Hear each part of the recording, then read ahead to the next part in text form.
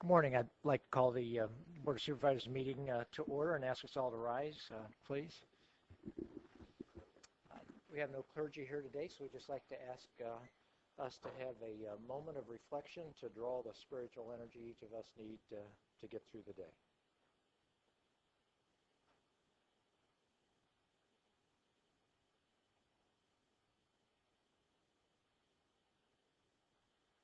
Supervisor Michaels, would you like to lead us in the pledge?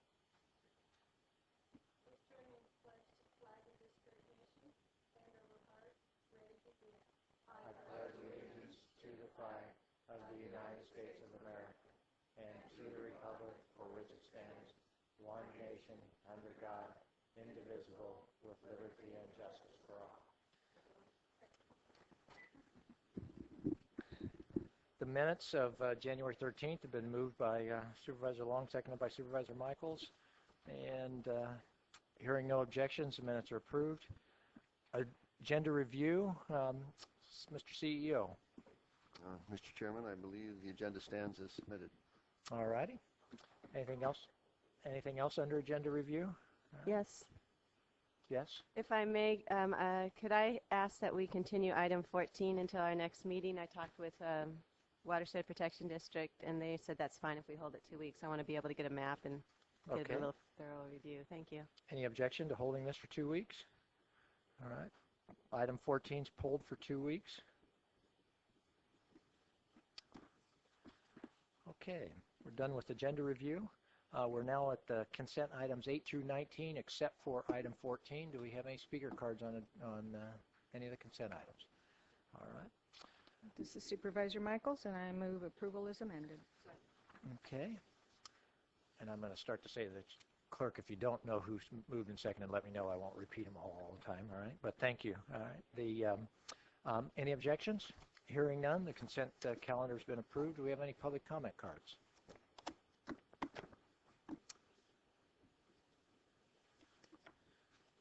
We have one public speaker, Nell McCombs from the League of Women Voters. Good morning, Nell. Good morning. I'm here on behalf of the League of Women Voters to let you know how much we've appreciated some of the cooperation and help that we've gotten from some of the county employees.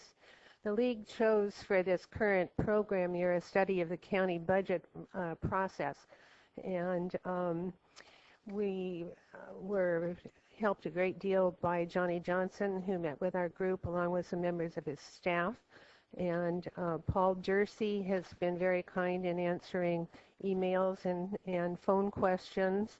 And then Mr. Johnson gave a very interesting and informative PowerPoint presentation to our group. Linda Schulman of Behavioral Health and Karen Davis took time out of their very busy schedule to meet with a couple of our committee members and fill us in on mental health program. When I was looking for the graphics department, a very kind man took me and led me off to the warehouse to look for an adopted budget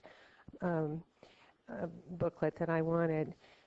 Auditor Controller Christine Cohen has been helpful with information and publications. So I just wanted you to know that every place we've gone, we've been met with courtesy and cooperation.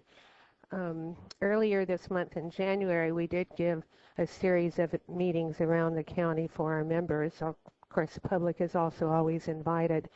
And in those meetings, we talked about how the budget gets developed. We did some slides that show comparisons between different departments in total numbers and things, and then we also leaned heavily on the presentation that Mr. Johnson had made to our group. In March, we're going to have another set of units, at which time we're going to look at 2 or 3 departments in more detail and explain what enterprise funds are, hopefully. And so I just wanted to thank you and say we look forward to continued help and cooperation. Thank you very much for coming down, Ms. McCombs, and telling us that. Number one, we've really appreciated the League's attention at our meetings, but not too many people are coming down with compliments and good news for us right now, and so it's very thoughtful of you guys to do that. Thanks for passing that on. It's good for us to hear about the good work our staff is doing. Thank you. Thank you. That's the end of the public comments. I'd like to turn to board comments. Supervisor Parks? Thank you. I just wanted to point out that to the board that I'm looking at being able to get our Board of Supervisors meetings televised on our City of Thousand Oaks channel. We have TOTV, and right now we're coordinating to see if both entities, the county and the city, are willing to do that. We found, because we're now streamlining our meetings on the internet, that it's really easy to then transfer from CD to video and have it on television. And it would, instead of trying to do it county-wide, I think if anyone else is interested, it might be something that we can do in those areas that have government channels. So I just wanted to alert you to that, and then also ask that we close in memory of the people on my list. Thank Great. you. Thank you very much. Supervisor Flynn? Yes. Ask the board to adjourn in memory of the list of names I'll submit to the clerk of the board. Thank you very much. Supervisor Michaels? Yes, thank you. Just briefly, I attended the governor's, whatever that is, task force on wildland fires. I can never remember the official title. And the first portion of a wildland fire summit, which was the second year of the summit, and that was had representatives from a lot of the western states, mostly those states which had suffered damage in the last 2 or 3 years.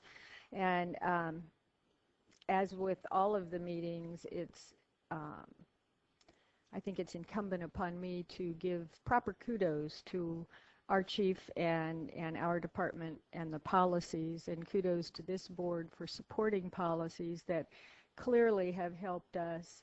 Even though we had fires and we had losses, we have done much better than any of the others. And the encouraging thing, and the only reason that I bring it up, is that the chair of this task force has vowed, since he chaired another one, and the report landed on a shelf somewhere and nothing was ever done with it, he has vowed that this time something will be done. There are 2 federal legislators and there are 2 state legislators sitting on this meeting and on this panel, and they are active. They have been to the meeting. So when we come out with the final white paper, I will share it with the board, and those things which at our level we can do something about to even further the efforts we have so far. And also with that, I would ask that the board adjourn in memory of the list of people that I will submit to the clerk of the board. Thank you. Thank you, Supervisor Michaels, and thanks for serving on that committee and representing us there. Supervisor Long? Yes, good morning. Thank you. Just I'll submit a list for adjourn in memory of residents in the 3rd District. Thank you. Thank you very much. Mr. Chair? Mr. Yes, Chair? Supervisor Michaels. I'm sorry. There is one adjournment that I would like to call out, and I think probably a lot of the people in this room remember the editor of the old Simi Valley Enterprise, Wayne Lee. And Wayne Lee passed away recently. He had moved back to Kansas. But Wayne was probably the last of a dying breed of true old-fashioned editors. And he took strong stands on things, and he felt that it was the newspaper reporters and editors' responsibility to the public to make sure that the public was aware of issues and got good hardcore reporting. He could be at times an irascible old curmudgeon, but he did an excellent job, and he was very, very much devoted to the right tenets of journalism and of reporting. And we had a good working relationship for years, although he took after my hide more than once. He was never unfair, and he always told the truth. And so in memory of Wayne, I would ask that we adjourn, and in honor of the paper that still remains, the former Enterprise is now the Simi Valley Star. So thank you very much. Thank you very much, Supervisor Michaels. And I would like to ask the board to adjourn in memory of the people on my list also. And with that, we'll turn to... I'm sorry, Chair Bennett. I also wanted to mention two people of the folks that died over the last few weeks. One is a hiker, Ali Aminian. We may have read about him. He began hiking in Iran and was president of the California Mountaineering Club in 1998. And he was preparing for a longer trek up Mount Whitney when he died hiking. He has a child in Newberry Park, going to Newberry Park High School, and he will be sorely missed. And I also wanted to mention Alan Newbleen. He was throughout his adult life, he was a Methodist minister, but he was also won the Amgen Award for teaching in excellence. He too lived in Newberry Park, and I just wanted to read one little quote from the paper. He had a wonderful rapport with the kids. He always came in early, about 5 a.m. He loved seeing the sky when it was still blue-pink, and he'd get coffee ready for the teachers. That was his time. He'd let the kids come in early for special projects as long as they worked quietly and didn't disturb his startup time. Thompson said it wasn't unusual to see Newbleen's classroom populated with snakes, rats, and other critters. One time she saw a student reading a book while a rat strolled from one shoulder to the other. He started the Science Olympiad at Banyan School, and he, as I mentioned, was the award winner of the Amgen Teacher of the Year Award. So I just wanted to mention him to great folks. Thank you. Thank you very much. We are now on to agenda item 32, CEO's Office, public hearing on new and amended conflict of interest codes. Mr. Dursey.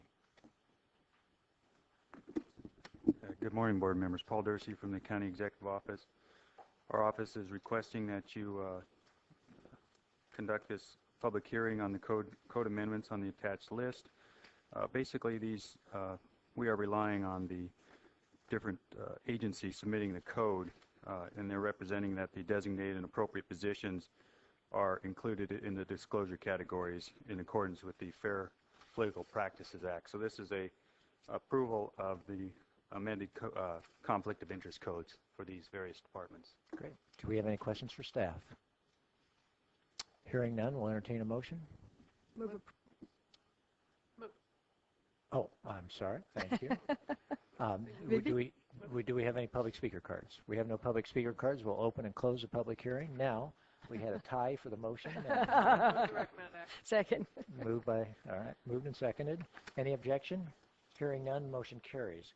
Item 33, receive and file report on guidelines of the medical marijuana.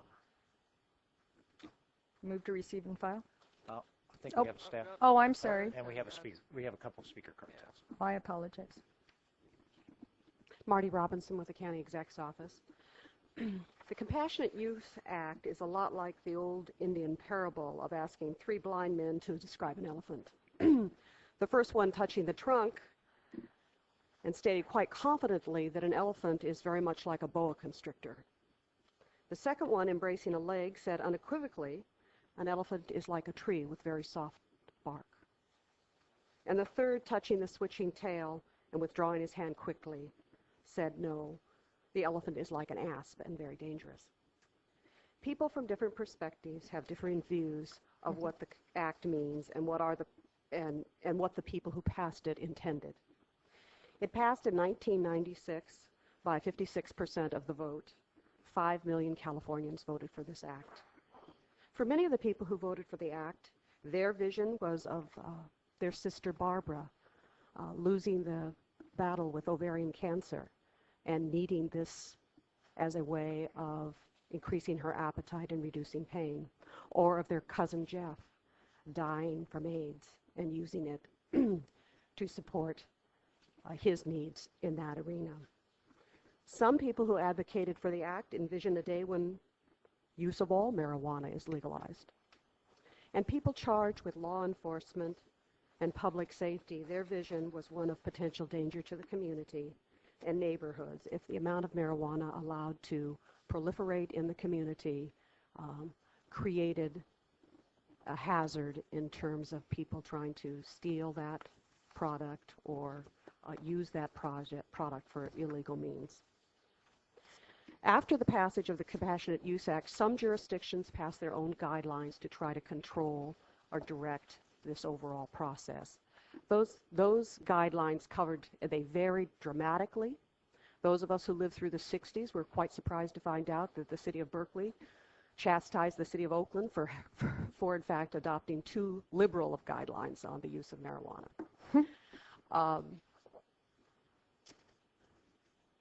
The guidelines only covered about 18% of the population.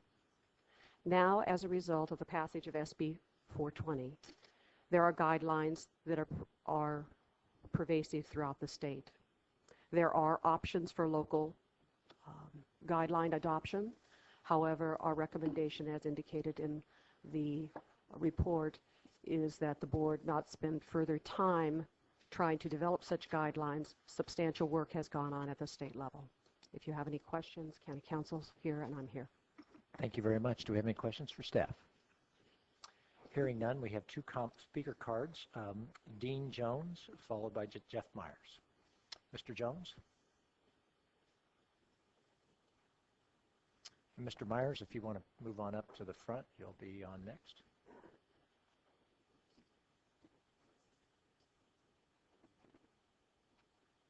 I would prefer to follow Jeff. That's fine. Go ahead. We'll switch. You all right there, Mr. Jeff? Myers. I think it just may be turned on well. Good morning. I'm Jeff Myers. I've lived in the county since 1991. It's been a year and a half since I last spoke to the board about medical marijuana. You responded then by ordering staff to meet with advocates to resolve our problems regarding what we viewed as the county's restrictive, unworkable guidelines. The 7 advocates who met with staff on July 30th, 2002 were full of hope that the county was taking the issue seriously. We were under the assumption that the meeting would be the first of several, and the end result would be guidelines that both patients and law enforcement could live with. That never happened. We were treated rudely, our ideas were dismissed, and no other meetings took place. We were told the report was forthcoming and then stonewalled for 18 months. When the report was finally finished, it misrepresented our position, was biased against medical marijuana, slanted toward law enforcement, and omitted crucial facts. It seems to me that we were being patronized all along, and staff never had any intention of working with us or delivering an objective report. A lot has happened in these 18 months, including scientific research hailing marijuana as the aspirin of the 21st century, and legal decisions allowing patients to use medical marijuana and doctors to recommend it without fear of federal sanctions. The most important development is a new California law that went into effect January 1st. SB 420 further legitimizes medical marijuana, and most importantly, gives control of local guidelines to local governmental bodies such as yours, thereby taking it away from the sheriff and DA. This is a big step forward. It's no secret that law enforcement has strongly opposed medical marijuana. In a meeting I arranged with high-ranking members of the sheriff and DA's office, I was told straight out that they didn't believe in medical marijuana. This is why the board needs to take its new authority seriously and make informed decisions. But that will not be possible by reading the report given to you today. What the report basically says is that it's business as usual regarding medical marijuana. And let's placate but not really listen to anybody who actually knows something about the subject, such as the nationally recognized experts among the advocates. When we had that first and only advocates meeting with staff, we never imagined that the next step would be 18 months later with a final report recommending that the board accept law enforcement as the ruling authority on medical marijuana. The core issue in the report is how many plants patients can grow and how much dried marijuana they can possess at any one time. Allow me to refresh your memory on the existing county guidelines. In 2002, the guidelines were devised by law enforcement in secret without your consultation. The guidelines allowed 6 plants maximum or a pound of dried marijuana and were among the most restrictive in the state. The new law trumps the old guidelines and allows a minimum of 6 plants and 8 ounces. It should be noted that the federal government supplies its medical marijuana patients with 6 to 12 pounds a year. Why do patients need higher guidelines when SB 420 already allows doctors to give permission to exceed the minimums? In the climate of intimidation created by the DEA, will prove nearly impossible to get any doctor to raise the minimums for fear of being seen as prescribing rather than recommending medical marijuana. And I was told that local law enforcement will go to court with any doctor that tries to exceed the state minimums. The report says it doesn't want the board to invest itself in the medical marijuana issue. In other words, don't waste any more time on something very few people seem to care about, even if better guidelines will protect patients from overzealous law enforcement as witnessed in the past. I argue that it is in the best economic and moral interests of the county for the board to get involved. Think of the savings in money and heartache if we had reasonable guidelines. No more needless arrests for patients, no more needless wasted resources for law enforcement, and no more needless strain on the judicial system. The report makes it seem as if the advocates demanded the county adopt a limit of 99 plants grown in a 10-foot by 10-foot area. Although the plan works well in several other counties, we knew that 99 plants seemed radically high, even though they would all be radically small plants because of such a small growing area. We put it out there because it works and because it's simple, but we always emphasized that we would compromise. Our main goal was to work cooperatively with law enforcement instead of being adversaries. You have 20 seconds left. Okay, we're asking the board to reject this report and create a task force to devise reasonable guidelines, just as supervisors did in San Diego and are now doing in other counties. This task force should include advocates, medical experts, and law enforcement. We welcome the sheriff and DA into the process. We just don't think people opposed to medical marijuana should have absolute control over the process. Thank you. Mr. Myers, thank you for your testimony. Mr. Jones?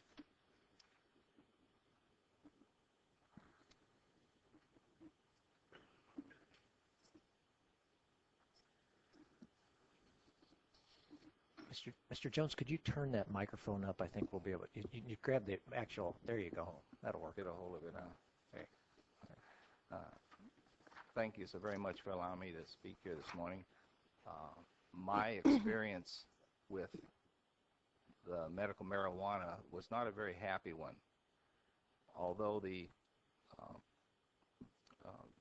there were some guidelines set up in the past, I believe it was I don't know, my mind's on this, about if someone comes to you who's a legitimate medical marijuana person and comes to the police, they told them about it, that they should make a phone call and verify and such as that. Well, I did that about 4 years ago, and Mr. Johnson, you remember me talking to you about 18 months ago about this. And I did that. I gave him all the information. The detective in charge at the time decided to keep that information from the DA, and I was arrested. When I went to court, of course, this whole ensemble thing cost me over $10,000, my wife and myself. When it went to court, they threw it out because the DA said, he came to you with this information and you didn't verify it, you just had him arrested? And he said, well, yeah. And he says, well, why didn't I get informed about this?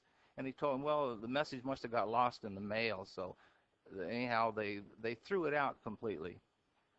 Then when I went to try and recoup some of my money from this uncomfortable act that the police department in Simi Valley had created for me, the judge directed the jury how to vote. And of course, I lost on that one also. Then we went back to an appeals court.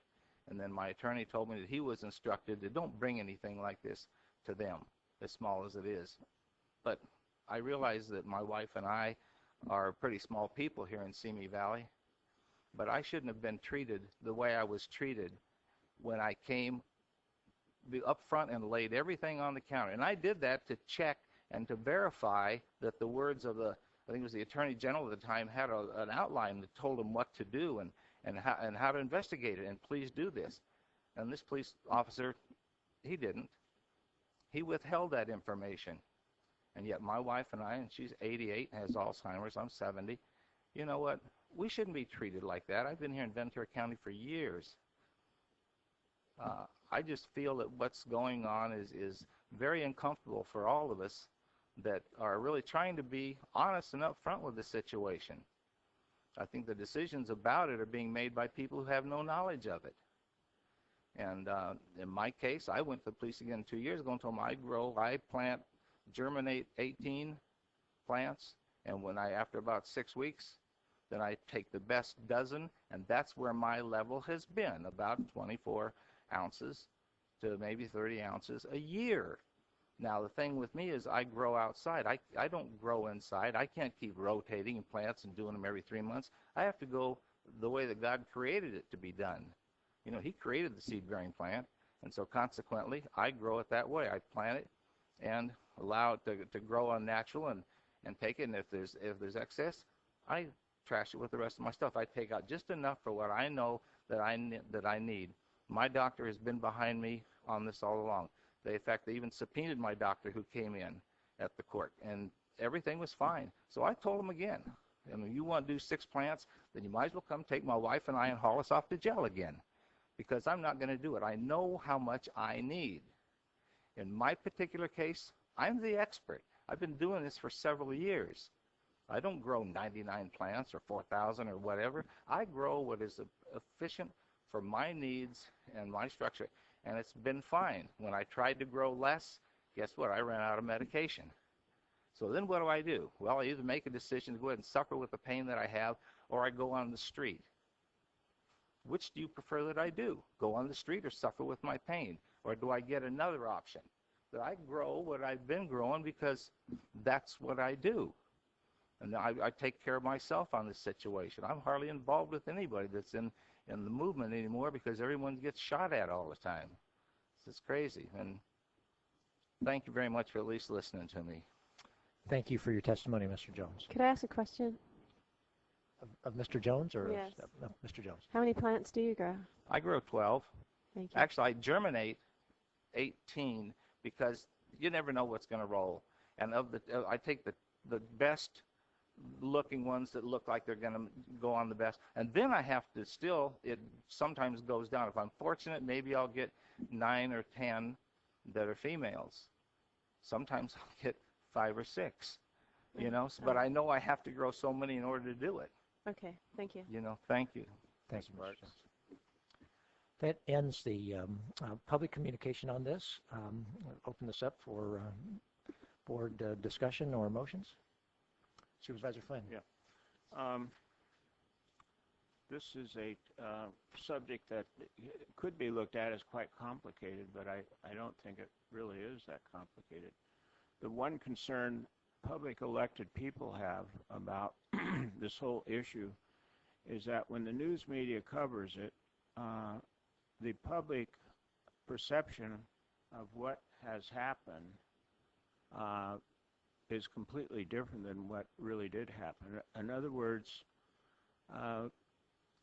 when it gets into the news media, it appears that if a board member or the total board indicates or says or directs that these guidelines be rewritten and a committee formed to do it, as was recommended, then the headlines, board advocates use of marijuana for everyone. And that's not the case. But that's what fear, the kind of fear at least I have, is a misperception, a misreporting of this issue. I think the guidelines need to be rewritten. I'm not satisfied with the guidelines. SB 420 loosens up the guidelines. I'm not in favor of what I see here for a number of reasons, but one of them is that fear continues among the people that use it, among the people that use it for relief of pain. They live in constant fear. The pain is enough they suffer, and the problems they suffer are immense. So why not try to make it easier for the people who look at it as a way to control pain, as a health issue? Even the word medical is in there. Medical indicates to me it's a medical issue. It's not a law enforcement issue. The sheriff and the district attorney aren't really qualified to prescribe medication. And if you look at this as medication, which I do, then there has to be a different way to prescribe it. that's more friendly for the people who need it. The people who use it for medical purposes, for the control of pain, need it. It works. If they were to take other pain medication pills, other pain pills, prescriptions, etc., even though it's prescribed, cause an awful lot of trouble within the body of that person. I think most of you know how, say, a pain reliever like Vicodin can impact your system. And marijuana does not impact the system like, say, Vicodin does. So my recommendation is that it be sent back to the staff. The staff do what it was asked to do in the first place, and that is to bring the groups together, bring the users of medical marijuana together with law enforcement and with the medical profession, working with the Medical Society of Ventura County, for example, and try to come up with guidelines that are going to serve the purpose. The Supreme Court, state Supreme Court justice said in one ruling that it's a health issue. Boiled it down to a health issue. And that's the way I look at it. It's a medical issue. Medical equals health, and that's the way it should be done. Thank you. Thank you very much. Do we have other comments from board members? Supervisor Parks. I don't know for sure if what Marty Robinson was referring to with the elephant indicated that as you look at this law, there's different ways of perceiving it. And that's from my experience back in 1996 when this came to the city of Thousand Oaks to what we have today. I see that I am confident that we are at least establishing some protocol for dealing with issues of medical marijuana. The question isn't whether it's appropriate or not for relieving pain, for helping people through cancer treatment. The question is, what is the appropriate amount that doctors recommend and that is being recommended? And I think it's come a long way. I also realize that what we're doing now is actually reducing the amount that was previously looked at as policy. But I still think overall that it has come a long way, and it is meeting the intent of the proposition that passed it. Other comments? Supervisor Michaels? It seems to me that in looking at this, and yes, it's controversial, but if in fact that the guidelines were so restrictive that patient needs were not being met by the guidelines that we have now, that we would have more concerned citizens here, and that certainly the medical profession would be here telling us that these are too restrictive and that they have patients whose needs are not being met under these guidelines. And so I look at it that way. I'd like to take the head knocking out of it and say, this has nothing to do with how law enforcement has written them. It has nothing to do with, and certainly in my mind at least, it is not just ignoring the advocates who are speaking, but we're not hearing from the people in the advocacy group that I would need to hear from to believe that there is a problem with the guidelines. And so, to some people, they will never be good enough. To others, they will be not restrictive enough. And so I think we've probably struck a balance that tells me that until I start hearing from the medical profession that their needs are not being met, then I am perfectly comfortable with this report and with the guidelines. Supervisor Long. Agree with comments made. This is not a pure science in the sense of both this medical alternative and or the medical community in the assessment of not just the value of the alternative medicine, but what amounts are needed and what treatment levels, etc. So, and that is something that, as policymakers, we have to review the law as it stands and be certain that we are supporting the community for a fair application of that law as best we can. And I think that as this has come a ways from its origins, and there is probably more science and law to come yet to follow on this matter, that what we have before us is very workable and applicable guidelines to apply. And as always,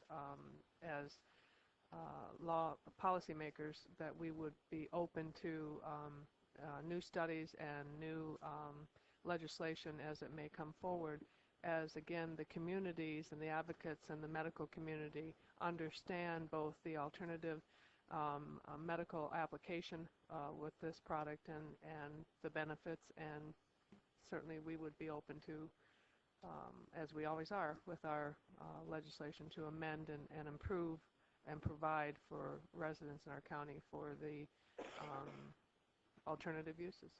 So, thank you. the report. I'd be supportive of receiving and filing and seeing. This is the first time we've had state guidelines, and this may a number of problems may work out, and seeing where we are. We'd entertain a motion. Mr. Chair, Supervisor I'd Miles. be happy to make that motion, but just a quick comment. I do happen to agree with something that Supervisor Flynn said, and that is, I think most of the controversy over this is that marijuana is still considered an illegal substance. However, I do believe that for medical purposes, it is a lot less harmful than some of the things that patients are given with actually not as good results. And so I would I would hope that in the future there could be a serious medical discussion and some serious studies on, is marijuana in fact less detrimental to the body and to the systems during an illness than some of the other drugs that are available, man-made drugs, codeine and morphine, and you get into some of those, and that's pretty heavy-duty stuff with severe consequences to the body on a long-term, not just addictions, but what it does to bodily functions and organs. And so I just had to say that because I think it's time to kind of back off the hysteria. We know it's illegal, but maybe we need to start doing some finite medical studies to say, is it a better alternative in the long run? And with that, I would make the motion to receive and file. Moved and seconded to receive and file. Any objection? I'd like to speak to the motion. Supervisor Flynn. Yes, I understand that this is a step in the right direction, or people are allowed to use marijuana for health purposes. But why not make it something that takes the fear out of people? They suffer. We've heard testimony today. That's number one. And that's what rewriting the guidelines would do, because you would have the medical profession in on it, and it should be looked at as a way to relieve pain, and probably a better way to relieve pain.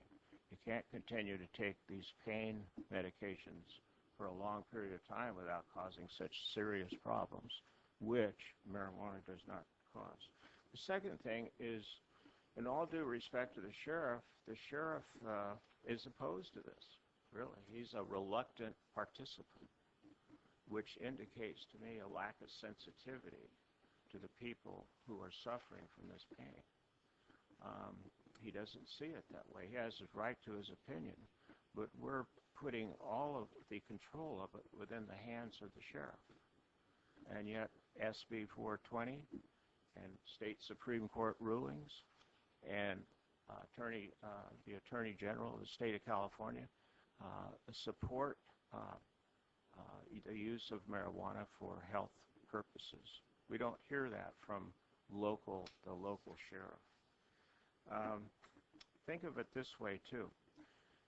About 2 or 3 years ago, maybe longer, there was a big concern about Vicodin throughout Ventura County. Vicodin was on the school grounds, according to the sheriff. And a big, long court procedure took place on that one issue, Vicodin, found in almost all neighborhoods in Ventura County, especially in the western part of the county. And finally, all that was settled in the court, and you read about it. But the sheriff isn't the prescriber for Vicodin, and yet it was in the community like marijuana. I would just feel much more comfortable if the health community is involved with it, doctors are involved with it. That would make me feel more comfortable. That's why the guidelines, the status quo is what we have here. I don't agree with it. We've had a motion and a second. Do we have an objection to the motion? Okay, one objection to the motion. Hearing one objection to the motion, motion carries 4-1. We're now on to item 34. That's the recommendation to appoint and reappoint members of the various boards and commissions. I have put recommendations together for you, and so I will, we have no speaker cards on that, right? And so I will go ahead and make the motion for the appointments to the various boards and commissions as submitted. Second. It's been moved and seconded. Is there any objection? Hearing none, motion carries. Item 35, recommendation to appoint Supervisor Parks to the California Coastal Commission. Mr. Chair? What's that? Okay, there's a motion on the floor. I'll speak to it after. You say you moved. I only wanted to indicate that Supervisor Parks has for many months indicated that she was interested in doing this, in serving on the Coastal Commission when the appointments came forward, and the Governor's office contacted us, and so I was happy to do this. But are you making the motion? Supervisor Flynn's making the motion. Second. All right, that's for 36. This is 30.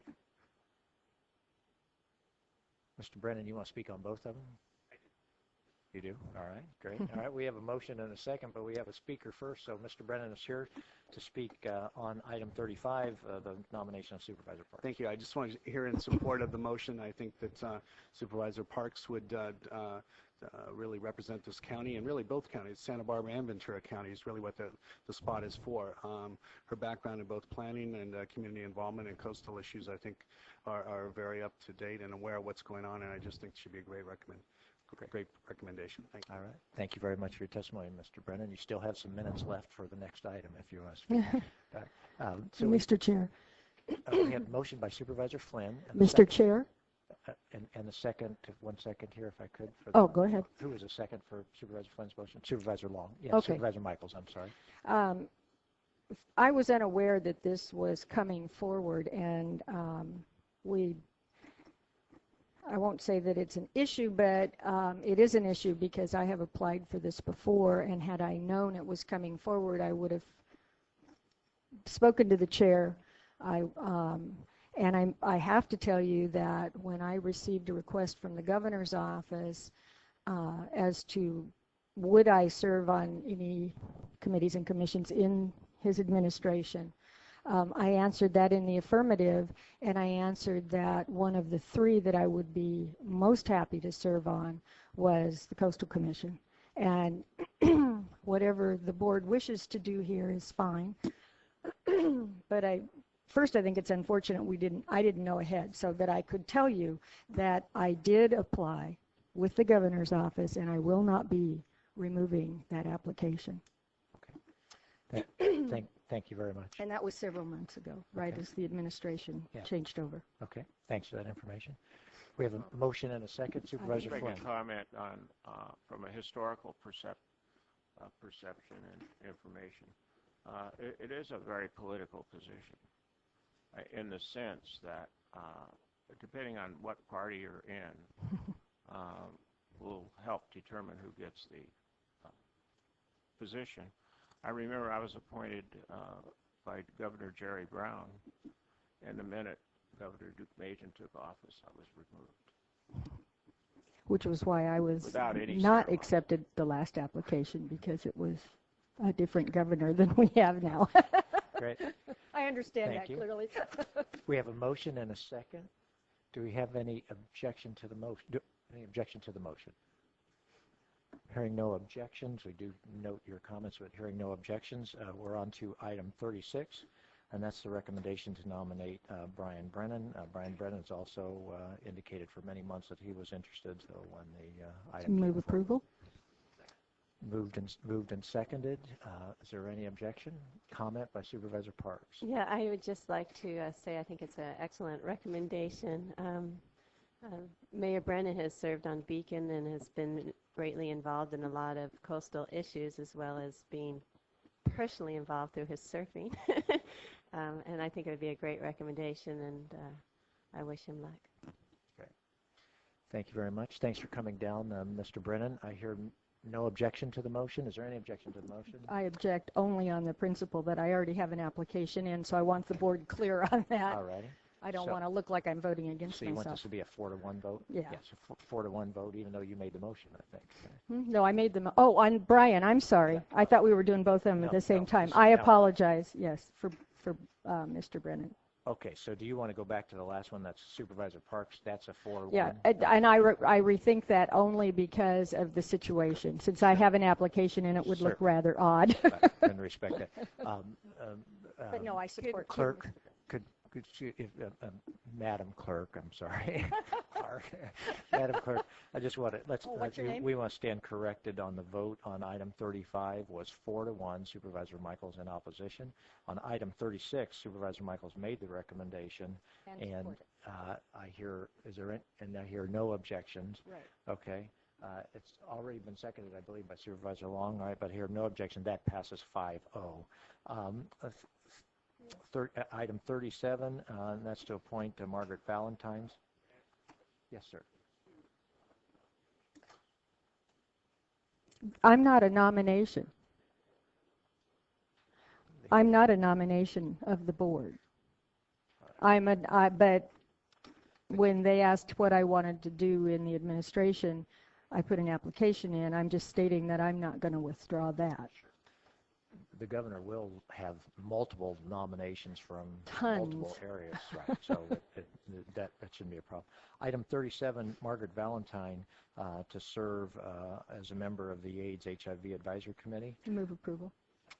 Moved and seconded. Supervisor Michelson Long. Any objection? Hearing none, motion carries. Item 38, appoint Raquel Montez, youth at large. There've been some struggle trying to get a youth for this position. We finally have one to nominate. Move approval. Moved and seconded. Gratefully. Any objection? All right. Hearing none, motion carries. Item 39, recommendation of Supervisor Parks to amend the current study of the county's tree protection ordinance. Supervisor Parks? Yes, this item is kind of an amendment to a previous request that I had of the board to look at the county's tree protection ordinance, and I had made recommendations on how we can strengthen the tree protection ordinance.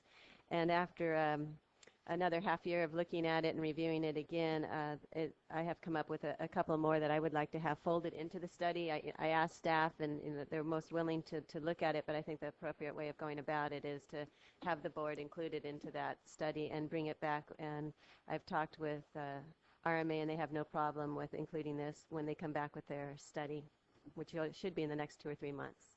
So I would just request that the recommended action items 1 and 2. One is to eliminate the use of ministerial permit process for the removal of protected trees, and the other one's to require permits for the removal of historical trees that go before the Planning Commission. Okay. Mr. Chair, clarification Supervisor on the request. Is this to include it in the study and Yes. bring back the pros and cons, or would a vote here state that the board is recommending? It's just to include it in the study to Supervisor Michaels. So they're already studying it, and they're going to come back with a report on the pros and cons. So let's include these 2 items, too, in that overall study. And as well as staff has some suggestions, too. We'd like to, look at this for seeing that we have the best ordinance that we can put together.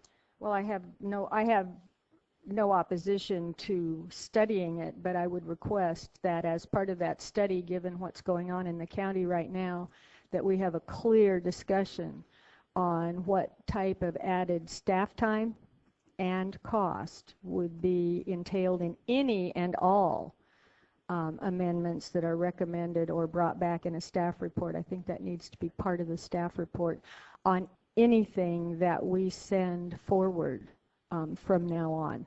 I caution all of us to think very closely about recommending sending stuff to staff, doing new reports, doing new studies, especially right now. I don't want to call for a moratorium, but I think that we need to be very cautious.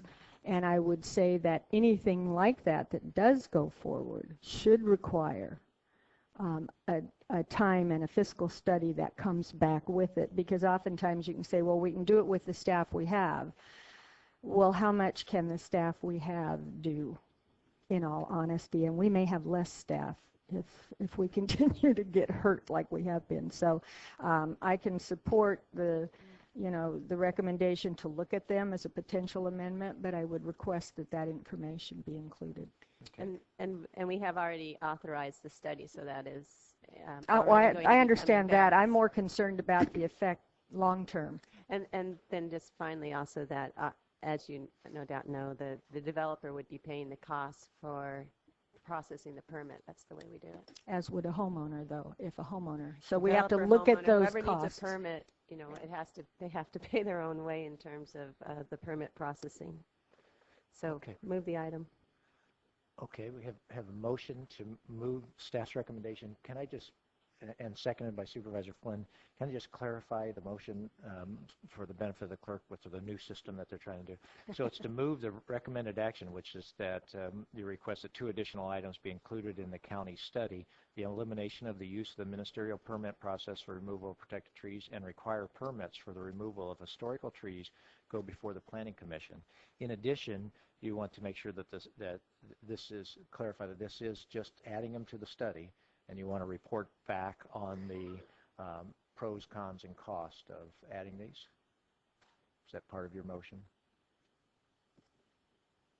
Not of adding these, of the impacts of these. And I think what I heard Supervisor Michaels requesting is that all of the things that are in this thing, you want to make sure that we get some report on what will be the cost and the impact. Correct. Right.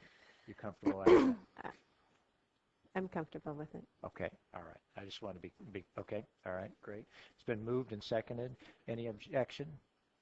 All right. Hearing none. Motion carries. Oh, I'm sorry, Supervisor Long. Okay. Motion carries 5-0.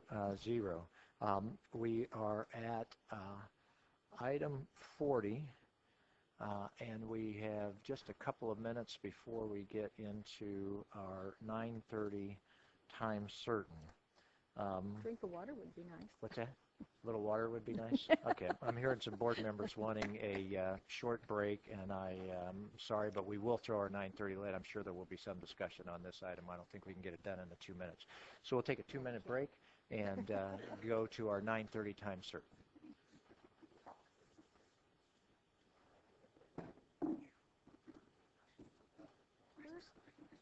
Oh, no. I was thinking the same thing. I'm the one who said it. I better get out of here.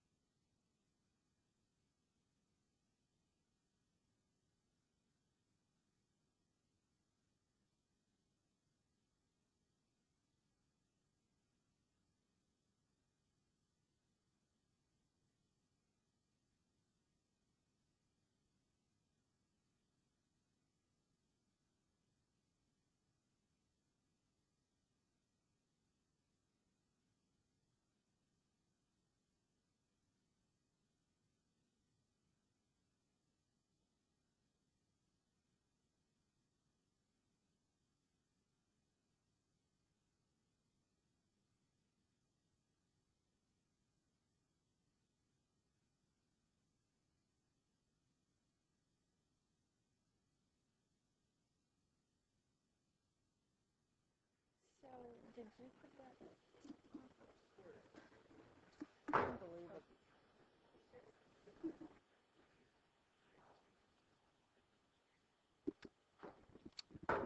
want to thank the board for an efficient period before our first 9:30 time certain in terms of moving through our agenda. We're now back at item 20, first 9:30 item, and that's we're trying to put the time on the agenda, if everybody notices that so. Mr. CEO, with 10 minutes on the budget. I'll try to grumble a little. Keep my grumbling short. Grumble for 10 minutes, right? Yeah, I want to again start my remarks out concerning the budget situation with it's still early. The governor came out a couple of weeks ago with his proposal, and that's a beginning point to conduct the discussion. But there are some things for local government to be really concerned about. One is that when the governor said that they needed to live within their revenues, I didn't realize he meant that they were going to live within our revenues, and that does seem to be what's going on. I was talking with former chief of staff of a previous governor who said, well, John, you guys locally are just going to have to recognize you're going to have to pay your share. And what was disturbing about that is what they're talking about is paying our share of their deficit, plus trying to balance our budget. At a time they have reduced revenues by a conscious act, rolling taxes back, at a time they lost revenues as a result of the situation in the economy, and at a time they're saying no new taxes. So I'm not sure how that all works. The one thing that is also disturbing is this bond issue that I know people have mixed feelings over, and it sort of sounds like something maybe you hold your nose and you vote for. But everything that we have been dealing with and discussing doesn't take into account what it will mean if that bond issue doesn't pass. So regardless of what people's views are on that, they need to understand that it is going to have a huge impact on the budget that was proposed includes the bond issue. So without that, I guess they're going to expect local government to pay even a greater share. At least that's what the rhetoric sounds like. I'm hoping that, I know the governor is new and this is a complicated issue, and we're hoping to be able to speak with him and help educate him on how these different revenue streams affect local government, because the things he said he would like to protect are not being protected by the recommendations coming out of the Department of Finance, who do understand how this works. So anyway, that's kind of where we are right now. I'd like to also make the point that when they talk about us paying our share, currently, or it's projected next year that we will have $32 million worth of IOUs from the state of California. In other words, we have spent approximately $32 million out of what limited reserves we have to finance state programs that have been mandated. And they are anticipating taking another $25 million from local governments if the governor's budget goes forward as it's proposed. So those are huge numbers if you think of them as percentages of what you have to control. For example, you have $58 million maybe that you have something to say about. If they're going to be taking $17 million in property tax and then passing along another $8 to $10 million worth of state expense, I'm not sure how the math works, but we need to keep the conversation going, and I met with in a video conference with all of the CEOs of California going over these things, and David Jansen down in Los Angeles, and so they're making efforts to get in to see the governor and try to explain to him what exactly all this means, because even within local government, when they changed from the car tax or VLF and said we aren't going to take that from you, instead we're going to take your property tax, that disproportionately hits counties over cities. I don't know if that's a strategy to separate counties from cities in trying to protect local revenues, but it dramatically changes the picture. So anyway, with those cheery notes, and I only took about 4 or 5 minutes to grumble, so. Any other board comments? Supervisor Michael. Just a quick one. It's important, I think, to speak with the governor, and there certainly is an education process there. But more importantly, we need to get to the finance people, because in the new administration, I'm not sure that all of the financial advisors, if any, clearly understand California local government finance. And there's a difference. You know, every state does things differently. And so even if this person came from Florida, there may be vast differences in the way California local government finance is handled as opposed. And so I think it's equally critical to get to those people. And you know, local government finance 101 is really what they need, because it's not simple. And anybody who thinks it is, you know, needs to have their head examined or take more lessons, because I tell you what, it is extremely difficult. And for someone to say we have to pay our fair share, they clearly don't understand how much of our/their share we've been paying over the last few years. So that's just my only comment. Supervisor Long. Yes, Mr. Chair. Certainly agree with those comments, and we must pursue having some time with the governor to have some one-on-one discussion in CSAC Executive Committee, League Executive Committee, Special District Executive Committee, because they are proposing a ballot measure initiative in November, have asked to meet with the governor to explain again the local finance intricacies and challenges.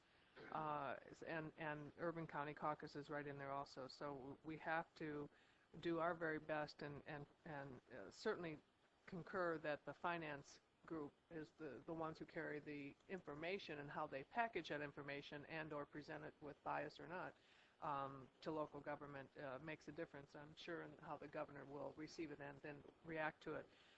The legislative leadership, I think they have clearly heard, and frankly the March 2nd ballot measure for a bond, $15 billion bond, will be a real test of the hearing from the voters and a message to the legislative leadership and the governor. If the voters agree with this being the one of the bailouts or fixes of our desperate situation with the economy, with the fiscal crisis in the state, it's been said that if the bond measure isn't passed, then Wall Street will run the state of California, because they'll just come in and have to take over for the bankruptcy condition we're in. That may be extreme, but I think that the other tools that have been suggested are valid tools and should be explored by the legislative leadership. But it's going to take multiple attacks on this. Obviously, it's a very large number to deal with, but a very large infrastructure failure that has to be fixed, and it's going to take some time to fix it. But they don't start on the right track, and the first track is to make sure that the communications are with all of us at the local level who deal with the impact locally to services and programs, and the residents who are hurt by the cuts. They really must listen to us. Any other comments? I'll just make one. I'll make three very quick comments. Number one, last week I received information about two very credible polls that indicate that the bond issues, the $15 billion bonds, are way behind in the polls at this point in time.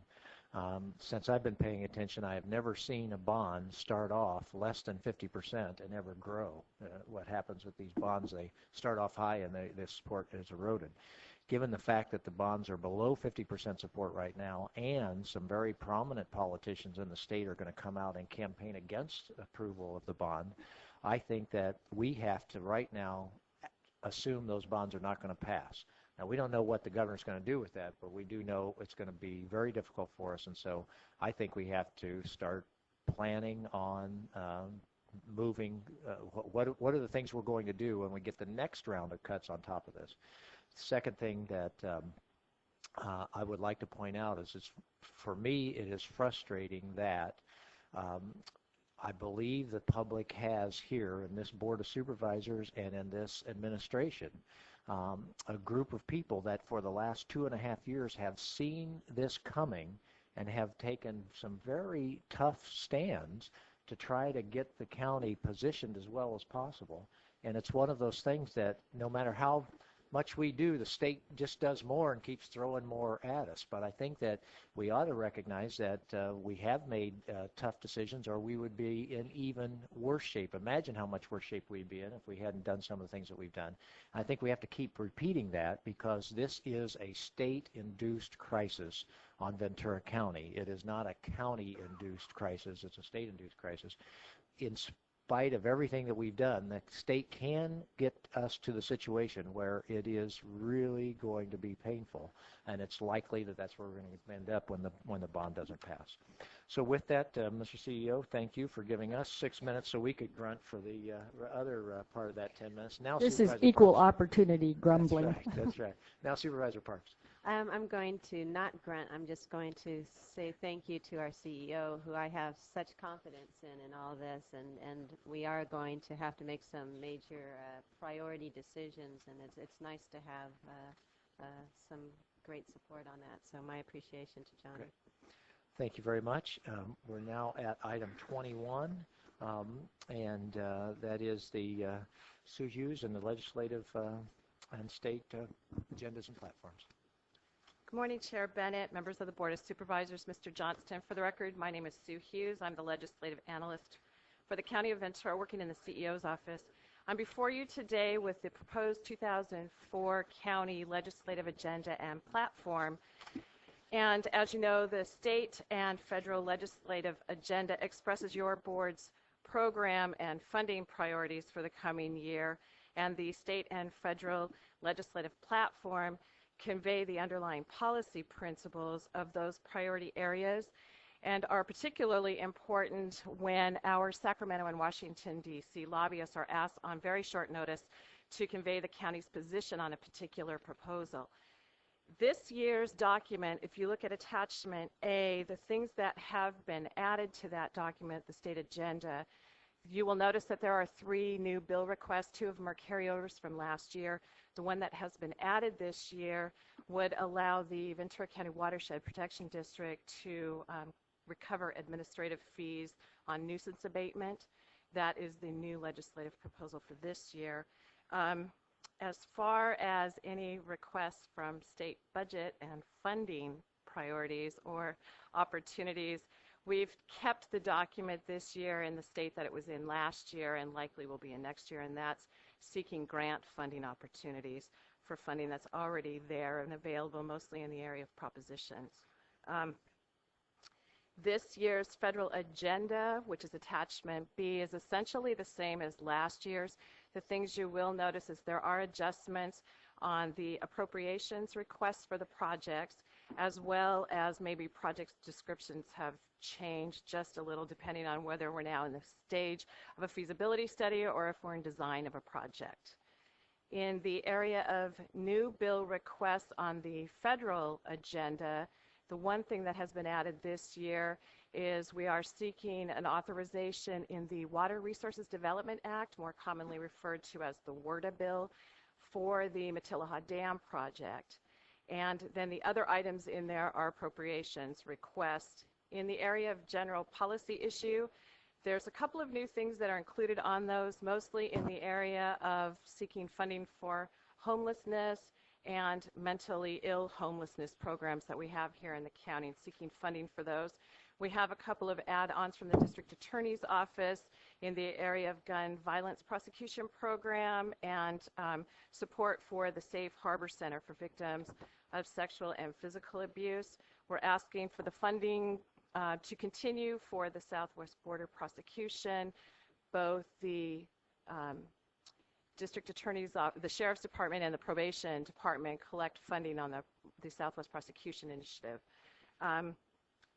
On the area of the state and federal platforms, which are attachments C and D, the nice things about those documents this year is for ease of reading, the formatting has been changed. So now if you're looking for a particular department, and if you are that department, it's easier to find your priority requests and policy issues now, because they're broken into either finance, admin, issue items, or the departments are completely listed under their own heading. And again, those two documents, the platform documents, are the ones that are particularly important to our Sacramento and Washington, D.C. advocates when on short notice we ask them to support or oppose something for the county. And with that, that concludes my presentation. I'm happy to answer any questions. Any questions for staff? Any comments? Just quickly, excellent job. And I think each year the document gets better. Not only the formatting, so it's easier to read, but getting more and more input from departments and from other elected leaders in the county is critical, because there's not a lot of money, and there's not going to be, and that's at the federal level as well. And so we need to be very careful, and we need to be very concise in what our requests are for, and make sure that they're requests that have a chance. We have learned over the years it doesn't do any good to put something in there that has no chance, because then we're not taken seriously. So excellent job by Sue Hughes and her crew, and certainly our CEO and all of the departments. And I'm glad to see some new ones have put some things in there. Thank you. Thank you. Any other comments? If not, we'll take a motion. I just also want to thank Sue. I mean, it was quite a feat to be able to coordinate all the different departments and concerns of everyone. And on top of that, being able to come and sit down and talk with individual supervisors so that we did get a good understanding of what's there. I really appreciate that. Thank you. Supervisor Flynn. Yes, I would like to say, of all the legislative representatives that we've had, you're number one. Thank you. Move approval of both statements. It's been moved and seconded to approve the state and federal legislative agendas. I was going to start with my compliments before we took comments, but you've heard them, and I think you're doing a great job of keeping everybody informed and giving everybody input. Thank you very much. Thank you. Appreciate it. We are now at item 22, Supervisor Flynn honoring Bill Belcher. Thank you very much. Bill, can you come forward, please?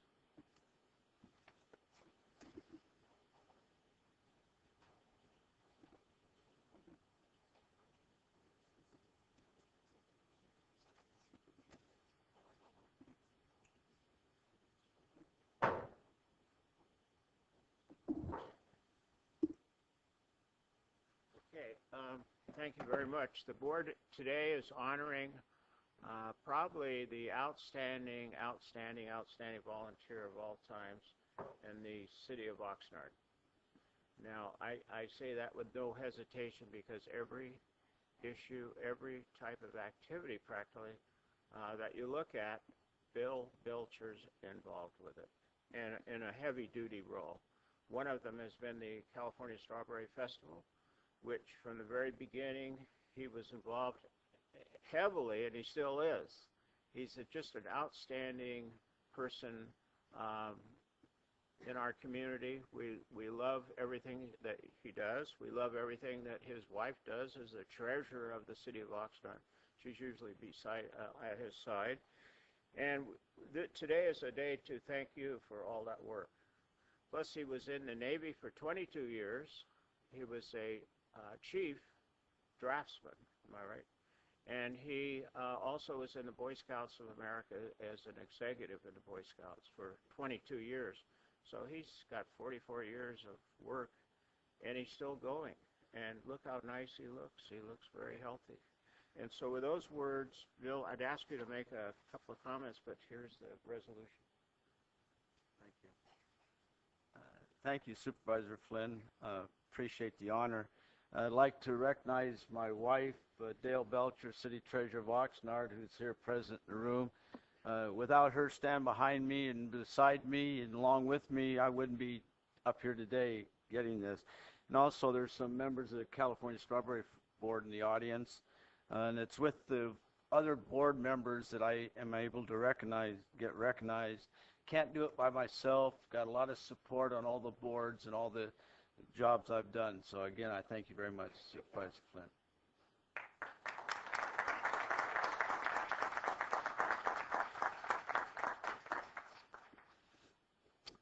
Thank you very much.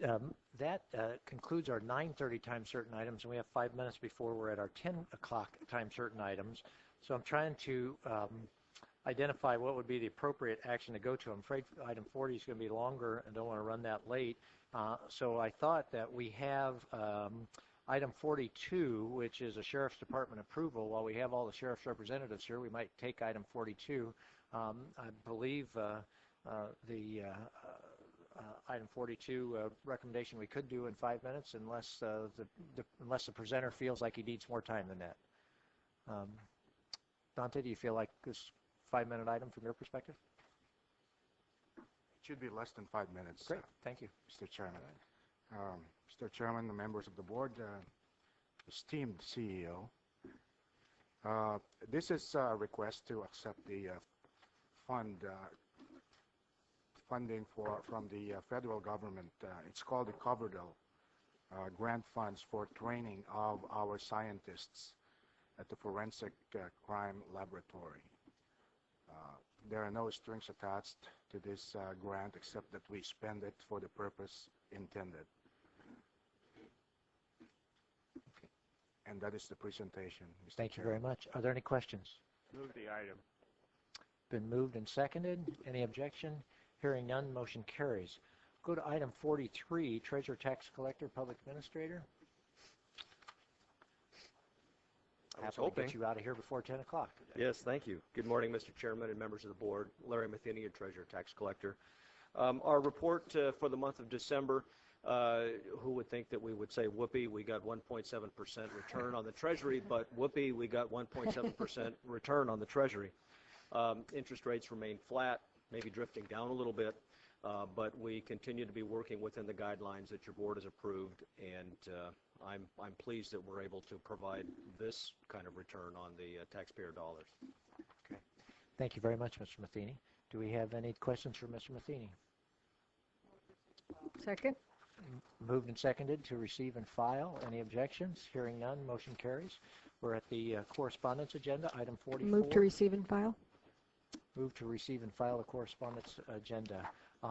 We have item 41, Public Works. If I could ask your opinion in terms of the kind of presentation time that you need. We have just about 3 minutes. Would you like to do it? Morning, Mr. Chair, Honorable Board. Bill Likens with the Environmental and Energy Resources Excuse Department. me, Mr. Likens, does anybody see this as a controversial issue? We do? Okay. I think we'll just hold this item and start it after 10 o'clock. We're right on time here, right? Somebody has questions, et cetera, at this point in time. And we have, so for our agenda, we have items 40 and 41, both Public Works items that we will cover, and we will cover them hopefully. No, 41 will definitely. That's what I just asked, and Supervisor Parks thought it would take some time. So we will see how long probably our 10 o'clocks will go, and our 10:30, but hopefully we'll be able to cover these right after our 10:30 items, but before we go from there. And with that, I was trying to talk long enough to sort of officially say it was 10 o'clock, all right, so that we could start. Supervisor Parks, are you comfortable starting with your presentation? Yes, may I go down there and do it? Okay, great. Presentation honoring Sheriff David Spiker.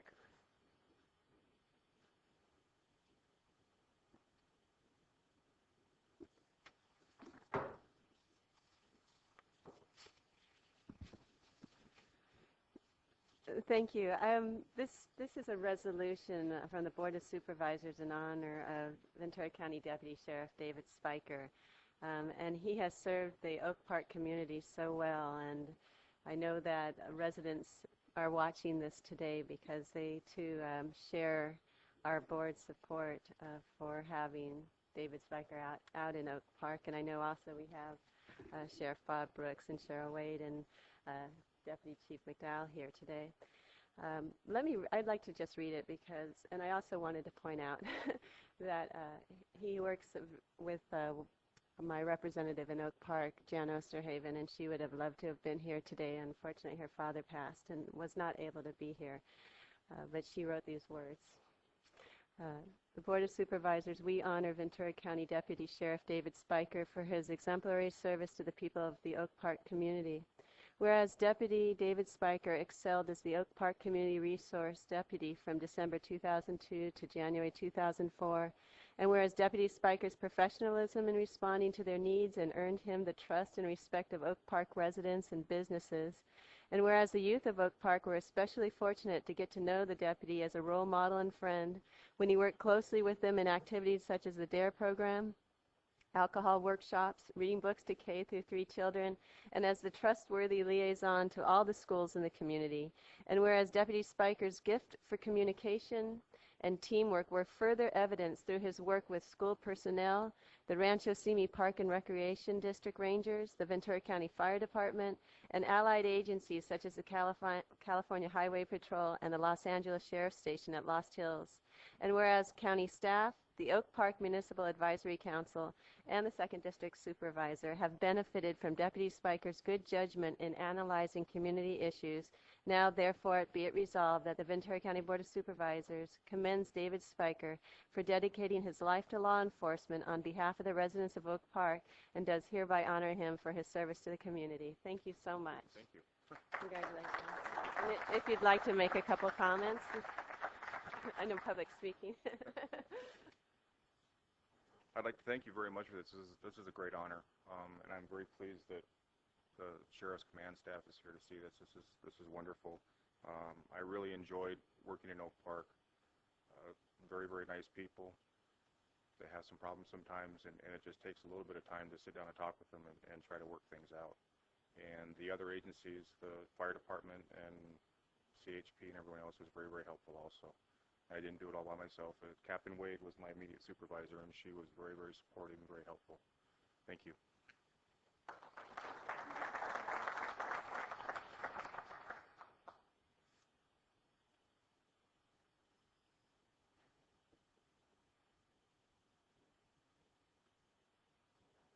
Can you get your flash from you?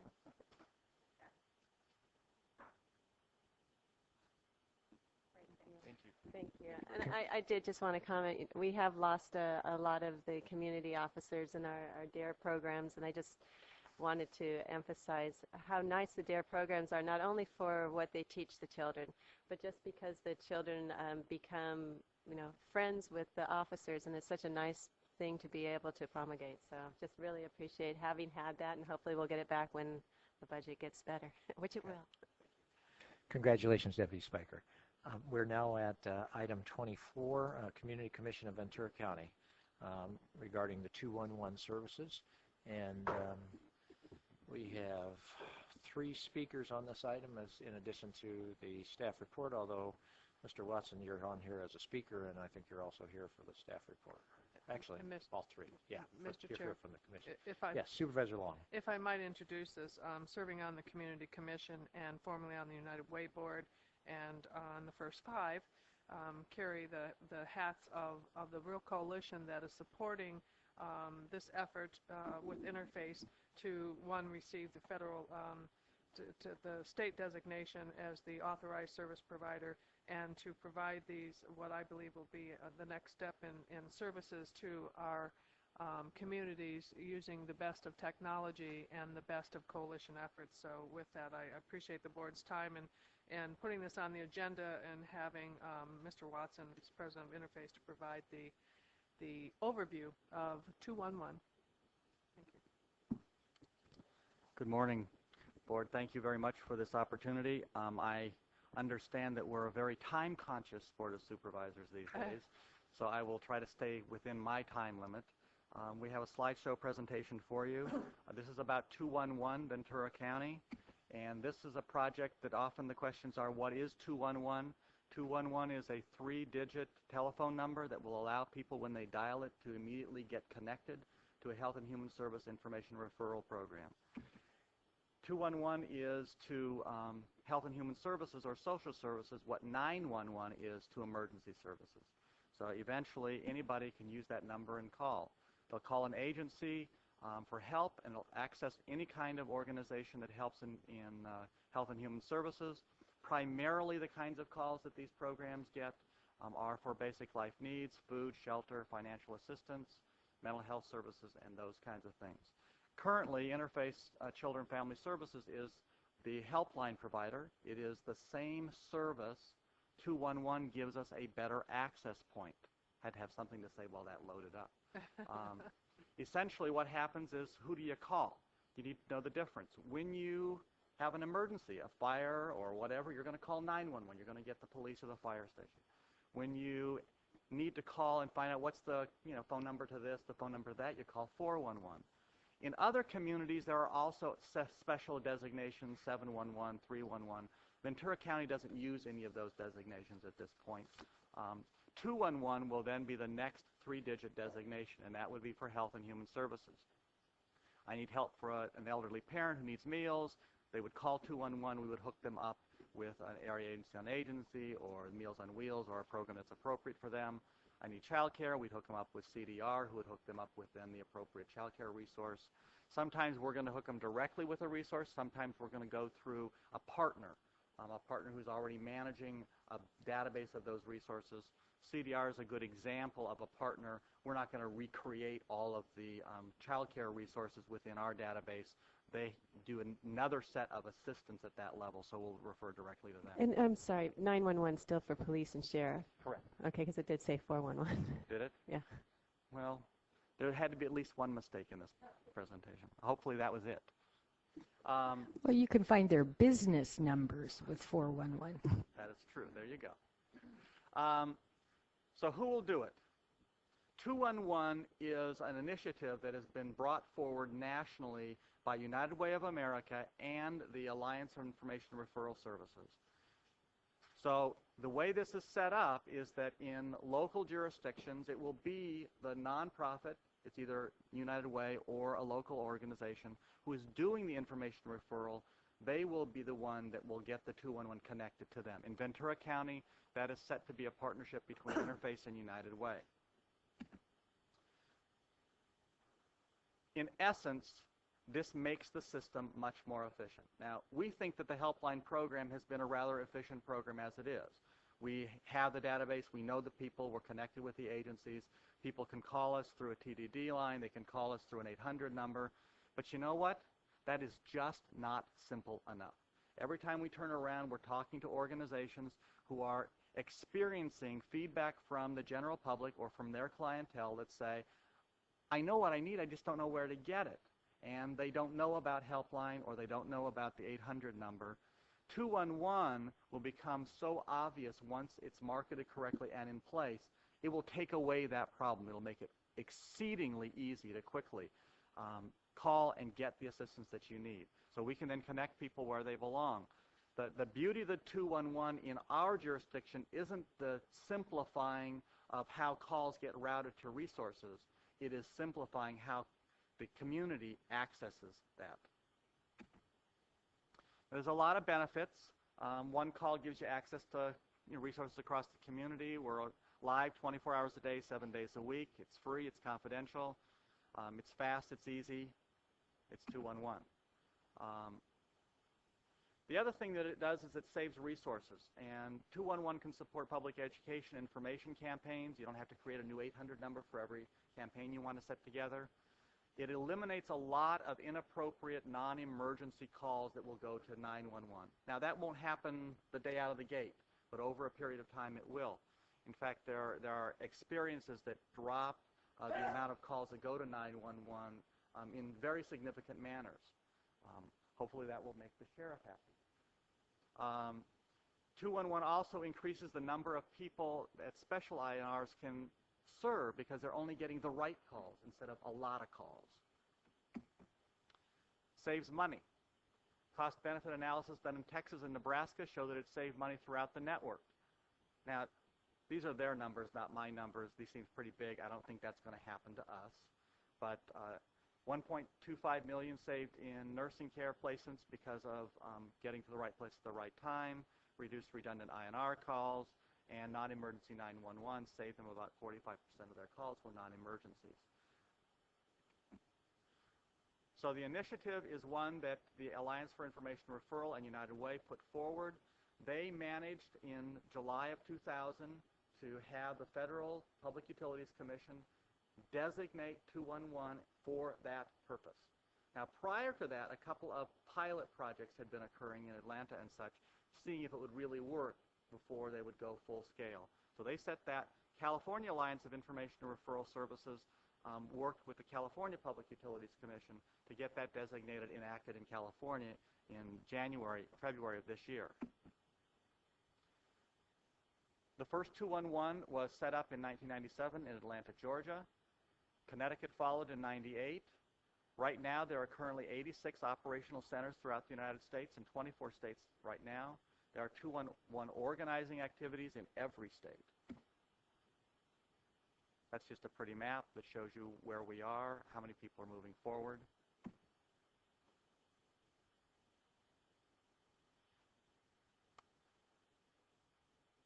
In our ruling on the February 13th that created the implementation, immediately after that, the very next month, Infoline of LA put their application in. To be a designated provider, you have to at least cover one county. You can't cover less than a county. You can cover more than one county if you want to, and there are some places that are talking about doing that. But Infoline followed, then followed by Contra Costa and Alameda. Infoline has received their approval, and Eden INR in Alameda have received their approval, now taking about 3 months. In Ventura, Helpline filed its application January 2nd of this month, so that's in works. We are a partner with the Southern California 211 Collaborative, and we're talking with Santa Barbara and San Luis about some economies of scale that we might create. Not necessarily to do 211 for all 3 counties, but during off hours where the staffing volume makes it kind of silly to have 3 live people to only handle a few calls, we might share that responsibility. And then the resource directory is one that we can make a little bit more efficient if we do it together. The Community Commission, and you'll have a chance to hear from Townley Mailer from the Community Commission for a second at the end, has agreed to be our steering committee. They vetted the application and have been a part of the planning process. And United Way is spearheading the 211 community awareness and outreach efforts for us. They are a committed partner to the project. United Way and First 5 have also committed money to the project. First 5 has the absolute distinction of being the first organization to put real money on the table, so their money is very greatly appreciated. And United Way has committed money on the table. Weyerhaeuser Paper has also given us a small amount of money, but significant nonetheless, because they are also on board with us. Interface has been a part of 211 since 1999. We have our staff that are on the state steering committee and on the CARES board. We've been actively promoting the issues for that period of time. We currently meet all the standards that are required to be a 211 provider. That's unlike a number of other INRs throughout the state. They have to go to 24 hours, which we're already at. They have to get AIR certified, which our staff are already certified. There's a number of things that we don't have to do because we're already doing it. United Way has been one of the key standard bearers nationwide. Atlanta, United Way was the first 211 project. United Way of Ventura County has been supporting our helpline since 1975, and they are a committed partner in this effort. And they're going to provide both financial and marketing and leadership support for the project. So, what's the fuss? The big deal with 211 is that it's really a federal permission. It's not a federal funding stream. There's not a big grant source that suddenly we all have money to do the job. They're just giving us permission to use the number to make things smarter. So we're a little bit nervous about that. In other states where 211 has gone active with just a reasonable amount of public relations, they've quadrupled their call volume. That's a lot. We need to have good partners at government, corporate, and public and private foundations to make this really work. There are a number of things that are moving forward. 211 is not currently supported by a telephone surcharge like the 911 or the 711 process. That doesn't mean it's not possible in the future, but this is not the year to talk to them about it. The direct telephone surcharge, again, is possible. In fact, we're also talking about a checkoff box, the state income tax forms, and there is possible support from the federal government via the Bioterrorism Act, in which 211 was explicitly written in, not as a specific funded project, but as a reason and a method that was appropriate to bioterrorism response and preparedness. And then there's currently the Calling for 211 Act that is in process at this point. At the state level, there is work moving forward to create the enabling legislation, assuming that Call for 211 is going to happen. On a practical basis, by the time you do all the math and allocations, our best guess is about $50,000 will come our way. We have developed from a marketing strategy and for a fair share allocation strategy the theory of $2.11 per household per year will fund a live 211 project that is about handling call volume that's about triple what we are right now. And that's a reasonable estimate about what will happen. We developed this strategy in particular so that we could have a fundraising campaign that would be supportive, but also so that we could get partners to participate in this project with us and have a sense of, well, kind of what's fair for me to participate, because many of our partners have smaller portions than the whole that they care about. First Five is the perfect example. Their focus is on 0 to 5-year-olds, and so they want to help. They know that having 211 is going to make a really big difference in their client families getting resources. But their job is not everybody, so how can they figure out what makes a fair share? Well, approximately 22% of the households in Ventura County have 0 to 5-year-olds in them. That made it easy to have the conversation, what is a fair share, and they have allocated an appropriate amount according to that. This is my little chart that helps us kind of think through what fair shares might be. You can see that they're divided by city and unincorporated areas. You can see that across the top, it's 0 to 5-year-old households, households with 65 and above, and everybody in between. I have to tell you that the numbers in here and why I chose those categories have everything to do with the ability to find the information. The census isn't terribly helpful about some of these things, and so I've had to do a little bit of math and talk to some research people to try to get the numbers. So they're reasonably accurate, but if you want to quote them down to the number, you're probably going to be wrong just like I'm wrong. But they're close. It helps us kind of see, gee, if organizations like AAA wanted to be involved in 211, what would at the outset their fair share kind of be? If the county wanted to be interested in helping, what would their fair share be? All right. What's next? We expect to be approved by July of 2004. We expect to have our contracts with the telephone companies done by July 2004. We're revamping all of our data to make this faster, smoother, and easier. We plan to go live February 11th, 2005.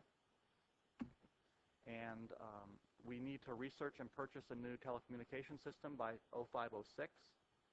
Need a little time to ramp up and see how it's going to be.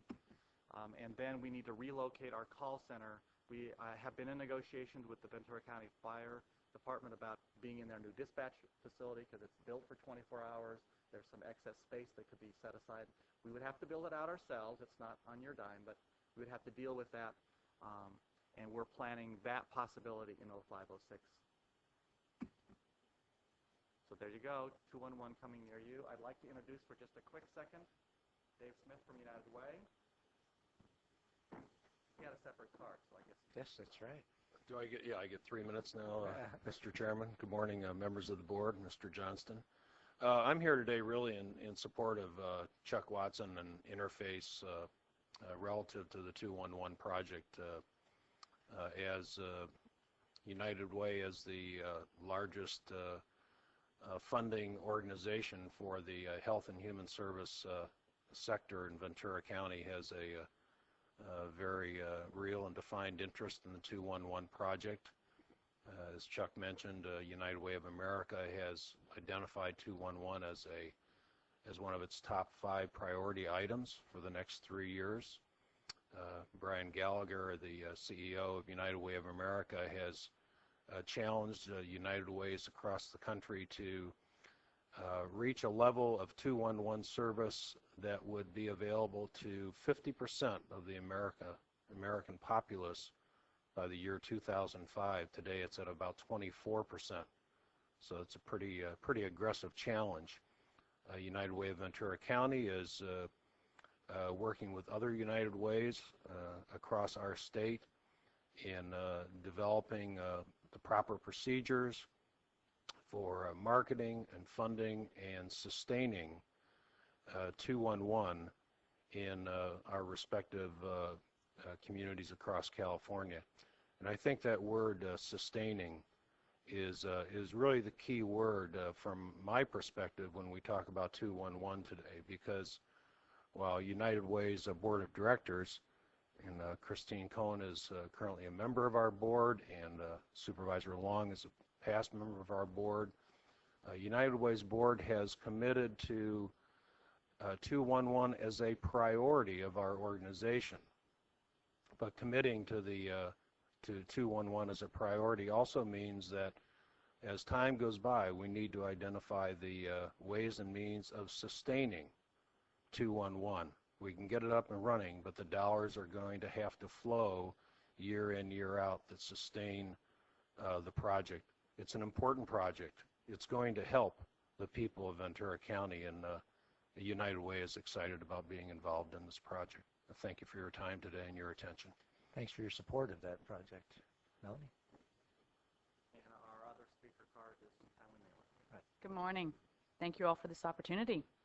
I'm Townley Mailer, and I'm the administrator for the Community Commission for Ventura County. The Community Commission acts as a catalyst to strengthen services for children and families through increased communication, collaboration, and coordination. In March 2003, our board unanimously agreed to serve as the 211 Steering Committee for Ventura County.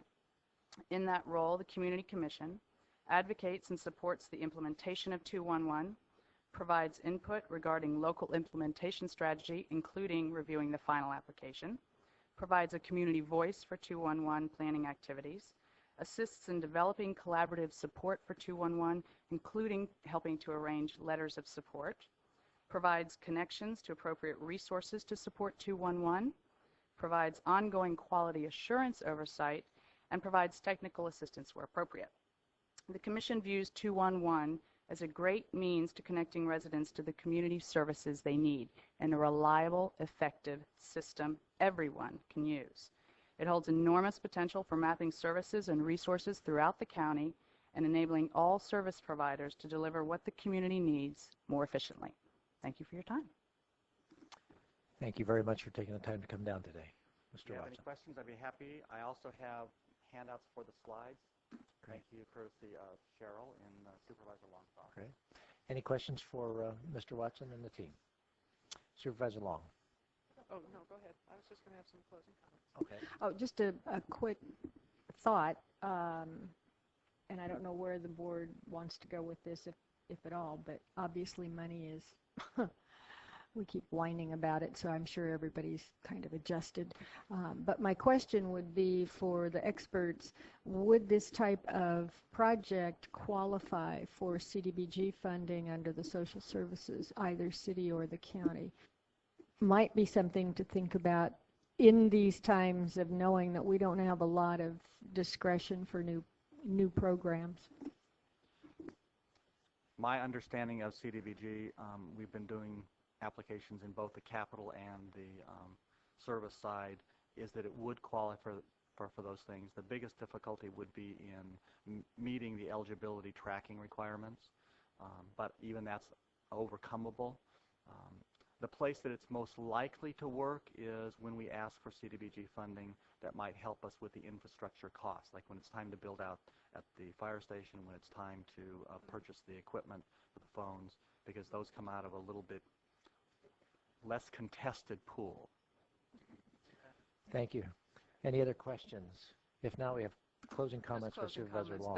Thank you for bringing this to the board and for the laying the real solid groundwork on it. I think it is an exciting opportunity with the collaboration, communication, and cooperation that we can get this up and running as a tremendous service for the residents of Ventura County. So thank you so much.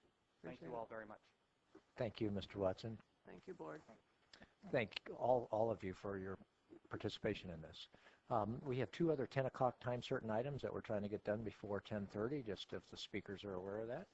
This is CEO's office regarding the Dispute Resolution Program grant and approval. Good morning. Paul Dursey from the County Executive Office.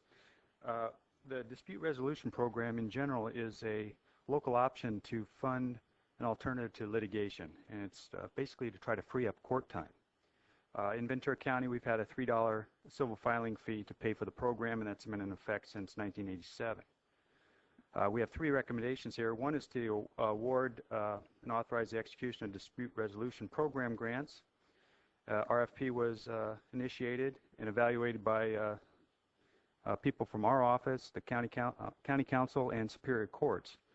And we recommend that you award the grants to Ventura County District Attorney Consumer Mediation for $31,500, Ventura City for Ventura Center for Dispute Settlement, $28,000, and Interface Victim Offender Reconciliation Program for $10,500.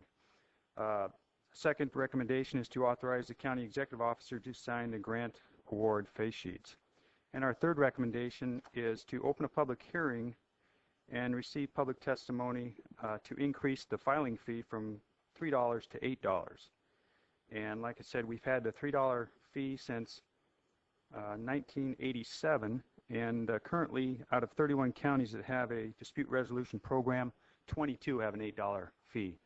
The $5 increase will increase the revenue by $115,000, and the Superior Court judges have issued a motion to support the increase to the full $8 amount. If there's any questions, I'd be more than happy to try to answer them, and we have staff available who is involved in the RFP process. We have 4 public speaker cards. Do we have any questions of staff before we go to the public speaker cards? If not, Mr. Watson, you're back on. Thank you very much. Gil Campos? Mr. Campos? And on deck, James, thank you, Lingle? Right. James Lingle on deck, Mr. Campos.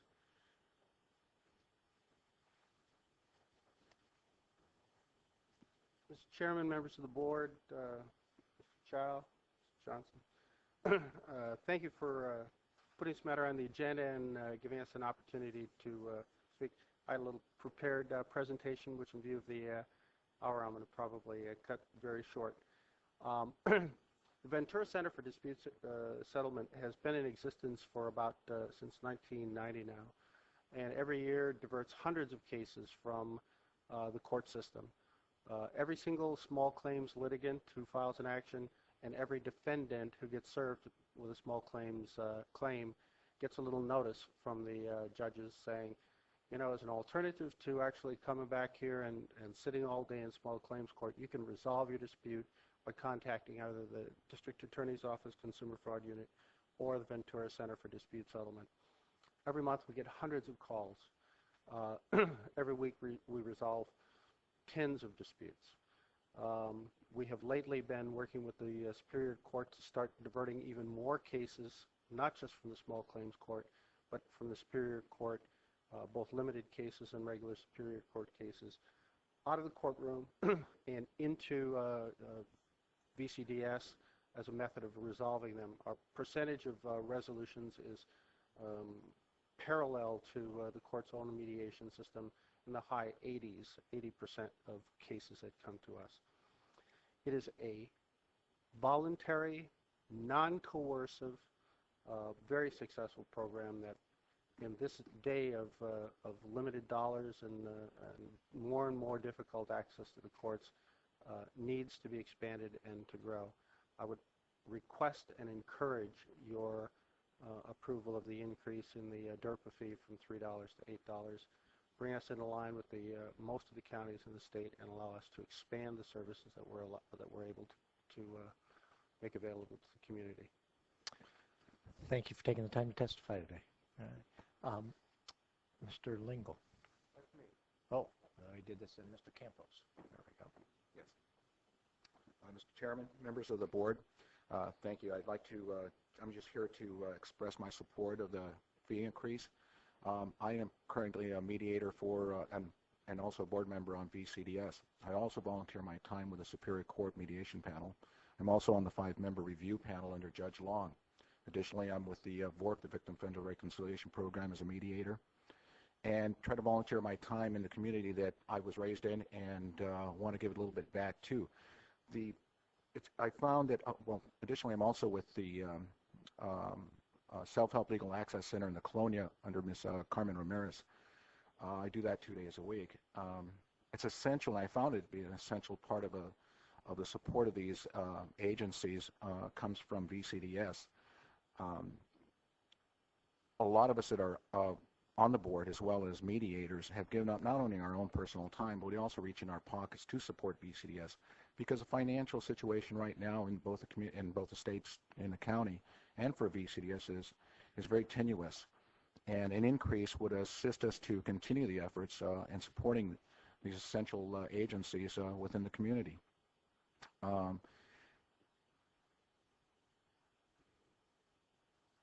I guess that's about all I need to say.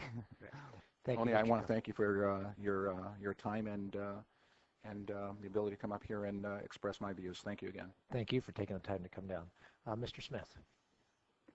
Mr. Chairman, members of the board, I've been here before, but it's been 8 years since I've appeared before you. I guess I've been hiding out in the private sector. I started on the board of the Ventura Center for Dispute Settlement in July, and I started because of Mr. Lingel's vision that mediation is the answer to many, many neighborhood disputes and commercial disputes. And he was interested in my input because of my involvement in the business community in convincing people that mediation is a much better route to go than the court system. So I am convinced that this is a good organization. It's a nonprofit organization. I volunteered my time to help on the board. I believe in the process and that it will be helpful. People volunteer their time, but we also need money to operate our budget and to expand. I will let you know as an aside that because it's moved to Camarillo, I don't insist on a change of name for the organization, nor will I lobby for that. It is in truth a county-wide operation. So I support the yearly appropriation of funds for this purpose, and I also support the increase so that we can expand our vision and have more people learn about mediation and use it as a process to settle disputes. Thank you. Thank you for taking the time to come down. That concludes our 3 speakers and our public testimony. Do we have any comments by Supervisor Long? Yes, well, first I'd like to thank staff for their hard work on this, both Paul Dursey and Frank Chow. They've been working with the community and bringing this forward and recognizing that there is an opportunity here to both improve the services to residents in our county, save money for the courts, and frankly to assist the courts in a litigious community, a litigious society that we can't build our way out of, and dispute resolution settlement is a very appropriate opportunity to provide residents an option of what can be both a costly and an intimidating process through the courts. So I strongly support the recommended actions and would put that motion forward. Second. Been moved and seconded. Comments? Just a real quick comment. This is such a tremendous service, and you know, the fee does not seem out of line by any means for the services that are received for such a small amount in the filing fee. Southern California Association of Governments has long worked on alternative dispute resolution, and some of us have had the privilege of going to Pepperdine for a quick class and some of those things, and it does work. We started doing it in order to keep governments from suing each other because it just makes no sense whatsoever. So I'm fully supportive and thankful that there are people that will donate their time. Thank you. Any other comments? Any objection to the motion? Not hearing no objections, motion carries. We're on item 26, our last 10 o'clock item. That's the approval of the proposed sewer connection fees. Good morning, Mr. Chair, members of the board, Mr. Johnston, Reddy Pacala, representing Ventura County Water Works District Number 1. District provides water and sanitation services to the city of Moore Park and surrounding areas to the north and west. Based on a recently completed a sewer connection fee study by the district staff, we are recommending that the current sewer connection fee of $2,500 per home be increased to $3,664 per residence. The last sewer connection fee increase was in 1986. The funds generated from this increase in sewer connection fee will be paying for the expansion of the Moore Park wastewater treatment plant from 3 million gallons per day to 5 million gallons per day in accordance with the requirements of the Regional Water Quality Control Board. Since the district currently estimates that we have a fund balance about $3.2 million in sewer connection fee, and we need approximately $9.4 million to construct the immediately needed expansion component of the project. We're also requesting that board authorize the Director of Public Works to apply for a state revolving loan fund to carry on this project. This item was, we sent this sewer connection fee study to City of Moore Park and BIA, and we have received their comments. This item is also reviewed by Citizens Advisory Committee and Financial Planning Committee for the county, and they both concur with our recommendation. That concludes my presentation. I'll be glad to answer any questions you might have. Any questions for Mr. Bacali? Supervisor Michaels. I don't have a question. I was going to make the motion if there's somebody. Do we have a question? Just a quick question. When would it be effective, the rate increase? It will be effective January 1st, 2005. How is that in relationship with the North Village project? Would it apply to that? Do you know? I'm sure. We have completed an EIR back in March of 1999. The EIR that was completed for the expansion includes all of the service area for District 1, which includes the proposed development of North Park Village. Okay, thank you. Any other questions? Supervisor Michaels, ready for Yes, the motion? quick comment, and then certainly I support this and will make the motion to approve staff's recommendation. The quick comment is that there's been a concerted effort to be conservative, and especially by the advisory committee for the Waterworks District.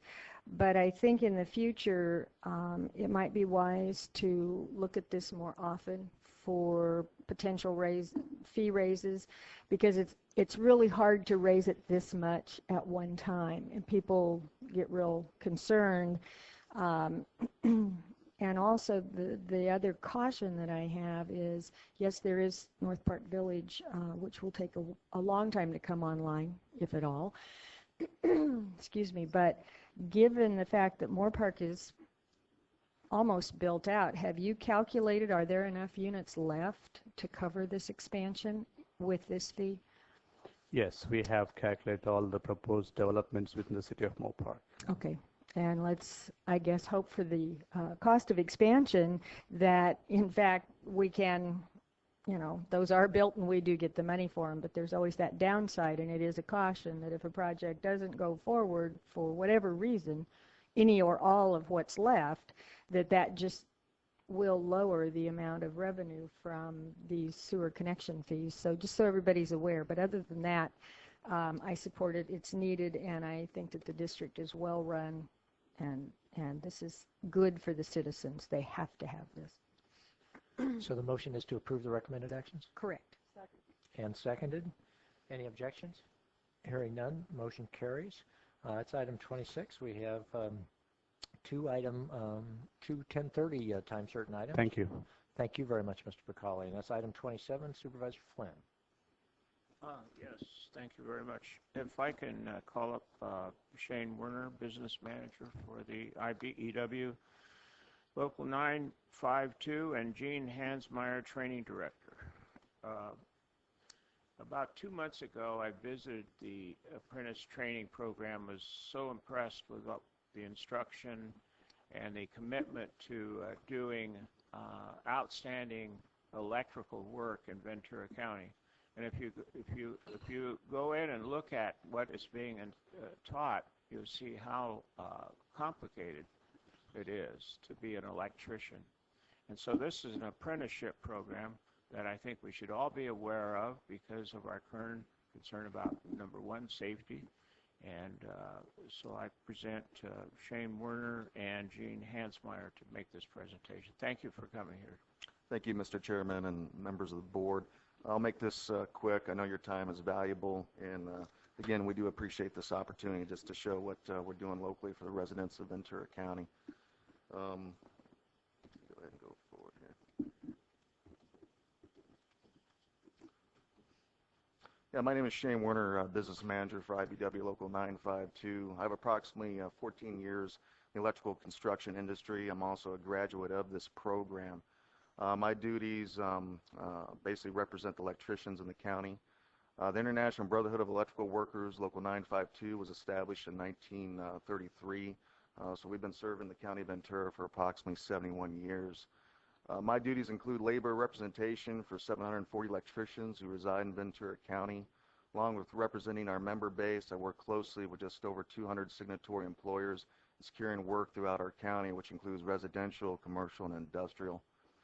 International Brotherhood of Electrical Workers, Local 952, and the National Electrical Contractors Association, the team that works closely together for the advancement of community-based electrical contractors and local electricians in Ventura County. The team that works approach includes supplying qualified, certified journeyman electricians to our contractor base, and also supplying low to mid-level apprentices to help reduce the overall labor rate to both our contractors and customers. The IBW and NECA team also meet monthly to discuss the many issues facing both management and labor in our industry. We then formulate joint resolutions and work together towards solving the problem. One other area of concern we're just now starting to talk about is the high cost of workmen's compensation insurance. In fact, we have a meeting this Friday on it and the need to reduce these costs for both our employers and customers. Our employers and members are vital contributing members of Ventura County's economic base through business opportunity for our contractors and technical jobs offered to our membership. As a team, labor and management are involved in many facets of the community, such as work enforcement, youth council, school to career, Habitat for Humanity, and helmets to hard hats, which is just a program recently we started in where we help local area military personnel transition into the civilian market that have prior construction experience. The team that works sponsors the Ventura County Electrical Joint Apprenticeship Program, providing training and jobs for both our employers and members locally in Ventura County. With that, I'd like to turn this over to Gene Hansmeyer, our training director, which actually works for both labor and management, has over 30 years in electrical construction experience, and I consider to be the heart of our apprenticeship program. Thank you, Mr. Chairman and members of the board.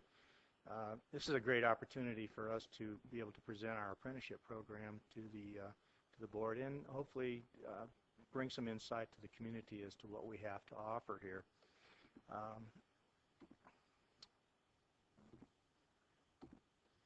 I am the training director. I've been the training director for the last 10 years, and I've also been an instructor for the apprenticeship program for 21 years. So I have a lot of experience dealing with all age groups in the apprenticeship community, plus the state level and federal level when we deal with apprenticeship. Our training center is located at 201 Bernoulli Circle, Unit A in Oxnard. We recently moved there from the Ventura College. We were part of the college working in the welding shop area, and we finally were capable of upgrading our facility to a to a larger building, which enabled us to increase our apprenticeship enrollment. Again, as Shane had mentioned, we are part of the IBEW NECA. We're sponsored by both parent bodies, and actually we're established in 1945, the IBEW and Local 952.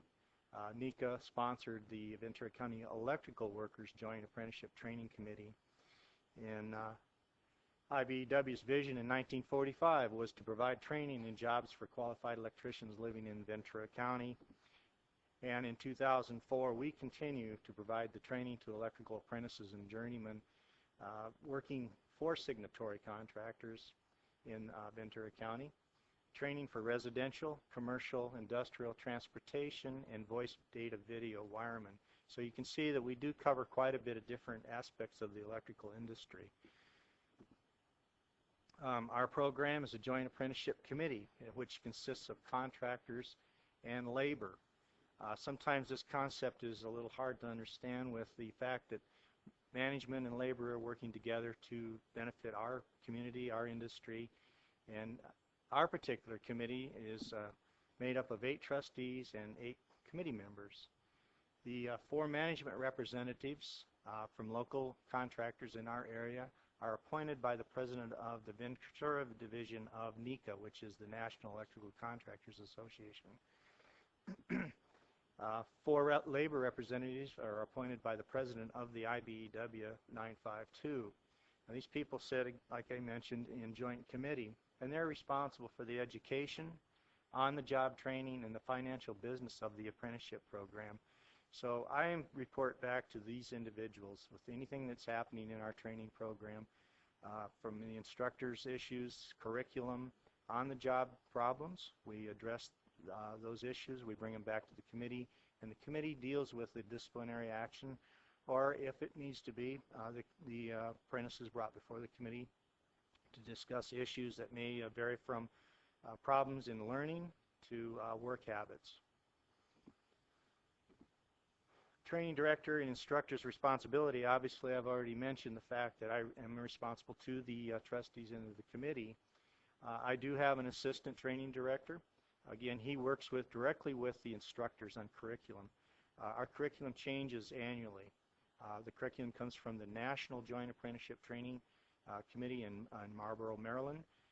We work nationally on changes, updates, new techniques in teaching hands-on skills. So with Steve Earhart, my assistant, he works with the instructors, reports back to me, and again I work with the committee on any of those changes. Instructors must obtain a UCLA VocEd 1 Level 1 certification prior to being employed. That's part of our requirements to be hired by our apprenticeship program. Anyone working for us as an instructor, first of all, has to be a journeyman inside wireman. We like to have at least 6 years of field experience after their apprenticeship has been served. So that's the equivalent of 11 years in the field. Same time, if they are serious about being instructors, they will go get their VocEd 1 certifications prior to our hiring them. In addition to that, our instructors are required to attend 1 week annually for 4 years the IBEW NECA National Training Institute held at the University of Tennessee to further their vocational education techniques. This is an intense class held at the university.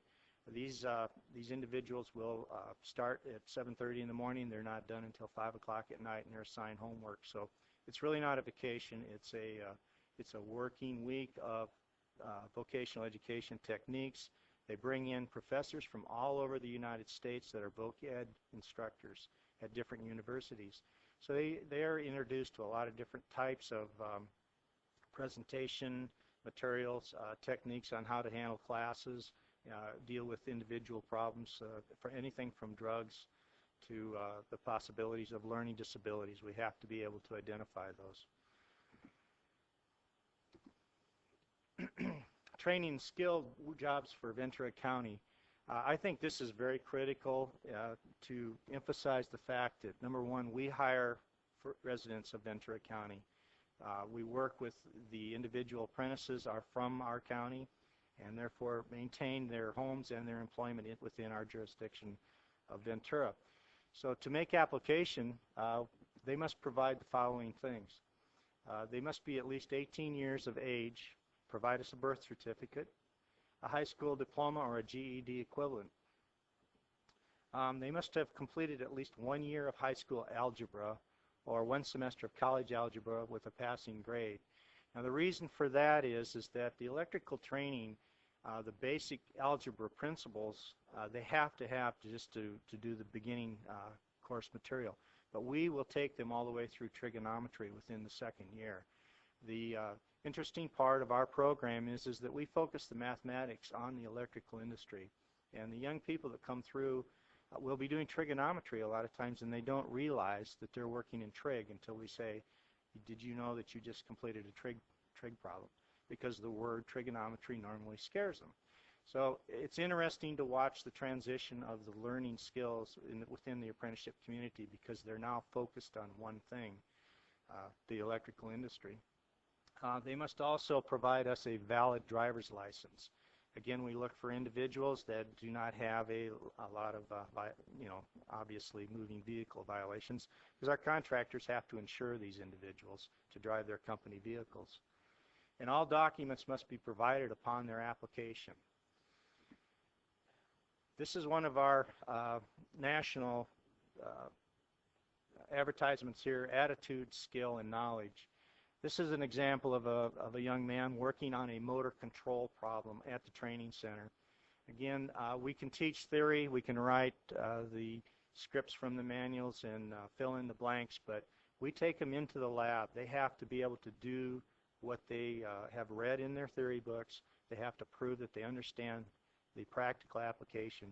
In this case, that young man would be working on a problem similar to if you were at Amgen or Baxter Pharmaceutical or somewhere that controls the functions of a conveyor or a mixing machine or something like this. Again, here's another example of hands-on training. Most people that come into the apprenticeship program are hands-on people. We find that if you teach the theory and then you reinforce that with the hands-on, they will retain what you've given them. Applications. We take applications every Tuesday from 2 to 5 p.m. at the training center. This is year-round. We are trying to, at this time, again, we're advertising this week in the Ventura County Star. We advertise 3 times a year. We're involved with the Focus on Education through the county school district. We're very active in recruiting. We're looking for young people, or I shouldn't say just young people, because we have apprentices in their 50s that start this program, so it's not closed to a particular age group. We have information booklets provided on the completion of their application, and it provides them with a sample of our aptitude test. Everyone that applies is required to take an aptitude test. The reason for that is we need to know that they have the basic skills to complete this program successfully.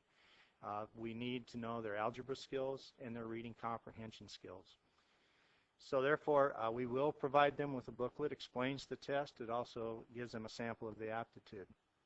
The applicant will be notified of the aptitude test date by mail. We normally hold those tests on Saturday mornings at 8 o'clock. It's a 2.5-hour test, which we pay the $20 fee for that individual to take, because it's a third-party test. Again, we're out to try to find the best person to fill those positions in our program.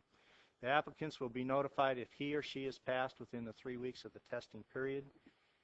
And then applicants successfully passing the aptitude test will receive notification for their interviews. Now, interviews are how we determine who comes into our program.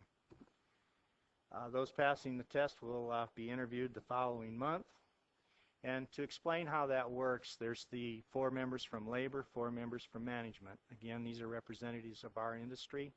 They will ask the applicants the same question. Each applicant is asked 6 basic questions. There's 3 different ways to state that question to find the same answer. They're ranked by that answer, how they respond in their interview. Those scores are tallied, and we total them up and take them from highest to lowest. They're placed on a list. Again, there are no names attached. It's done by application number, and it's done by score. So we do not know who these individuals are when we make our selection. We'll take the top 25 or 30. It's strictly by a number. The average number of applicants selected are 25 annually. There is some discussion that may increase this year. Drug testing. This is the other thing that the Joint Committee has felt is appropriate on a new apprentice, is that we will, prior to indenture to the state of California, perform a drug test, and if that individual fails that drug test, they are not accepted into our program. They do have the opportunity, the committee, upon their decision, for a random test if they feel there's drug abuse by the apprentice during the apprenticeship program. It is reviewed by the committee, and generally the committee will send them to a rehab, give them an opportunity to correct the problem. If they do not correct the problem, then they're dropped from the program. Each apprentice will be requested to provide the earliest available date for work assignment. Again, we do not expect someone to quit their present employer immediately and walk into our program. So we do ask them if they would like to leave their employer at least a week or 2-week notice before they come into our program. We do give them that opportunity. Apprentices are assigned to a contractor. I think this is a valuable part of our program. Instead of the apprentice having to go find an employer and negotiate a wage, this is already done. It's done by the apprenticeship committee. We will assign an apprentice to a contractor, and we monitor the type of work that apprentice is doing so that we can meet the work processes set by the state of California for our program. And then all classes normally start in mid-August. On the 15th of August, they follow the college calendar school year. They get the same breaks as the college as far as their days off. Apprentice selected, they attend classes 2 nights a week. Again, these young people are working 40-hour weeks in a very physical industry, so they are expected to be in class 2 nights for 3 hours each night, 6 hours a week, and they can expect to have their homework equivalent to that 6 hours. So for 12 hours minimum of every week on top of their work week, they're involved with our apprenticeship. It's an 18-week period, just as the college, 10 semesters for the 5-year program. And they're required to meet 1,080 hours of classroom time in that 5-year period. They attain 8,000 hours of on-the-job training in 5 years, and this meets the California work experience requirements. Again, we're under the state of California's regulations for apprenticeship. To be assigned to a contractor, they are assigned to contractors, in Ventura County. Our apprentices are not required to travel outside of this jurisdiction. Again, we do know there's situations where people will be unemployed. We will work with our sister local JATCs if they have an opportunity within Santa Barbara, Los Angeles, and the apprentice would like to travel there, and arrangements will be made through the JATC for employment. We expect to work in all sorts of environments. This is something when an applicant comes in. Electricians work in everything from the too hot, too cold, too wet, too windy, whatever, but they're outside. It's a very rugged industry to be in, and a lot of people don't understand that when they come in. Again, 1,080 hours of classroom training, and that's mandatory. We have to meet that. That is the state standard. Again, our apprentices are taught everything from the basics of theory of electrons all the way through electronics, and we go into a great deal of specialized training in different areas. All apprentices are trained by experienced journeyman wiremen. And we have a policy and discipline process. It's very structured, and sometimes this is a problem for our younger people that come in. Sample of our policies are 2 absences in a semester. Both have to be made up within 60 days. We have all makeup classes normally on a Friday night or Saturday morning. That seems to eliminate some of that problem. Grades, anything below a 75% is considered a failure. There again, we're shooting for the individual to be successful. We do not look for failure. Drug testing prior to indenture. And we evaluate on poor work reports or class evaluations. And apprentices may appeal any of these decisions. Again, it's a democratic system. If they feel it's an unjust decision by the committee, they can appeal back to the committee, and then they can appeal back to the state of California if they feel that the decision made by that group is unjust. Wages. This is normally where we really get people excited, especially when I am out speaking with the high schools and colleges. This is a 10-step program. 10 steps means that over a 5-year period, the apprentice is given the opportunity on a 6-month period to get his wages increased. I've highlighted the first step, brand new, first year, 35% apprentice. He has 0 experience in our trade. He comes in, he'll make $11.41 an hour. On top of that, if you'll notice down at the bottom, he has his health insurance at $4.70 an hour. That is a very good wage for starting into a brand new field. As you notice, it's stepped. Apprentices will start in June. In January, they move to 40%.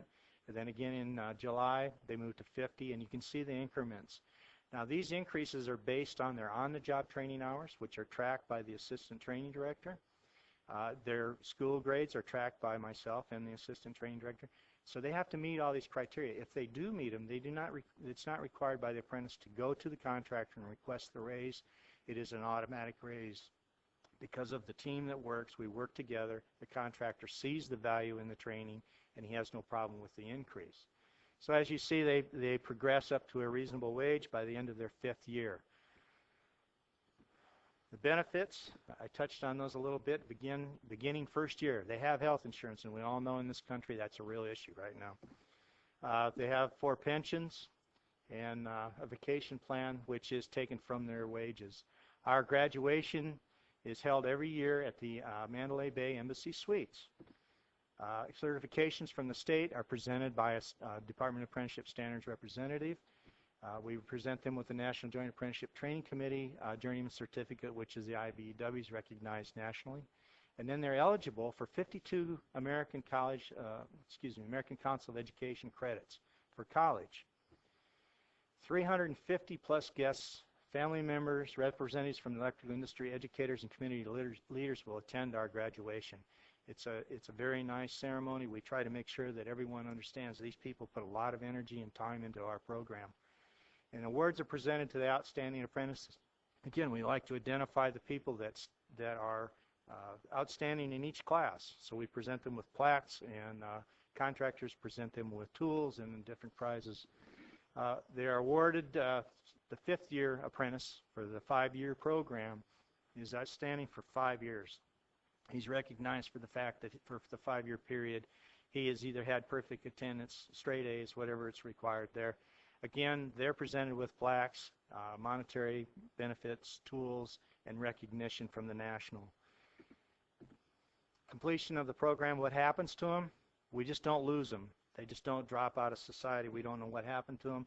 They're IBEW journeymen inside wiremen. They're qualified electricians. They're qualified to work in any IBEW local in U.S., Canada, Puerto Rico. They earn 52 college credits, opportunity to earn a college degree. We've had 2 of our people go on become electrical engineers using those degree credits. Opportunity to move up to a foreman, general foreman, estimator, project manager, and owner. We've had a number of our people become owners within Ventura County. Or they can move on into 49 other pathways, career pathways. And again, these are all laid out if they choose to go different directions. They are a skilled, knowledgeable tradesman, will work somewhere in the U.S. Skill and knowledge, IBEW electricians, their education never stops, and that's the truth. With the new state certification, I don't know if everyone's aware of what is effective January 1st, 2005, but all electricians working within the state of California must be certified. Again, our people right now are in the process of certifying. Any of our apprentices are not allowed to graduate until they have completed their state certification. And again, we offer journeyman training constantly because of the new laws. I will shoot through this real quick. Our financing comes from hourly contributions from our members. Our members contribute 85 cents for every hour that they work for the education of those young people following them. We also have the opportunity through the Shelley Maloney Act, through the Montoya funds. We receive some funding for the apprenticeship program through Montoya. Our LEA, which is our local educational agency, is the Regional Occupation Program. I work with Peggy Velarde through ROP. And our programs are audited by the Division of Apprenticeship Standards and the Department of Labor. Again, we have standards that we have to meet that are required by the state of California. Our classes are, like I say, we are capable of, right now we have approximately 100 apprentices in our program. We have a lot of technical courses. We have computer labs.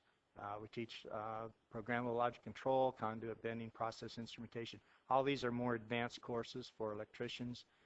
Other than just our latest program is qualified safety person. Our contractors have now required that everyone have a qualified safety person certification. Again, the accidents on construction projects are quite high, so they're trying to eliminate some of that. In summary, IBEW has been around for over 100 years. Our program is one of the best in the nation. We have an 85% success rate. We take somebody, we keep them. We try to make sure they get through the program and they produce a good wireman. They have the 49 pathways, they have the college credits, and here's the thing that I'd really like to emphasize. Apprenticeship is probably one of the best kept secrets in this country. Not only electrical, we have a lot of programs in the state of California that are ignored. And so I hope, this is kind of an opening for you to see that there are opportunities for Ventura County to advance in apprenticeship programs. And where else can a young person go work, earn while they learn? Because they work during the day and they learn in the evening. And so let's let that secret out. We have some websites. And again, these sites will link you to our national sponsors, IBEW, NECA. And again, our program is the best program in Ventura County. And I would like to take the opportunity again to thank you for taking and allowing us to present this. We do have a handout of this presentation, a CD that will show you a little more about our program and about the industry. And again, I really appreciate this opportunity. Thank you very much. All of us, I'm sure, will appreciate having the handout so that we can let our constituents know as they contact us, et cetera. Thank you very much for the presentation. Thank you, Gene Hasmer and Shane Werner and the local. We really appreciate it. It shows how comprehensive report was. So great presentation. But also it shows our young students in school why math is so important, for example, algebra, an application of algebra, and then the reading skills. It's a super program. Thank you. Thank you. If I can just comment, I also received the invitation to your open house that Supervisor Flynn attended, and I would recommend that maybe you have your next open house after school hours. I have a boy that was kind of born with a needle nose, pliers in one hand and a soldering iron in the other hand, and he would have just loved to have come and seen what you have there. So maybe next time do it after 3, and I didn't want to take him out of school to come. So. Okay. Yeah, we're planning to do that because we felt attendance would have been better if we'd have been a little later in the afternoon. So thank you. Thank you. We're now at our second 10:30 item, and sorry for the delay, but presentation on the West Nile virus, very important topic.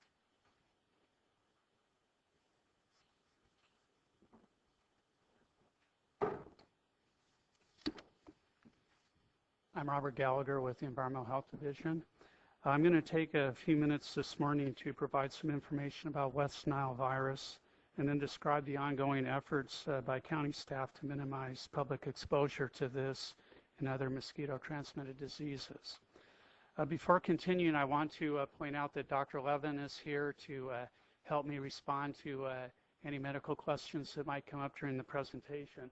And also, I would like to introduce Randy Smith to you. He's been in charge of our vector control program for over 16 years now, and I think the success of our program is primarily due to Randy's hard work and effort. So what we know about West Nile virus.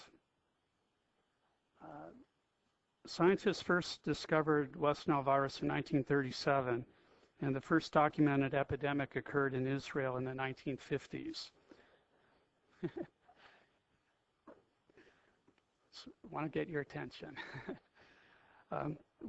West Nile virus is common in Africa, Asia, and the Middle East, but it was not detected in North America until an outbreak occurred in New York City in 1999. Since then, West Nile virus has steadily spread across the United States and into parts of Canada and Mexico. Sorry?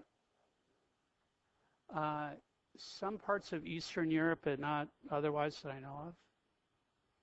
Don't know the reason for that either. This shows how the virus has progressed across the country during the last 4 years. It started,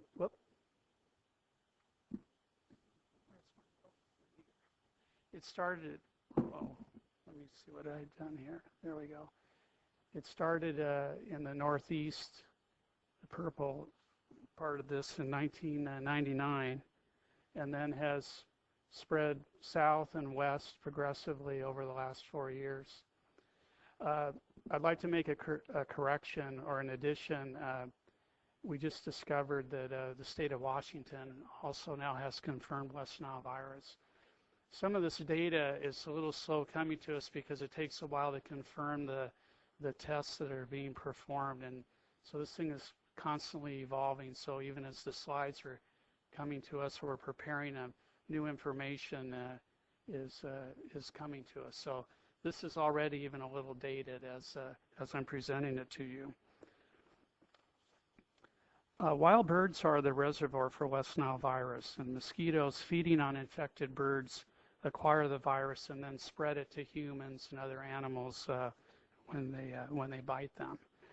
Most people who are bitten by a mosquito with West Nile virus will have no symptoms or will experience only a mild illness. In isolated cases, the virus causes a more serious condition such as encephalitis, and it can result in permanent disability and even death. This slide shows the number of human cases of West Nile virus in the United States in the last 4 years, since it was first detected in New York. And as you can see, over 13,000 human cases have now been confirmed in the U.S. with 522 deaths. In 2003, over 3/4 of the cases and more than half the deaths occurred in 6 states: Colorado, Nebraska, South Dakota, Texas, North Dakota, and Wyoming. Last August, West Nile virus was first reported in California in Imperial County. Subsequently, the virus was found in San Bernardino, Riverside, San Diego, Orange, and Los Angeles counties. The state health department is predicting that the virus will spread into Ventura County and throughout most of the rest of the state this coming year. So what are we doing to prepare for this? First, we are participating in the state health department's surveillance program for mosquito-transmitted diseases. This program has been in place for many years, and its primary focus before the emergence of West Nile virus was for encephalitis virus. According to the state, over 70 local mosquito and vector control agencies in California, including Ventura County, participate in their surveillance efforts by collecting mosquitoes, providing specimens of wild birds and samples from sentinel chicken flocks that are used to detect viruses. This slide illustrates the participation level of the state surveillance program in California. Almost every county in the state submitted wild bird specimens last year. And in Ventura County, we submitted approximately 45 birds. As you can see, the concentration of positive samples was isolated to Southern California. However, a different outcome is predicted in this year. And it's very likely that the virus will be detected for the first time in Ventura County in the coming months. Public exposure to West Nile virus can be significantly reduced by controlling the mosquitoes that transmit the disease. Fortunately, since 1986, Ventura County has provided a vector control program whose primary focus is controlling mosquitoes. And our control effort targets the stages in a mosquito's life cycle that or certain stages of the mosquito's life cycle to achieve effective control. And mosquitoes have an aquatic stage in their development, and they start out as eggs that are laid on water, usually stagnant or slow-moving water. And then the aquatic stage is the larval stage and the pupa stage. And then from there they emerge into adults where they're capable of transmitting the diseases that we're concerned about. Most of our control efforts, well, let me back up. This whole cycle in the summertime can take 10 days, and one mosquito can produce 1,000 offspring. So if we don't maintain really strict control measures quickly, you can get millions of mosquitoes coming off of a single source. Most of our control efforts are focused on removing sources of water where mosquitoes lay their eggs. And if that's not possible, then we focus on the larval stage where they're most susceptible to biological control measures.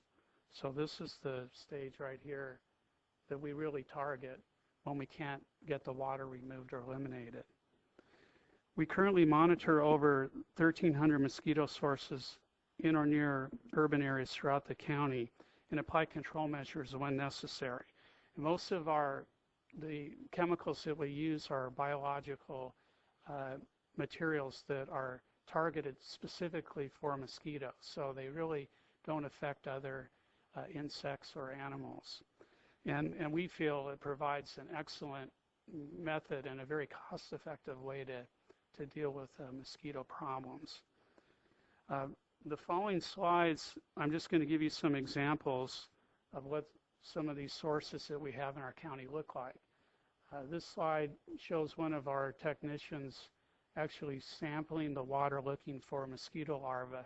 We only apply the chemicals that we use when we know that there's been mosquito breeding in the water. So we don't just broadcast it out if we don't verify first that there's a problem. Then I'm just going to run through some of these to give you an idea of the varying scope of the sources that we're looking at. Some of them are quite small and some of them can be very big. For example, this is the mouth of the Santa Clara River.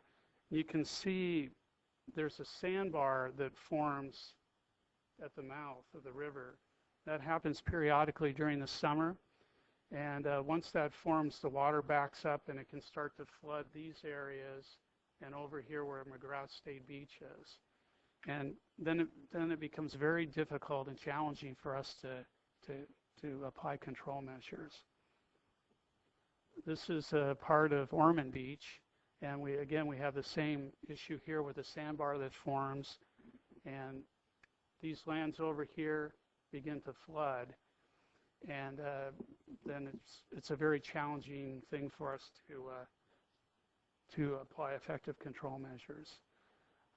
This slide shows the naval base at Point Mugu and the two game preserves that we have in our county, the Ventura Game Preserve, which is right here, and the Mugu Preserve, which is up here. And each late summer, early fall, these preserves flood their areas to attract ducks. And when that goes on, especially during the filling portion, we have a real challenge with mosquitoes in that area.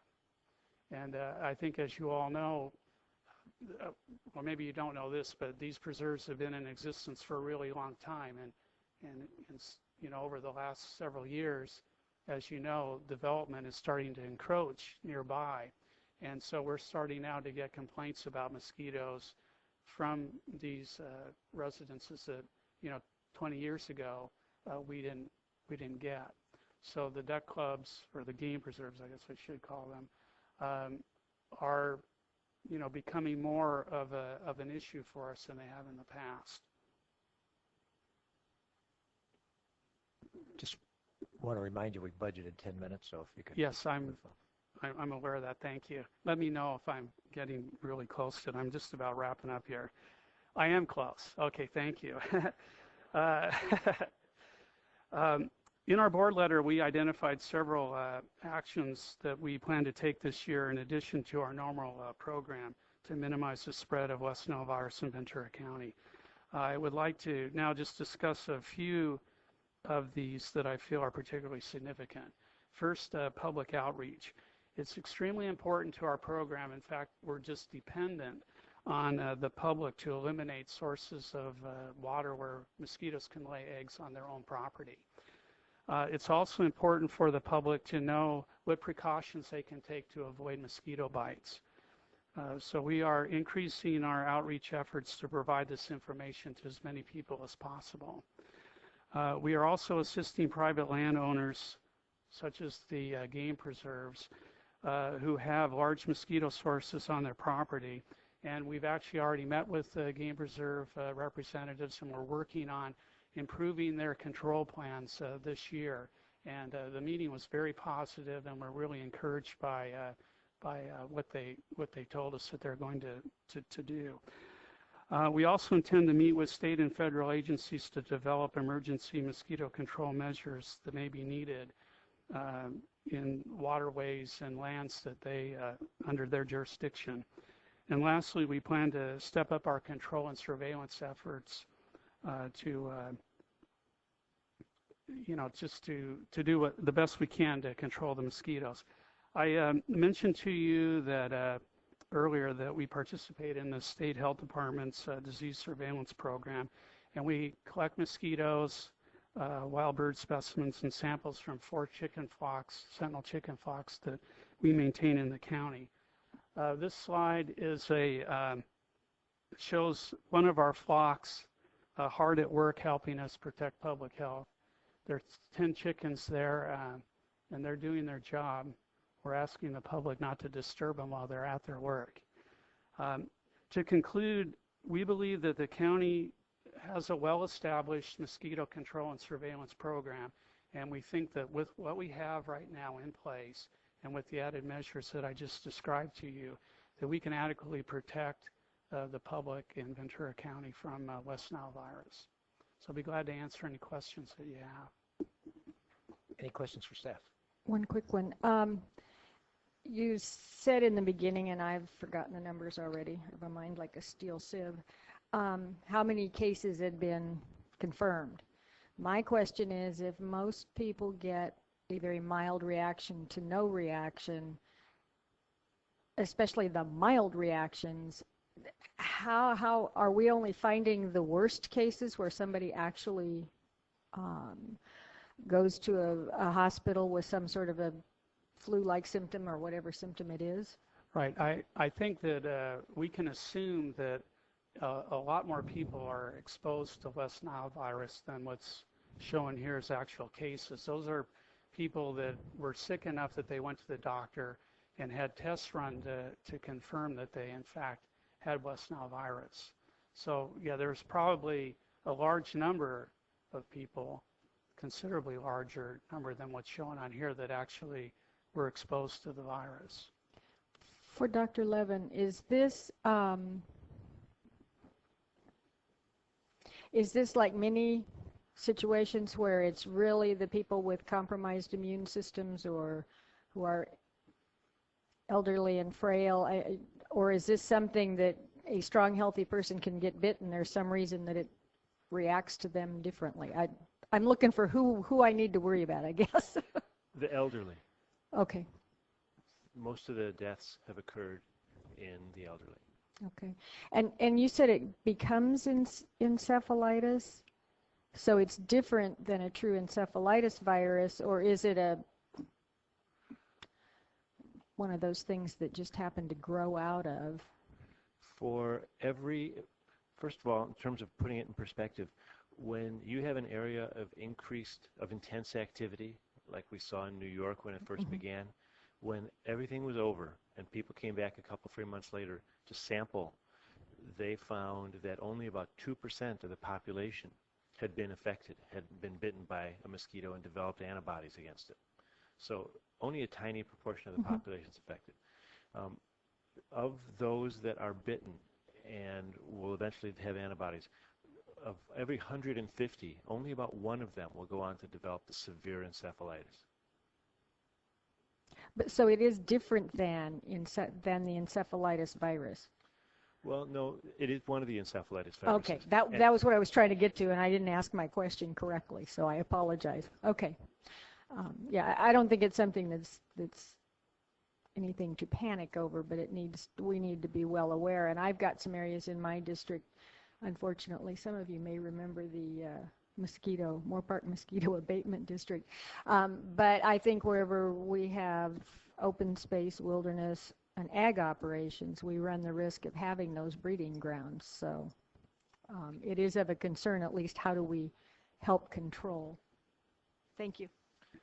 Other questions for staff supervisor Parks? Is there another remedy other than spraying? Is there some kind of insect that eats mosquitoes or birds or something else that we can do on spraying? Thank you for bringing that up. I neglected to mention that we do have a supply of mosquito larvae eating fish. They're like little guppies that we use on private property and contained sources. We're limited to where we can put them. Like we can't put them in waterways where they could mingle with native species, but on like if people have fish ponds or things like that they want to maintain, we do have these little fish available, and they can call us up on our number that's available on our website and order fish, and we'll try and provide them to them.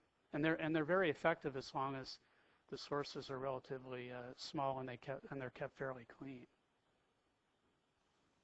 Any other questions?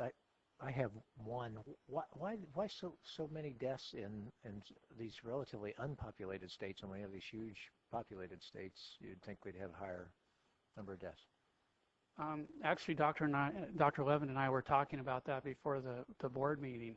I'm not really sure about the answer to that, but we speculated that part of it was due to the fact that these states probably don't have a lot of mosquito control programs, and people in those states, I think, tend to spend a lot of time outdoors during the summertime, so their exposure level might be greater.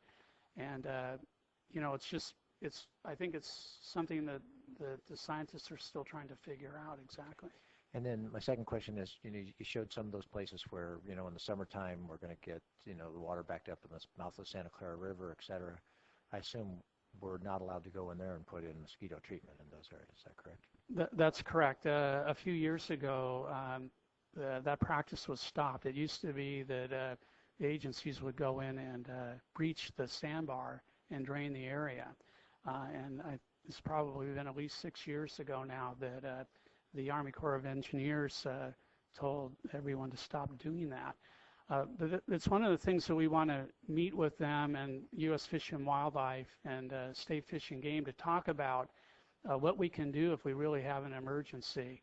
And I'm hopeful that we'll be able to do some things. But there's endangered species involved, and it's sensitive habitat, so it's a complicated matter. My question was, are you allowed to put the chemicals in that affect this mosquito larvae? Yeah, I'm sorry. Yes, we are allowed to do that. You are allowed to do that. You just can't breach, but you can put chemical treatment in. Right. Is that effective in those large areas, those large bodies? We're not as effective as we'd like to be, I guess would be the best way to respond to that. Thank you. All right. Great. Any other questions? All right. Appreciate that. A motion to receive and file the report? All right, moved and seconded. Any objection? Hearing none, motion carries. Thank you very much. We have 2 agenda items left, both of them with Public Works. That's item 40 and then item 41.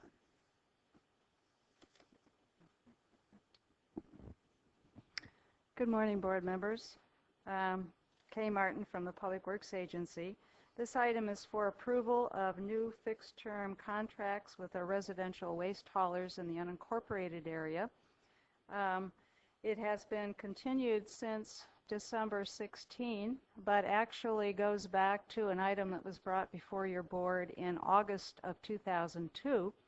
And if you'll recall, at that time, staff brought a recommendation to your board to change the provision in our current hauling contracts that allowed for a perpetually renewing or evergreen term.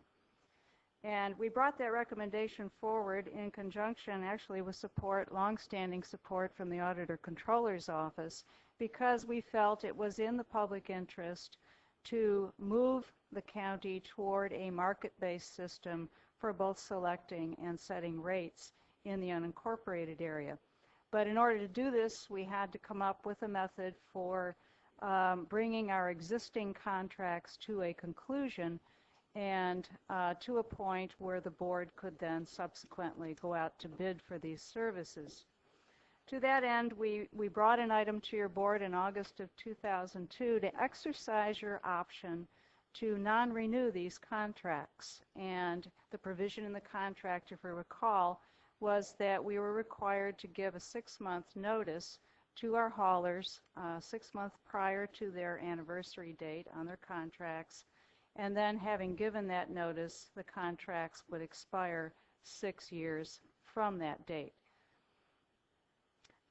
Your board was not prepared to move in that direction in December of 2002 and instead instructed staff to go back to the table with the haulers and come back to you with an alternative solution to moving us to the same point. In other words, to fixed-term contracts that would essentially accomplish the same purpose.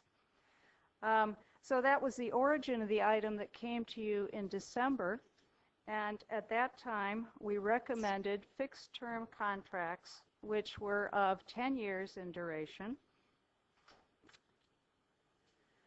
And in addition to the 10-year term, we also negotiated over that period of a little over a year with the haulers some other enhancements to these contracts, which we do not currently have. The haulers agreed to freeze their rates except for changes in fees or tipping fees at the current rate to which they are now entitled under their existing contracts for a period of 2 years. We also set rates for multifamily units, or what are referred to here as MFUs, something which was not previously done in the county. We established a uniform rate for the Oak Park area, and we also added a recycling program for the Knowles area, which is a particularly challenging area to serve. And then we simplified the annual adjustment process by moving to a CPI mechanism. When these contracts or this package was presented to you in December, a number of questions were raised by your board, and you requested additional information from us, and that's why we're here today. The questions focused principally on the length of the term and also the comparability of the rates to other surrounding jurisdictions. So I'm going to focus on those two issues in my presentation, but of course am happy to respond to any additional issues that you may have.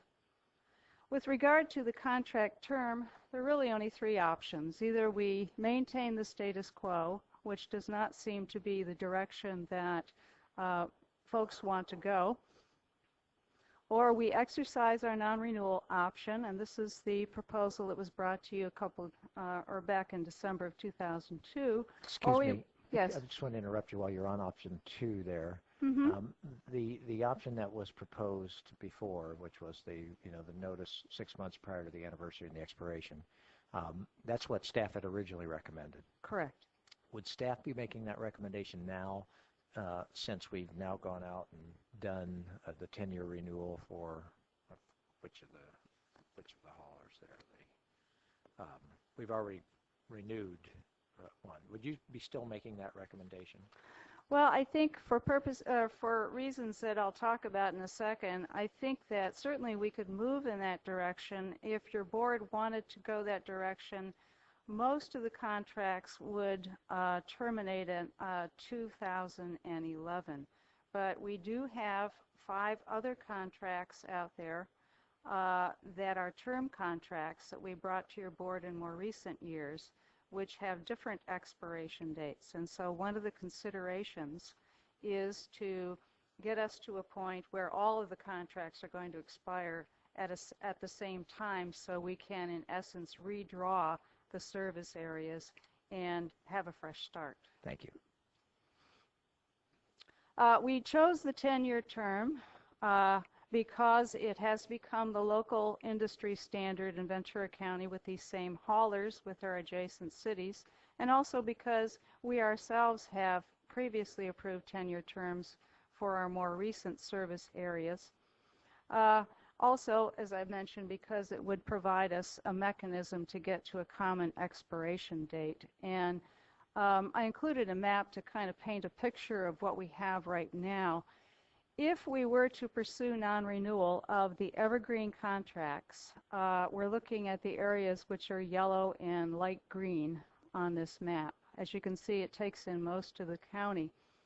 Those would expire between February and June of 2011. but we have these other pieces of our patchwork quilt to consider. We have a very small area called Regency Hills in Oak Park that's going to expire this year. And then we have other expirations like Sherwood in 2007. And then our most recent contracts, which we brought to you as term contracts last March, which are in the Ventura River Valley and in the Santa Rosa Valley, those would not expire until 2013. So even if we issued notices of non-renewal, the soonest that we could go to a uniform request for proposals for the entire unincorporated area and redraw perhaps service boundaries would be in 2013.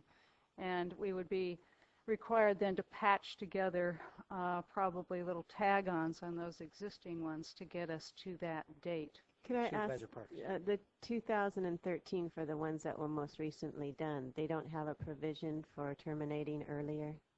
No, they do not.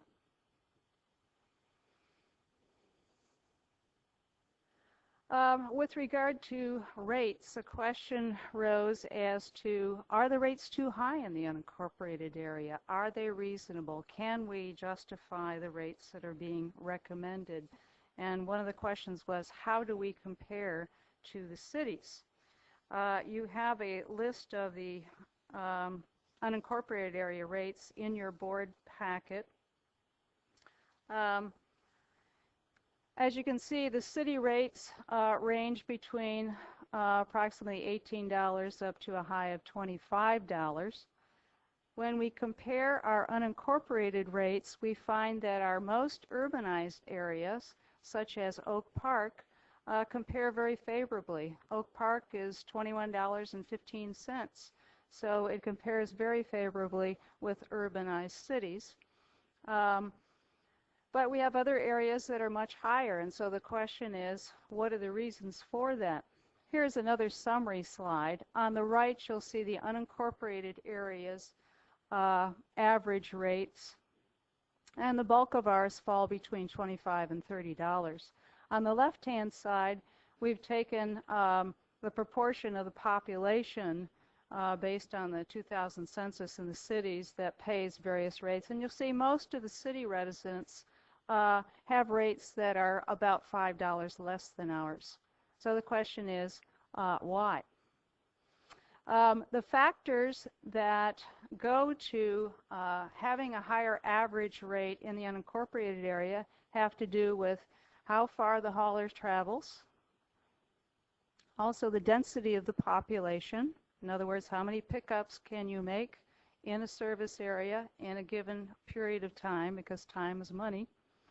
What level of service is offered, which facilities they go to tip these materials, and then finally, and very importantly, the tonnages that are produced or generated by people in the service areas, which tends to be higher on average in the unincorporated area than it does in cities.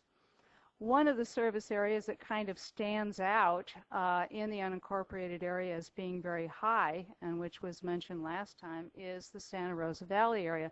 That's the only area that we have in the unincorporated territory that's over $35 a month. And the reason is that the Santa Rosa Valley produces significantly more waste than other service areas.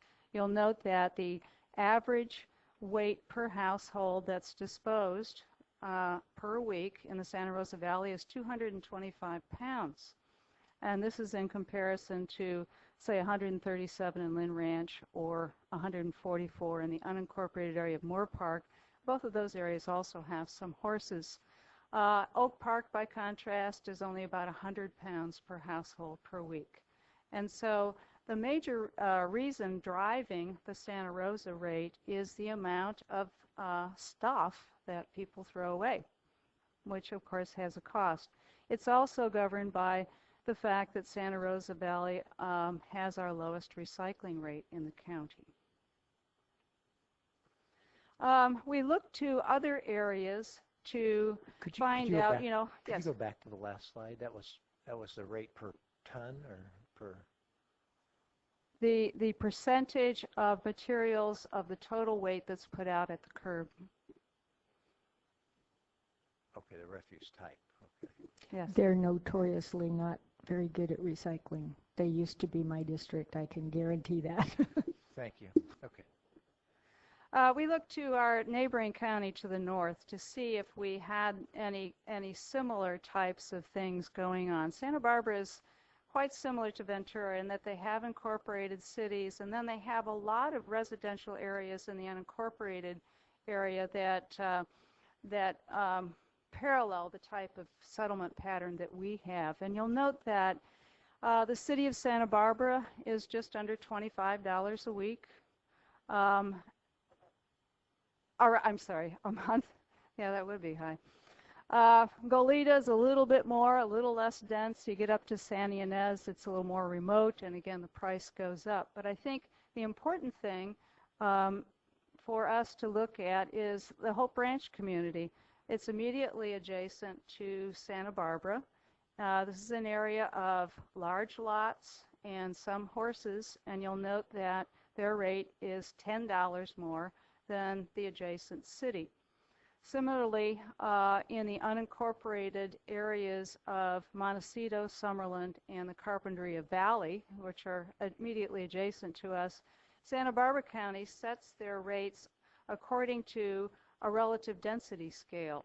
And so anything that is high density, which is defined as anything less than 3/4 of an acre in size, gets assessed $34, and anything over 3/4 of an acre in size pays $46 a month. So again, it's a recognition, just another county system, but a recognition that the larger the lot, the more refuse that's going to be thrown away. Are we making an apples-to-apples comparison here? In other words, are the service levels for Hope Ranch the same as the service levels for the city of Santa Barbara? No, in fact, they're much less. In those areas, such as Hope Ranch and in the South Coast unincorporated area of Santa Barbara County, people are supplied only a very small recycling container, and then they have to supply their own containers for the other materials. That's opposed to the kind of services we have in Ventura County uniformly, where the haulers are required to come up with uniform containers for their customers. My question is, how about comparison to Santa Barbara? In the city of Santa Barbara, are they provided those containers, but not in Hope Ranch? Or are we apples to apples between city of Santa Barbara and the unincorporated areas that you're referring to in Santa Barbara? Now, let me see if I have that information. The city rates include two 32-gallon trash cans that the customer themselves has to provide, and a 32-gallon recycling can and a 32-gallon green material can. Those are very small, comparable to, let's say, our mini cans. And so they get a small recycling can, a small garbage can, green material can, and then they have to supply their own trash containers. In, let's see, in the unincorporated area, rates for Carpinteria Valley, Montecito, and Summerlin, the service is the same as Santa Barbara, except that they are not provided any greenway services whatsoever for those very high rates. Thank you. Mm-hmm. In Santa Barbara, in the area you have where you show the amounts, numbers, there's one, or how many collection centers are there where everything is brought into a center like Santa Barbara's near where the hospital used to be? They have, I believe, still a transfer station for green material, but the other material is direct hauled to the landfill. They also have some sorting facilities, but they don't have... Where? Pardon me? The direct haul to where? To Higas. To Higas, yeah, which is near Gavio. Yeah, it's out that way. Mm-hmm. Thank you. That's quite a distance. Yes. And some of Santa Barbara's waste, of course, comes into the Gold Coast Recycling Center in our county. Recyclables, according to Neil Drake. Okay, what does this mean? Does this mean that that's the best we can do in the unincorporated area? We think that only the market can give us that answer. And so this is why we're recommending the possibility of going to competitive bidding in the unincorporated area. One of the things that we can do to sweeten the pie, so to speak, for those who might bid on those services is to increase the customer base. And the way we can do this is to redraw our service areas so that we don't end up with 17 little pieces of service areas, some of which are desirable and some are not, but rather to be able to go to large service areas, either one or some small number. We can also look at the possibility of mandatory collection. Some of our cities have that. That guarantees haulers a broader base on which to spread their costs. We can play with increasing our contract term. Some cities use this as a negotiating tool. For example, I think the most extreme would be the city of Simi Valley that recently approved a 10-year contract with the possibility of 3 10-year term extensions. In other words, going to like a 30-year contract with their hauler. And we can also look at including exclusive commercial service into that bid package. Right now we have non-exclusive exclusive commercial services which also have evergreens. One of the issues that we would probably like to your board to consider in the future is converting all the evergreens on our commercial contracts to the same term as our residential ones so that a future board will have the option of bundling those services to increase the attractiveness of a bid package, and many cities operate that way as well. So in summary then, what we are recommending to your board is to go to a fixed term for all of our contracts that expire on the same date. And those include also our ability to hold the line on the rates for a couple years, to get multifamily rates in place, to establish a uniform rate in Oak Park, which has had 3 rates for some time, and also to move toward a streamlined rate adjustment process. And in closing, I would like to express my personal thanks to my staff for all of the work they have put in on this effort over the past year, and most especially to those people that I've listed here, Shelley Sussman, Gloria Sylvester Whitcomb, and Bill Likens. But I'd also like to thank the waste haulers. The waste haulers came to the table voluntarily in a spirit of cooperation. They worked with us through many complex issues, and they negotiated in good faith, and I want you to know that we appreciate all the effort that they put in as well.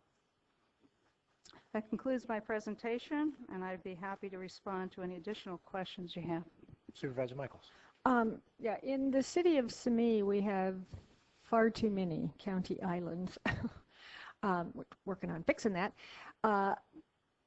Do you happen to know, now do we handle the islands, and the city, incorporated portions of the city are through the city contract? Is that how it works, or is the city running the county and incorporated islands for efficiency purposes? I'm not familiar with the county islands in the city of Okay, well Simi then, Valley. for that reason, then I can assume that the city, probably the city serves the city them. has Yeah, done that. I can Okay. turn to staff.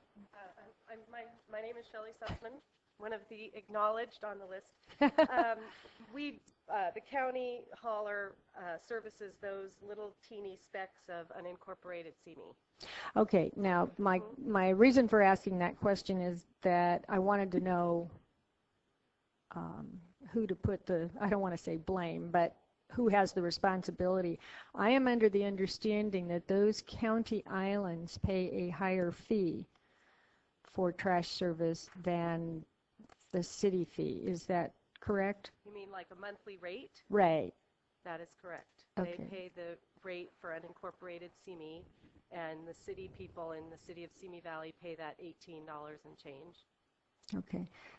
Now, is it part of the difficulty in all of this is AB 939. How do you keep track of, like, I'm very familiar with those islands, and we're not talking a ton of houses in each one. It's not like, you know, this, like the Somas downtown area or something.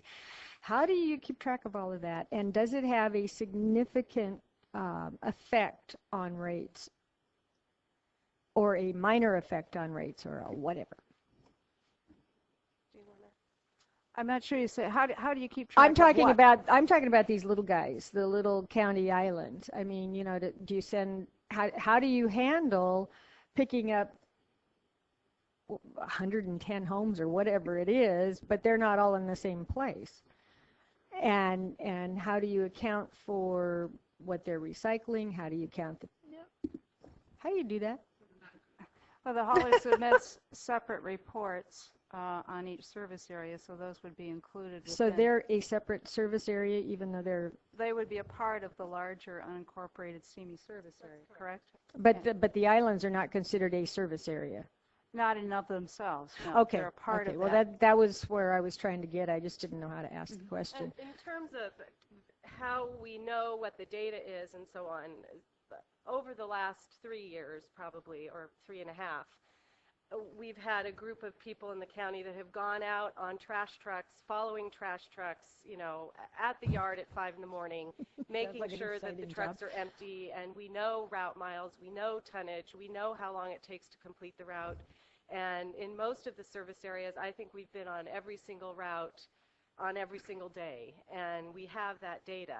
And I'm not sure if that addresses your question, but Well, no, it does in a way, but is the hauler required to have a single truck and pick up just those areas with that truck? Or, I mean, if they start commingling, how do you figure that out? This is called Trash Hauling 101? Yeah. The theory and the system that is in place in the state is called the disposal reporting system. And that requires every hauler, in the first instance, to report to whatever destination facility, be it MRF or landfill, the weight and the jurisdiction of origin of that load as that load goes through the scale house. However, that information is only as good as the hauler-defined process of ensuring that their drivers understand their service areas and what's in incorporated areas and not. Now, frankly, I don't think you can get better than that measurement system in the state as complex and large and thousands of trash haulers in California. But the truth of the matter is that every year, every jurisdiction, ourselves included, has to verify those numbers to ensure that, like income tax, you only pay what you absolutely have to pay. To give you an example, on average in Ventura County, because of problems at scale houses, we generally deduct about 10,000 tons of disposal that is incorrectly attributed to the unincorporated area. It does not belong to us. We have to document that. But that is true for virtually every jurisdiction throughout the state. It is difficult because the efficiency of operation of a collection route does not necessarily mirror the geographical areas of cities and counties and service areas within. And that's the point that Kay talked about earlier in terms of redefining those areas. Okay, well, that's where I was leading with all of this stuff. Given what we've just talked about, is one of the main objectives for this board to get ourselves in a position where we can redefine these service areas for our benefit as well as the haulers, i.e. mostly the ratepayers, because eventually we can bring down some costs? Yes, that was the primary objective right from the beginning. Okay. That's where we're trying to go. Much like I think something has to do with like ambulance service area. Okay, thank you. Other questions? Just have a Supervisor point at one Flynn point. and then Supervisor I noticed you didn't give Gerard any credit. No. Was that? Well, actually, Gerard was not principally involved in any of the negotiations, but Gerard is our expert when it comes to tonnage tracking and reporting to the state, and that was the context of his comments. Supervisor Parks. I've got a few questions. Why is it that the unincorporated pockets in SEME pay more than the rest of SEME that use the same trash hauler, same density, I would imagine? It has to do with the way SEME has constructed its agreement with the haulers, and also the way in which SEME allocates its costs. their city council has placed very high emphasis on minimizing the rates to the residential sector. And so there is, I think, some subsidization of residential and commercial. The other difference is that CME does not assess any AB 939 fees. So they finance their solid waste programs and administrative costs out of different budget centers. And this is one of the ways in which they keep their residential rates down. They're the only jurisdiction actually that does that. What is 939? Is that the California Integrated Waste Management fees? Correct. Do we do California Integrated Waste Management fees? Yes, we and all the other cities except CME assess an AB 939 fee on their waste collection. Are you proposing to substitute that with surcharge in the future? We're in the process of reassessing the revenue sources for the solid waste aspect of our programs, and we'll be coming back to your board in the context of our budget proposals for next year. We have not yet formulated those, but are in the process of doing so. Thank you. And I appreciate the staff report in terms of the goals of and objectives, you know, one of them being to pretty much do away with the computerized rate model and to use the market rates so we can get some competitive rates. And I think those are admirable goals. In my list of priorities, rates is number one. Secondary is trying to get short-term contracts, so I'm glad that we're looking at getting out of the evergreen. And then third would be what I consider more the bureaucratic issue of getting the service areas so that they're not so many of them and spread out so far. But that's just in my priority list of what I'm looking at. I want to assure the lowest rates that we can get. And with that, I have a couple of questions in terms of how some of these rates are arrived at. Again, I see it as kind of a bureaucratic, I feel, excuse the expression, response to Oak Park. The objective, as I see, and I don't know who initiated the Oak Park rate increases that are being recommended. Was that the waste hauler or was that the county? No, actually, we have been looking at ways in which to establish parity of rates in Oak Park for several years and have looked at a number of strategies, including even talking to the haulers. We have 2 haulers out there in 3 service areas, which doesn't make much sense from a management perspective, but it's just the historical consequence of a number of events. But we have talked to those 2 haulers even to the point of seeing if one would buy out the other so that we could establish a uniform rate. There are some differences in the various factors that go into making up a rate between various portions of Oak Park. They have to do with lot size and also the time in which the houses were built. But what we ended up with ultimately was an agreement between the haulers to... I'm sorry, the question was, who initiated it? I know they have to petition the county to change the rates, or the county has to initiate it. Was the county has initiated discussions with those 2 haulers over several years as to how we can accomplish this, because it's also been a concern of the Oak Park MAC of having uniform rates. Right.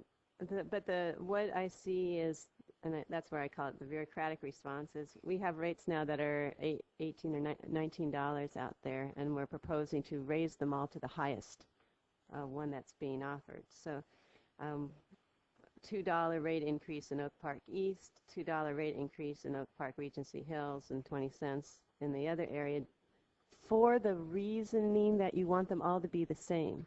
And I know the Oak Park MAC didn't want them all to be the same if that meant let's increase everybody to the highest one. So as far as the county initiating that one, I can't support that. I don't think the reasoning's enough for me to raise rates $2 a month in these areas. So the reason that the rates are increasing is that when we blended all of the factors into the rate model, that's what the numbers came out like. and the numbers are what the numbers are. The rate of 21.15 for the area of Oak Park we feel is more than a reasonable rate given the fact that the immediate adjacent area such as the city of Thousand Oaks is over $25. This is 21.15. And so it is not an unreasonable rate. It is a rate that we have justified through the numbers, through the audited factors that go into the blending of the homes in that service area. Okay. And so it's not that we sat down with the haulers and negotiated with them, let's just go to the highest number. What we did was sit down with them and go over all of the factors such as tonnage, rate miles, and set out rate, and the whole litany of those factors. We put them into the rate model, and that's the number that came out. And I don't think it's a coincidence. I mean, how could one be $2.04, the other one $2.05? It's to get to 21.15, the basis of it. I would like to add something. Yes, thank you. If we don't split the areas and we keep them as the three separate portions of Oak Park, there's one that's much larger than the other two, which is Oak Park West. If we don't blend, that rate will go up to $22.25. So you'll have the majority of the residents in Oak Park paying even more than the 21.15 if we don't go with this blend. And I mean, it's obviously the board's decision, but if we use the rate model, as Kay was saying, and we put in all of the inputs that we've been auditing and verifying, then that rate goes even higher. And so that's where the 21.15 comes. Yeah, it kind of knocks me sideways when I see the county is initiating a rate increase. And it's not even being asked for by the rate haulers. And well, as I see it, it's to get them all to be the same. Tip fees. I have a question on tipping fees. Currently in the contract, we're saying, well, we're not going to have a rate increase in 2005 next year. Unless there's like tipping fee increases was one of the unlesses. What regulates waste management? Aren't they the ones that determine tipping fees? Because they have the landfill. What keeps waste management from increasing the tipping fee and then getting the rates increased? And then aren't they GI rubbish or GI industries? And then so they're just basically getting more money through rate increases. We also regulate the rates at the landfill. And so to answer the question of what's to prevent them from raising rates at the landfill, the county regulates that annually on January 1 of each year. Do we anticipate any tipping fee increases? Any proposal for tipping fee increases will come into our office in August. So we don't know yet? No. If there'll be a tipping fee increase in the next year, say? Now, there are some fees that are going up, some down. And then there's waste management's costs, and if they are proposing any changes, that comes in via our contract with them via a proposal to us in August. Okay. And then when I look at you were kind enough to give me the service area map for Santa Rosa Valley. and I did when I saw, oh my gosh, Santa Rosa Valley is paying almost $40, 39 something a month which is like twice as much as some other areas. I was surprised, particularly when I see that there are actually 3 service areas in Santa Rosa Valley. All right. 2 service areas? 3 service areas. Well, there's one main service area, right. But there are edges of it that are included in different service areas. Right. And those other 2 areas are paying the more reasonable in the 20s, right? But the main one's paying 40. So when you describe like what you're doing in Santa Rosa Valley, I could see you wanting to take these other 2 areas and bring them up to the 40 also. I mean, you have different rates in Santa Rosa Valley also, and when you talk about the basis for the rate, all 3 areas are the same distance from the landfill. Basically, they all have horses that are having as much tonnage as, I mean, they're nothing different geographically or how these lands are being used, and yet the rates are, significantly different. The 3 service areas, as you describe them in Santa Rosa Valley, consists of the main the bulk of Santa Rosa Valley is served by Consolidated, and that's the service area I showed on the slide that is producing about 225 tons per day or per month, per week, per household. The other two service areas, which would be the Moore Park Unincorporated and Zone 2, which is the Camarillo area of Harrison's, are blended into much larger service areas, and so they have a larger base with less waste generation. Lexington Hills, which is in the Moore Park area, service area, is not a horse area. And so they're not generating as much green waste and manure as those in the Santa Rosa Valley proper.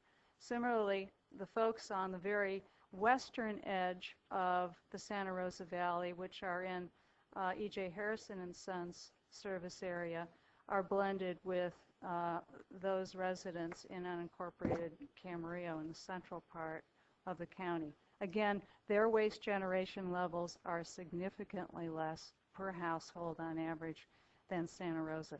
That's what makes Santa Rosa special. Right. And yes, and it is, from my understanding, only 10% of the homes in Santa Rosa Valley have horses. So it's those 89 homes that are determining it for the other 700 homes. well, interestingly, in 2000, actually, when this was just part of Supervisor Michael's service area, and we realized that we were going to have to elevate the rates significantly in Santa Rosa because conditions had changed, we went out to meet with the HOA associations and had extensive discussions both with the supervisor and with the HOA on this very issue.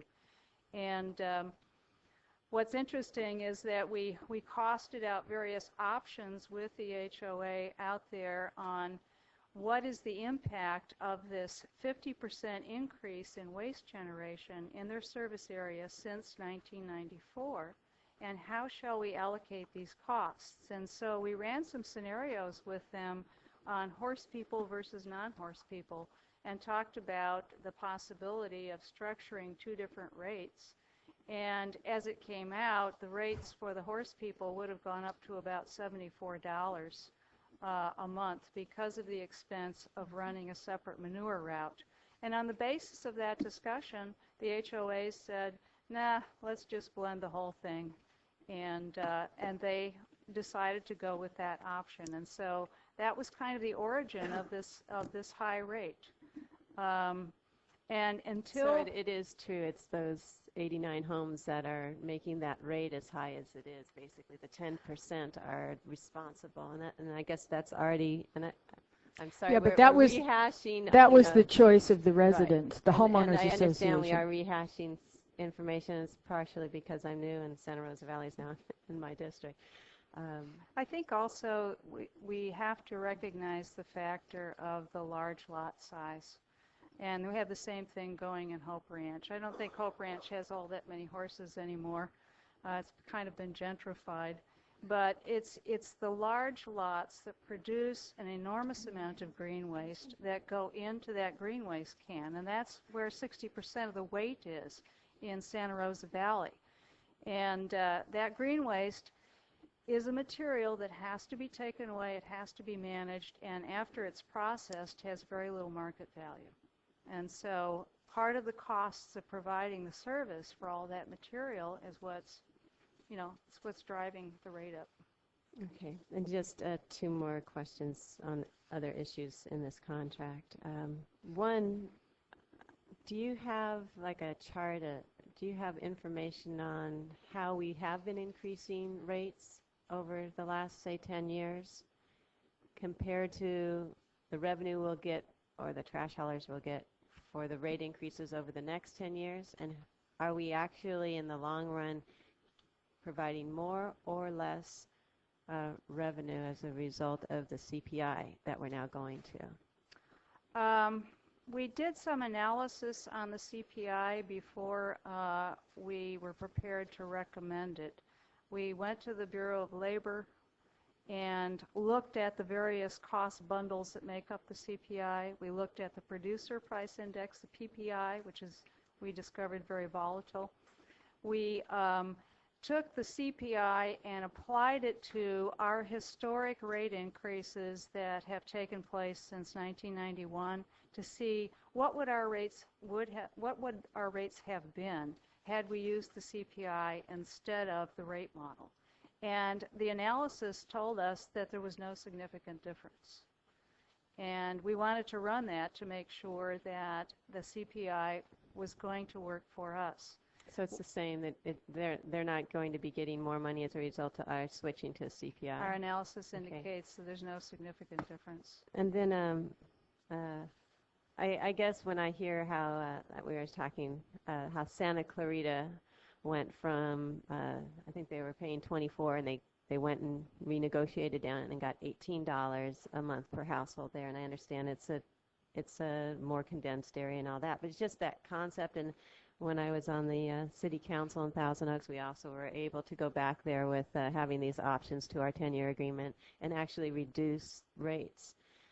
And I hear that that's, so it isn't an unusual thing. You can get in there and reduce rates. So I was discouraged to see the, guaranteed CPI increase. And as a matter of fact, the one that reduced the rates in Santa Clarita is the same one that's got the $40 out in Santa Rosa Valley. They're both Division of Republic, as I understand. Actually, it's Waste Management that won that contract. Consolidated has a piece of it, but I'm understanding that Waste Management won the contract. And, that's the position that we want to be in, the position that the city of Santa Clarita was in, where they could start at ground zero. They could say, the winning bidder, we're going to make you two bid against one another, and the winning bidder is going to get the whole city. And absolutely, yeah, 100%. But that's we're where we not want to there get yet. to. We want to get to that competitive That's position where we can go ahead and have one trash hauler compete against the other, and we can get reduced rates. That's correct. And as I look at Santa Rosa Valley, for example, with this guaranteed CPI, they're going to be paying $55 a month by the time this is over with. And again, compared to that, you do have 600 people that don't have horses out there that are going to be paying $55 a month when Lynn Ranch is paying 25 or something. But so that there's a big concern in my mind when my number one priority is rates, and to the point where I would like to just see the board say, and I very much appreciate what you've done, and the 10-year, looking at, let's get it out of the evergreen. But I am of the position where you were back in 1995, which is end it. Let's do it as soon as we can. Let's give notice. Let's end these contracts. That gives us 6 years plus whatever the notice period is. And then we can get into that situation where we can compete. And I realize there will still be a few out there that don't end in 6 years. But at least that, in my mind, will get us to an ability to have that competition sooner instead of in 10 years. We'll have it in 6 or 7 years. That's what I'd like to see, is to actually move to end these contracts, to get it sooner before our board to reduce the rates. And if the trash haulers are wanting to reduce the rates, then I could see, all right, maybe we don't need to end it. But right now, I don't like the position we're in. I don't like the rates that are being proposed, and that's because, like I said, rates are my number one priority. But that's what I'd like to see the board do. I don't know if the board's interested in that measure, but that's what I'm looking towards. Could I comment, Mr. Chair? Certainly. Regarding the Santa Rosa rates, the philosophy of the U.S. EPA and the philosophy of the state of California and most local jurisdictions is pay as you throw. And so those people that throw away more trash are charged proportionately for that, and the object is to create an incentive for them to divert waste rather than generating waste. And so if there is a significant change in the Santa Rosa Valley where folks can be encouraged to throw away less and recycle more, then we have the ability under these contracts we're proposing to go back in and reopen them if conditions change. And we would certainly be willing to intensify our programs out in the Santa Rosa Valley to try and help those folks find ways to reduce the amount of waste they're throwing away.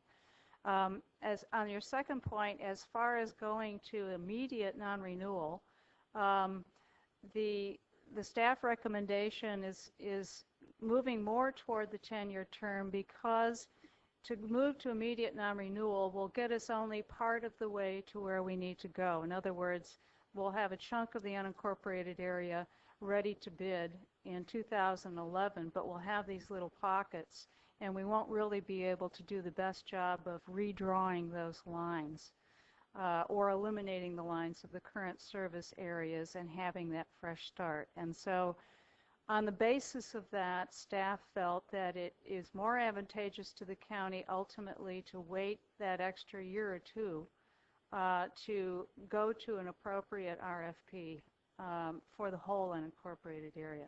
But as far as current rates are concerned, staff feels that those rates are reasonable, that they're very much in line with what other counties are doing. We're using the same factors. And we believe that with the CPI adjustment, we will keep pace generally with where other jurisdictions are for the same kinds of services. Thank you. Supervisor Parks, you want to respond to that?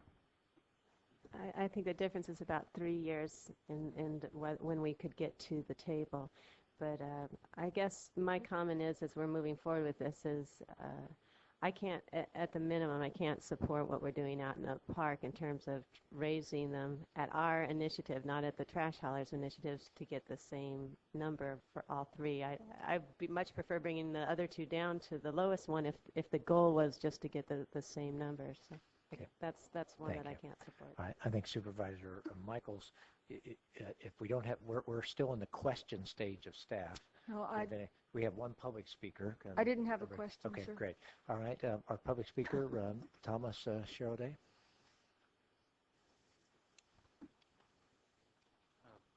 Good afternoon. My name is Tom Sherode. I'm the contract manager for E.J. Harrison & Sons, and have been involved in the negotiations over the past year. We wanted to address a couple issues that came up, questioning primarily the rate part that E.J. Harrison charges in some areas. But before I get to that, two minor points of clarification. In the city of Thousand Oaks, we actually didn't reduce rates along with GI.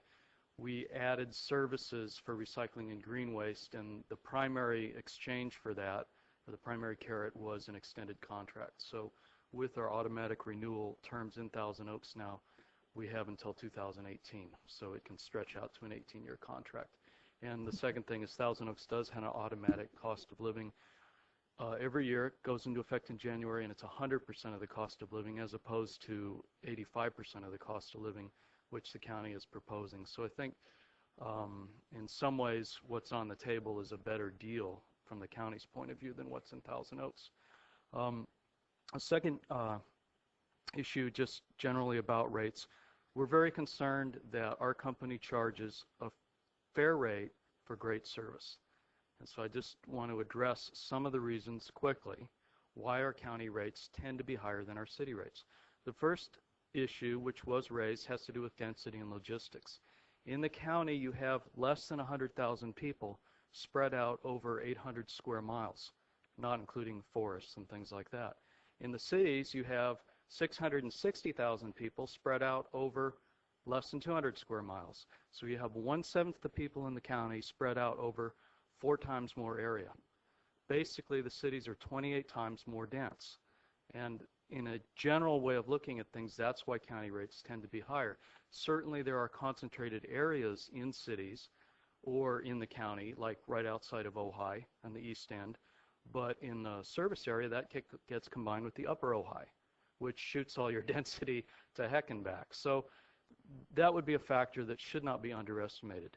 28 times more density in the cities. The second thing that needs to be taken into account, the county has, in almost every case compared to our cities, more services than the cities that they surround. Generally speaking, we provide weekly yard waste and weekly recycling, and in most of our cities, we're every other week. So that has to be taken into account. And the third thing, and again this was mentioned, the weight factor. Our average city, the highest weight that they're generating per customer per week is 80 to 85 pounds. Our average county area is well over 110 to 120 pounds per customer per week. That amounts to a $3 to $4 per month differential just for getting rid of the stuff. Doesn't even take into account maybe that you might take more time and the truck fills up quicker and things of that nature. All of these factors come to play in Supervisor Bennett's area. The Ojai zone rate. We have little islands of county service in the middle of the city of Ojai that are picked up every week for everything, which is a different schedule than the city has. Then we have to go up the grade to the upper Ojai, and so you get more weight. You have almost 40 pounds more per customer per week. You have more services, and you have logistical challenges that are very demanding. Anyway, we appreciate your time, and thank you for your consideration. Thank you very much. That ends our public speakers. We're now at the board comment phase. Supervisor Michaels. Yes, thank you. It seems to me that an extreme amount of work has gone into this on both sides. And while I know there are areas with differences, having been through that with the Santa Rosa Valley once or twice myself, I understand that it does seem unfair. However, when they were faced with the discussion, they made the choice that, the horse owners wanted to help spread the wealth, so to speak. And so that's kind of how we ended up. And I think that I think my primary goal right today is getting everything to end at the same time so we can neatly and cleanly change the service areas. The county has changed considerably over, just look at the 10 years I've been here, let alone how long these service areas have been here. So it seems to me that in everyone's best interest that we go ahead with staff's recommendation today, and that we ask staff to be sure to monitor the CPI and whether or not that's making an untoward difference, and then begin to move and prepare for that time when we can then go out to bid. And there's a whole lot of discussion that's going to happen in between. Do we want a few service areas, and do we want exclusivity? Are we going to be willing to award one contract for the entire county?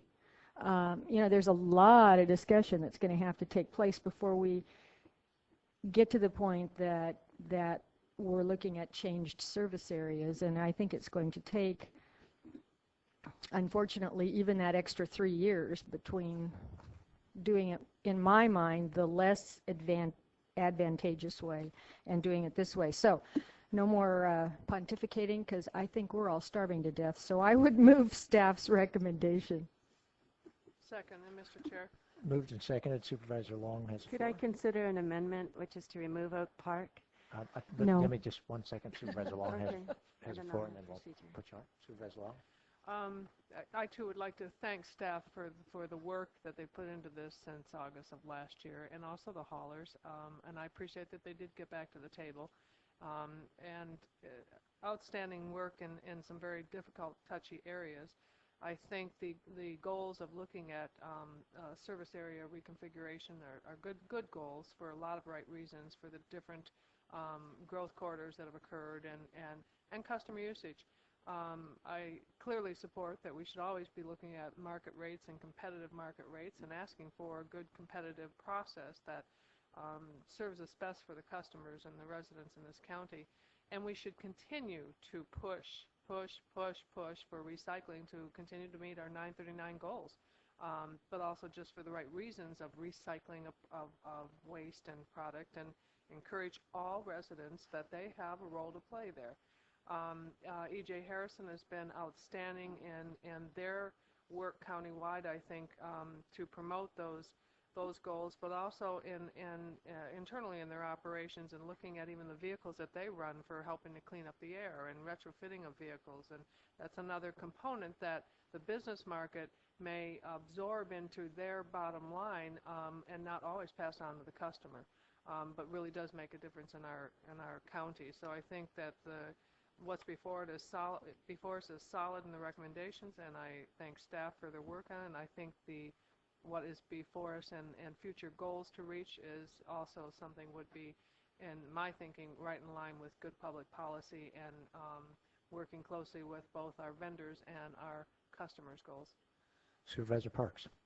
Yeah, I'd like to make an amendment to the motion to exclude Oak Park. You know, when I look at 2,000 homes are paying about $21, another 1,000 homes are paying about 18, so the objective is to 19. So the objective is to get them all up to 21. Even though one of those three will be coming before our board July 30th of this year, it expires. So just 5 months before it expires, and we have to renew another 10 years, probably what we'll do, we're bumping it $2. Now, wouldn't that be appropriate at the time when we're negotiating? Additionally, if you look at it, Oak Park's the only one that's being hit in the whole county, and I don't think it's appropriate, and it's being initiated by the county, not by the haulers. So, with that, I would request to not include the rate increases for Oak Park. I have a question about how that could be done, but there's been a question for amendment. Before we go back to staff, I mean, we sort of closed the public testimony. I'm happy to go back to staff if any supervisor wants to ask staff a question about that. So I see a staff's approach, but we're at the supervisor discussion time. Do you want to? Exactly. And at this time, I don't believe that the motion maker would be willing to entertain an amendment. And I have, well, two questions. Number one, an answer on why would we do this now, if in fact that's happening, and what would it mean to everything else that has been done here if we were to exclude an area. And I'll get the technical answers first, and then I'll give you my philosophical speech number, whatever it is. I wanted to offer a point of clarification. I'm not sure Supervisor Parks understood that if we do not go to this blended rate, one of the service areas in Oak Park is now entitled to an increase because of increased tipping fees. And so the largest portion of Oak Park would go to $22.25 under the terms of their existing contract. And so they would actually go, the bulk of the Oak Park service area would be paying more than what we're proposing. I wanted to clarify that. That's the existing contract. Correct. And what's proposed before us is a new contract? It is a new 10-year term contract which would yield a lower rate than what they're otherwise already entitled to. So you don't think that the new contract can keep the same rate that we have now, even though it's the county initiating increasing it? Well, the county has to play by the same rules in all of its service areas, and so what we have done is utilize our approved rate-making procedure to recalculate the rate, and that's the number that came out. And that procedure goes away after we make this vote? This is correct. Okay, so I don't see the problem, personally, sorry. Second question, I think. You had two questions, and the second one was what happens if you tried to pull out. Right. Part. I mean, as we sit today with this document in front of us, if we were to do something like that. Well, it goes back to the map that I showed you. If we were to exclude the 3 Oak Park service areas from your action today, what would happen then is that one of the service areas, which is the largest, which would be Oak Park West, would continue in perpetuity. So if you wanted to stop that, you would have to issue a notice of non-renewal, in which case that service area would expire in 2011. Then another service area which is Oak Park East, has a fixed-term contract, and that one would expire in 2013. And then That's enough. Okay. I'm not going, I can't go with the amendment. Given my objective to get these all ended at one time so we can go out to an RFP, adjust service areas, and get all of that done, I can't tear apart what has been proposed, because basically I believe that it's ultimately the best thing, even though there may be portions of it that in Supervisor Park's mind or my mind or anybody else's aren't perfect. I want us to get to that end goal, and so I am not willing to undo that. The other technical part of that question was, Mr. County Counsel, if we should change something in this, wouldn't it have to start all over again? Like come back and... It's a standalone. Well, but...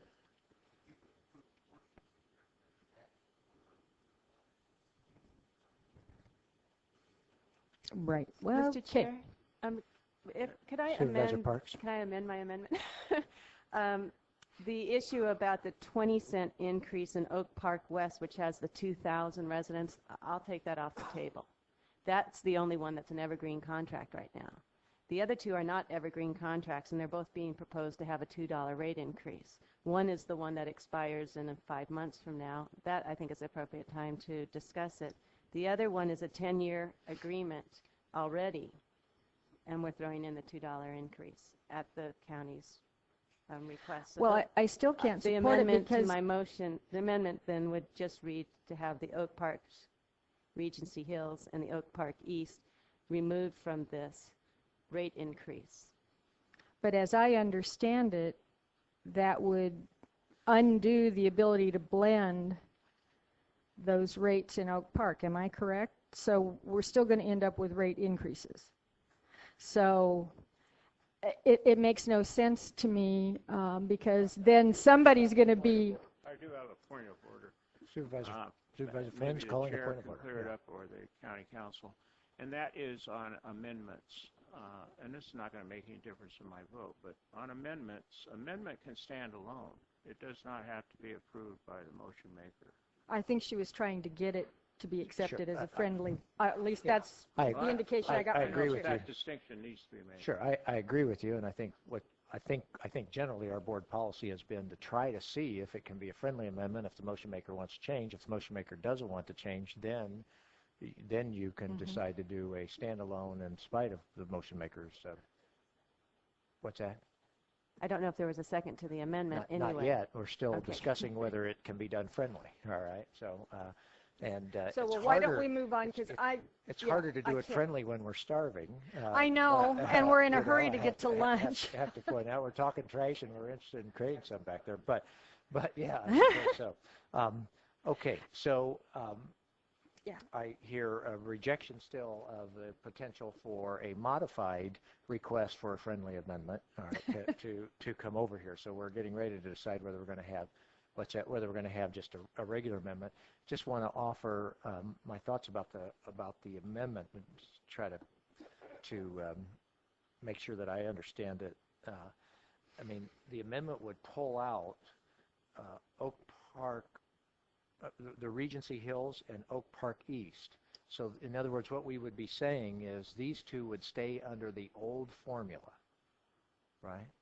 Now the Oak Park East, if we pull that out, that's under that's not Oak Park East will not be coming up for renewal soon. That's right. Oak Park East, I think, should fall in just like all your trash areas and have an increase in 2006, not now. And the same thing, the Oak Park Regency Hill, they're going to be coming up for renewal in 5 months anyway. Let's deal with the $2 then, not now. What a better negotiating position you'll have when they want a $2 increase, if they want it. You know, it's being initiated by the county. Their contract ends in July 31st, 2004. Okay, that's when their contract ends completely. Yes. And yet we're giving them a $2 increase now. That service area, the hauler, GI Industries, has waived an increase, a CPI. That little contract has a CPI to it. They have waived that CPI in the interest of getting this blended rate, so that rate would go up if you do not approve this blended rate. It would be up for rebid in July, but it's such a tiny little service area that the last time we bid it out, we only got one taker. As far as the other area that you're proposing to exclude, which would be Oak Park East, that has an existing 10-year contract. It would not be subject to the rate freeze to 2006 that we're proposing today. That's a separate contract that was approved by your board last March. It has its own terms, and it has no CPI. So that contract rate would be amended by petition from the hauler when they wanted to propose a rate increase. So it's a totally different type of contract, different conditions, different expiration.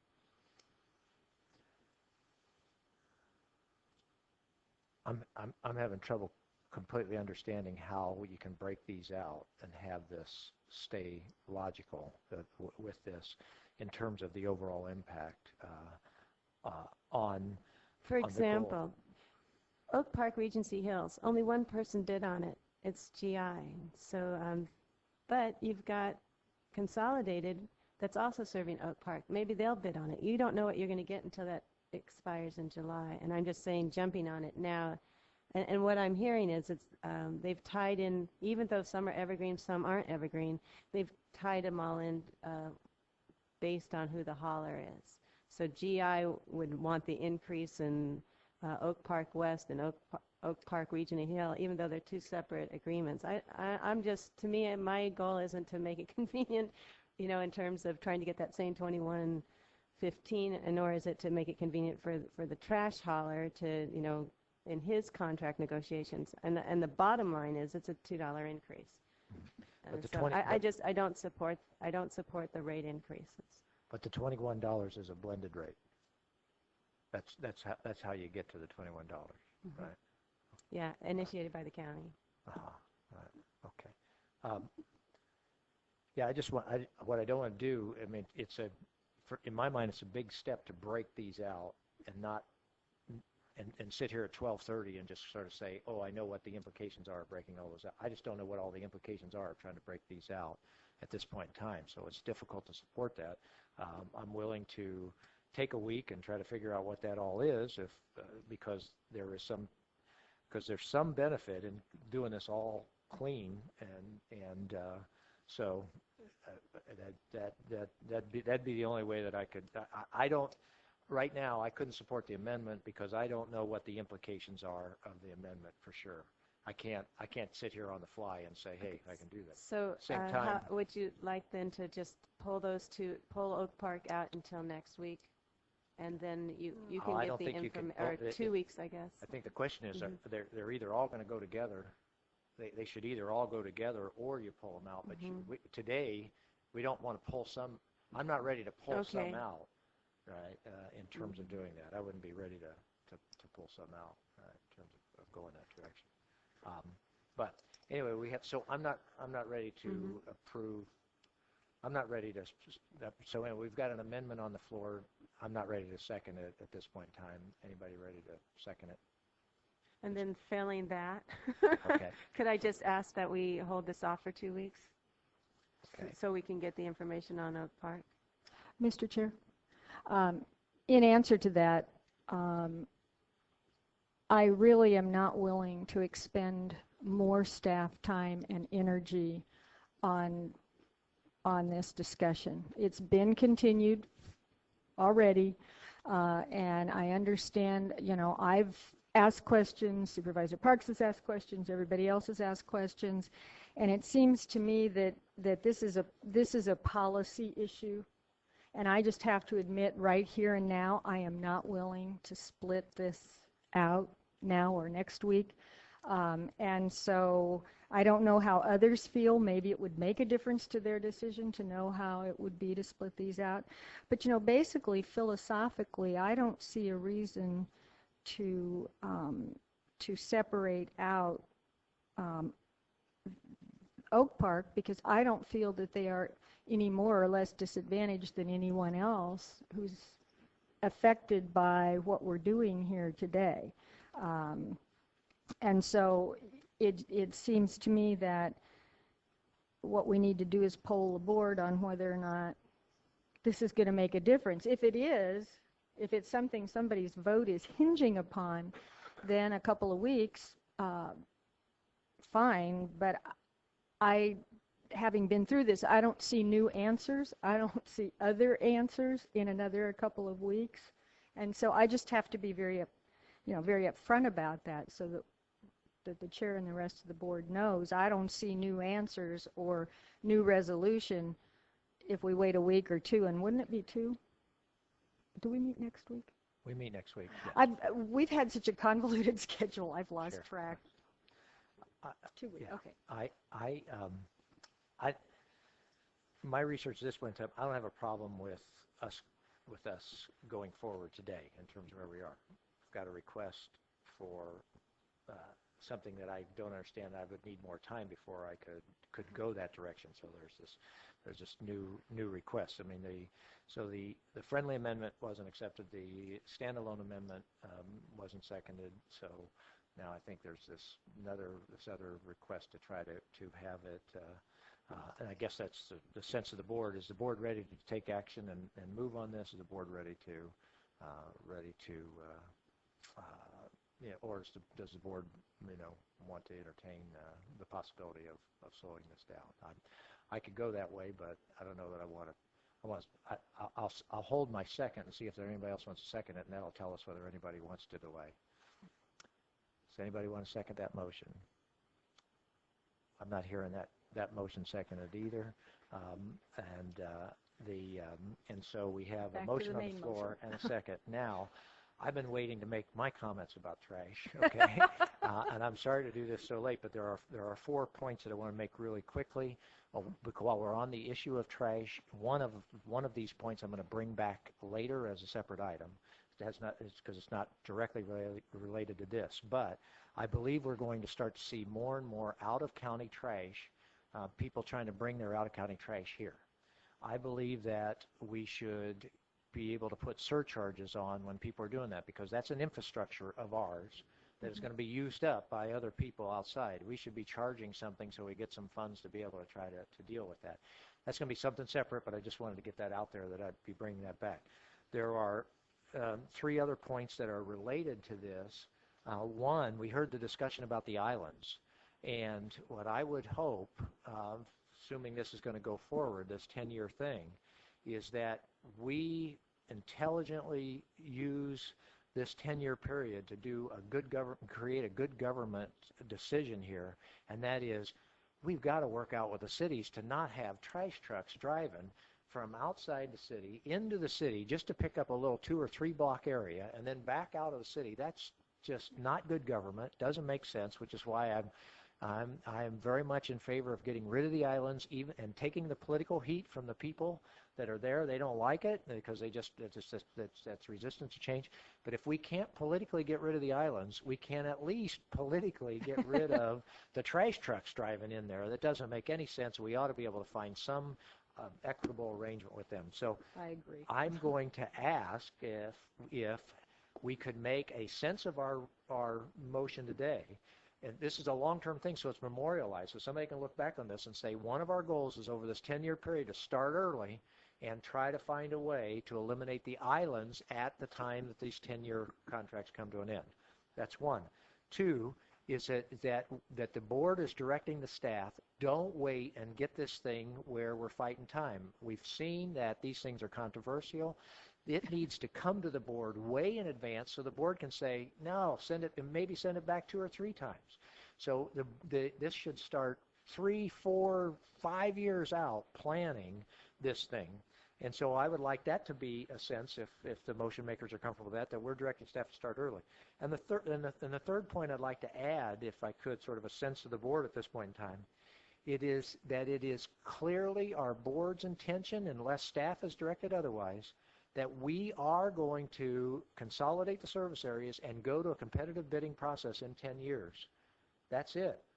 That if the board obviously can change that direction, but what I don't want to do is have us do this and then have us in 3 or 4 years have the trash haulers coming in and going, extend us 3 more years, extend us 3 more years. I want you to be able to say, no, we have clear direction from the board. We want to get to, every 30 or 40 years you ought to do it. You ought to go to a competitive bid. I don't know how long it's been, but we've been on the evergreen contracts, and we ought to have the full look. So I would respectfully request that those 3 senses of the board be added to the motion, if that's agreeable. So that we would have be the clear direction. May I make a comment? Certainly. Supervisor Flynn. We're possibly dealing with our own definition of islands here, and not necessarily a LAFCO definition. Am I correct? Well, I'm dealing with LAFCO definition. I think they're the same in my mind, but maybe I'm wrong. Can we ask staff real quick? Are the islands the same as the LAFCO islands? That's why they are islands. Yeah, so they're the LAFCO islands. So they're the same. I think I think good government does what you're suggesting, but there is a but here that we can cause some real explosive situations if those islands happen to be fairly huge. And today, and I'm not Mike, let's see, where would we be thinking? If I can, Supervisor Flynn, so I can be clear, I'm not saying that the sense of the board here is that we want to politically get rid of those islands. That's my own sense. My sense is, from a trash hauling standpoint, we want to get rid of the islands. That's the only thing I'm requesting right now. Negotiate with the cities to pick it up or Negotiate with whatever. cities to get rid of the trash hauling islands to the extent possible. That's clear. That's right. So you have as much seamless service. I like that. Yeah. Okay. So, okay. Second concurs. Okay. Is there any discussion of the motion now? Hearing none. All right. That was a friendly amendment and accepted, and so we didn't have to do the second. Okay. Objections to the motion out there. Supervisor Parks objects. Any other objections? Motion passes 4-1. I want to ask the board, what do you want to do? We have one other public works item, item 41. Staff, what's your estimate in terms of time? And board, do you have questions about this? Do you want to eat or do you want to come back? Staff, what's your estimate in terms of time? 30 seconds. 30 seconds. Staff, anybody have anything? 30 seconds. Let's do it. Einstein said that imagination is more important than knowledge. This grant before you today will facilitate the role of the department to assist schools throughout Ventura County to allow children to imagine the environment, imagine their role in it, act into that. For a moment, I know you didn't receive credit. Now you don't need to make up for it at this point. I was trying to condense it, Mr. Flynn. 16 seconds and this grant is essentially, the project is $100,000. We're asking for a federal EPA grant, $75,000, matched by $26,000 of county and school district partners. The main focus is on UA schools serving the UA. Some happen to be in cities. Some actually are in primarily UA. We've gone at this twice. Hopefully the third time we'll get it. We've gotten improved scores, and we ask for your approval. Move approval. Thank you very much. Moved and seconded. Any objections? 2 questions. Yep, 2 questions. One of the things I did want to know was who your partner is, but it's the school districts. It's not mentioned in the report. I believe on the board letter we identified the partners in this current grant, which are the Ojai, Ventura, and Rio school districts in the unincorporated area, the Wishtoya Foundation. This is where the $2,000 is coming from. Ojai. Ojai Unified School Okay, District. that was my question. The other one is, are these discretionary funds that you're matching the grant with? Could it be used, for example, in the general fund for other financial things, or is it specific to ERD? Well, Mr. CEO, you'll have to help me out on this one, but I'll take a venture to guess. My understanding is our department fund is a special department revenue. We are not a part of the general fund, although we do contribute to the general fund in terms of your cost allocation plan. I'm not prepared to comment on that, Gerard. Anybody who just got finished saying that imagination was more important than knowledge, I think I need to go back and check my notes. Supervisor Parks, I don't know that you're going to get the answer. Doesn't look like I'm going to get it. Thank you. Yeah. Do you want to object to the motion? You want to? I'll move approval. Okay. All right. No, we have a motion. What's that? I mean, we have a motion. Yeah. So we don't have the answer to this question. Well, if I understood the answer correctly, are these general fund monies that we're contributing? No. They're not. Okay. The question was, could those monies somehow go back to the general fund? Are they If discretionary? they're not Well, expended. to the best of my knowledge, no, but I think that gentleman is working on that issue. Okay. Okay, to the best of your knowledge, what? No. The funds cannot go back to the general fund? They're not general fund money. They're special department revenue. The question is, are they earmarked for this kind of program, or could it be that we could use them for foster children, or we could use it for nutrition programs? They cannot be used outside the scope of the solid waste management department programs that we are involved in. Is my understanding, but again, it's my understanding also the county council is evaluating that issue. Auditor, you agree with that answer? I agree. This is a special revenue fund. Great. So Supervisor, you got the answer to your question now? Great. Thank you very much. All right. So we have a motion out there. Any objection to the motion? Hearing none. Motion.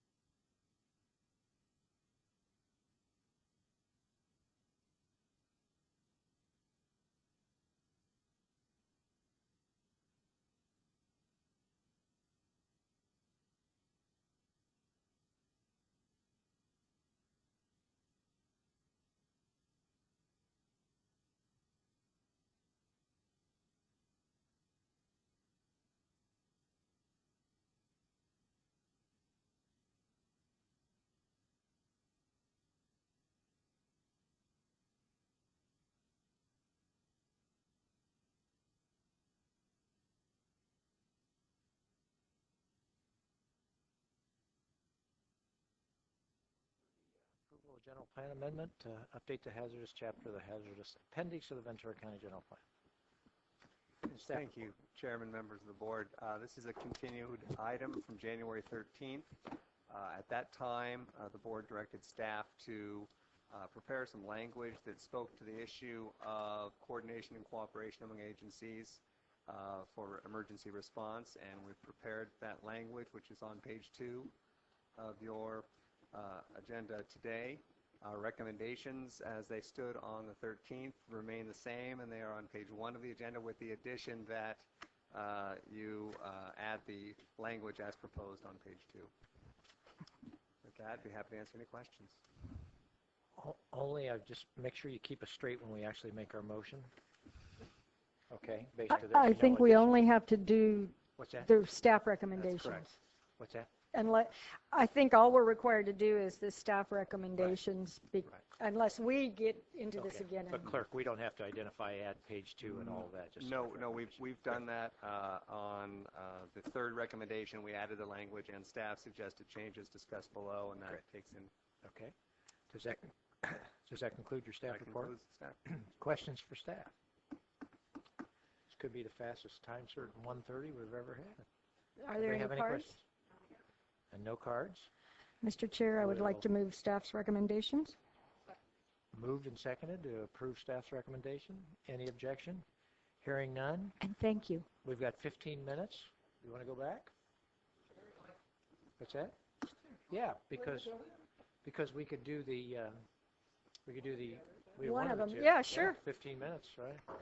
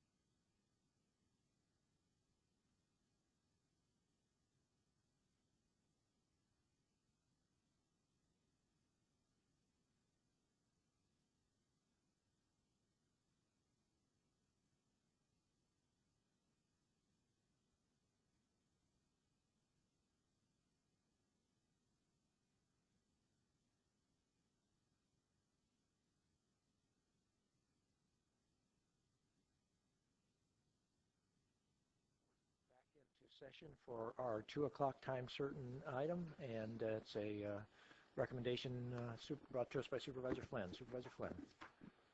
Yes, thank you very much, Mr. Chairman and board members. You have an issue before you, before this board today, and the subject of it is an adoption of a bidder questionnaire and ordinance. I began meeting with union members, locals, union leadership, and contractor leadership about 2 years ago to come to terms with the issue of attempting to define what the word responsible means. And the word responsible, prior to the enactment of AB 574, and then further with the enactment of AB or 420, I think it is. I don't have it right in front of me. But the definition of responsible boiled down to this, that a contractor have a license, a state license, and the contractor be bondable. That was the definition. During my tenure as a member of the Board of Supervisors, I've had local unions membership and leadership come to my office on several occasions complaining, but not only complaining, identifying specific violations of the prevailing wage rate and how that rate was handled. And that seemed to be the biggest issue with the labor unions who came into the office.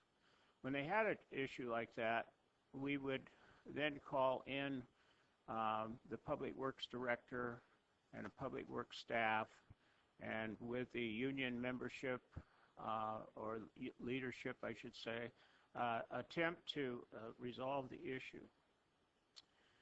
Now, the prevailing wage rate, when certain types of funds are used, like federal funds, the prevailing wage rate must be paid.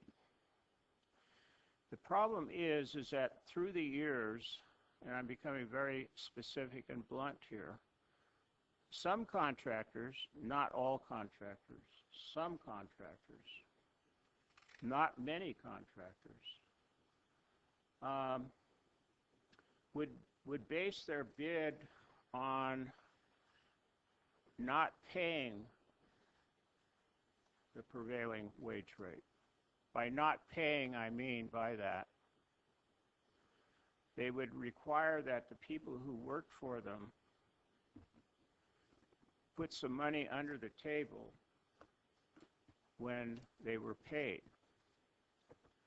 So in effect, the prevailing wage rate was paid, and then at the same time, money returned to the contractor. Now, the important thing here is to know that not many contractors violate this issue. We have contractors here today. I doubt if they violate them. But when you think about this from a contractor's point of view, if the contractor presents a bid based on all the costs and the true costs, and that same contractor then is faced with a competitor who places a bid not necessarily on all the true costs, then the competition is not fair. So it's unfair to the contractor. But to try to get around that and to try to police that is difficult. Very difficult because of the word responsible. What does it mean? It has a very limited, helpful meaning to it. So this effort today that we're looking at, which is a bidder questionnaire and then a follow-up ordinance, is an attempt, kind of a first step, to try to get control of a situation that from time to time simply produces problems, sometimes costly problems for the county. But when you look at this from a laborer's point of view or from a union member's point of view, and from the person doing the work's point of view, and a labor leader's point of view, if the worker has to pass the money back, then what does that mean? That means that that worker is not going to be paid a prevailing wage. So we've discussed this for 2 years.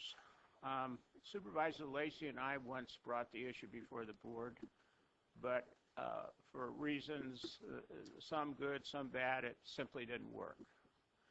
Now we have some legislation that is permissive, but allows a local government, school district, county government, city government, to define responsible in a more responsible way, I would say. So before you today, you have the letter from me, and you have a proposed questionnaire that's been debated and debated and debated. Each side, if you will, if you think of two sides, maybe really may be three sides. There are two contractor organizations, and perhaps they don't both agree with each other on certain items. Labor unions tend to be, all of them, at least from my knowledge, tend to be in agreement with the questionnaire that's before you today.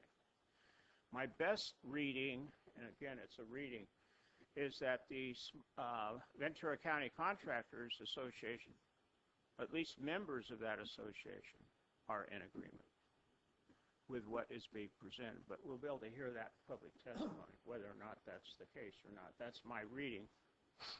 Now, as I said, I started 2 years ago on this, and it took a long time. You know, you get a whole room full of people, all with different interests, trying to come together on an issue. I think we got together as well as we possibly can, with each side giving in on certain points, considerable give in on certain points. So on some of the meetings in the latter part, Supervisor Long did come to the meetings. I'd hoped that she would have signed this letter, but she declined to sign it. I think she thought there should be one more meeting. I'm not sure about this. I'm not telling you what you said. One more meeting to try to bring everyone together. It was my judgment that we simply weren't going to be able to do that. We did the best we could with what we've got in front of the board today. So what I would suggest, Mr. Chair, is that you open it up and hear the testimony. I don't know if people have all filled out blue cards or not, but there's a requirement to fill out a blue card if you're going to address the board. If you want to address the board without, in written form, you can do that with a yellow card. But that's the initial presentation by myself. Thank you. Before we open it up to the public comments, are there any questions? I have a couple of questions, but I would prefer to wait till after. Fine. So I can, if more happen, we can ask them all at once. Okay, great. So our first speaker, Michael Bennett, then on deck would be Tony Morale, and you have 5 minutes, Mr. Bennett.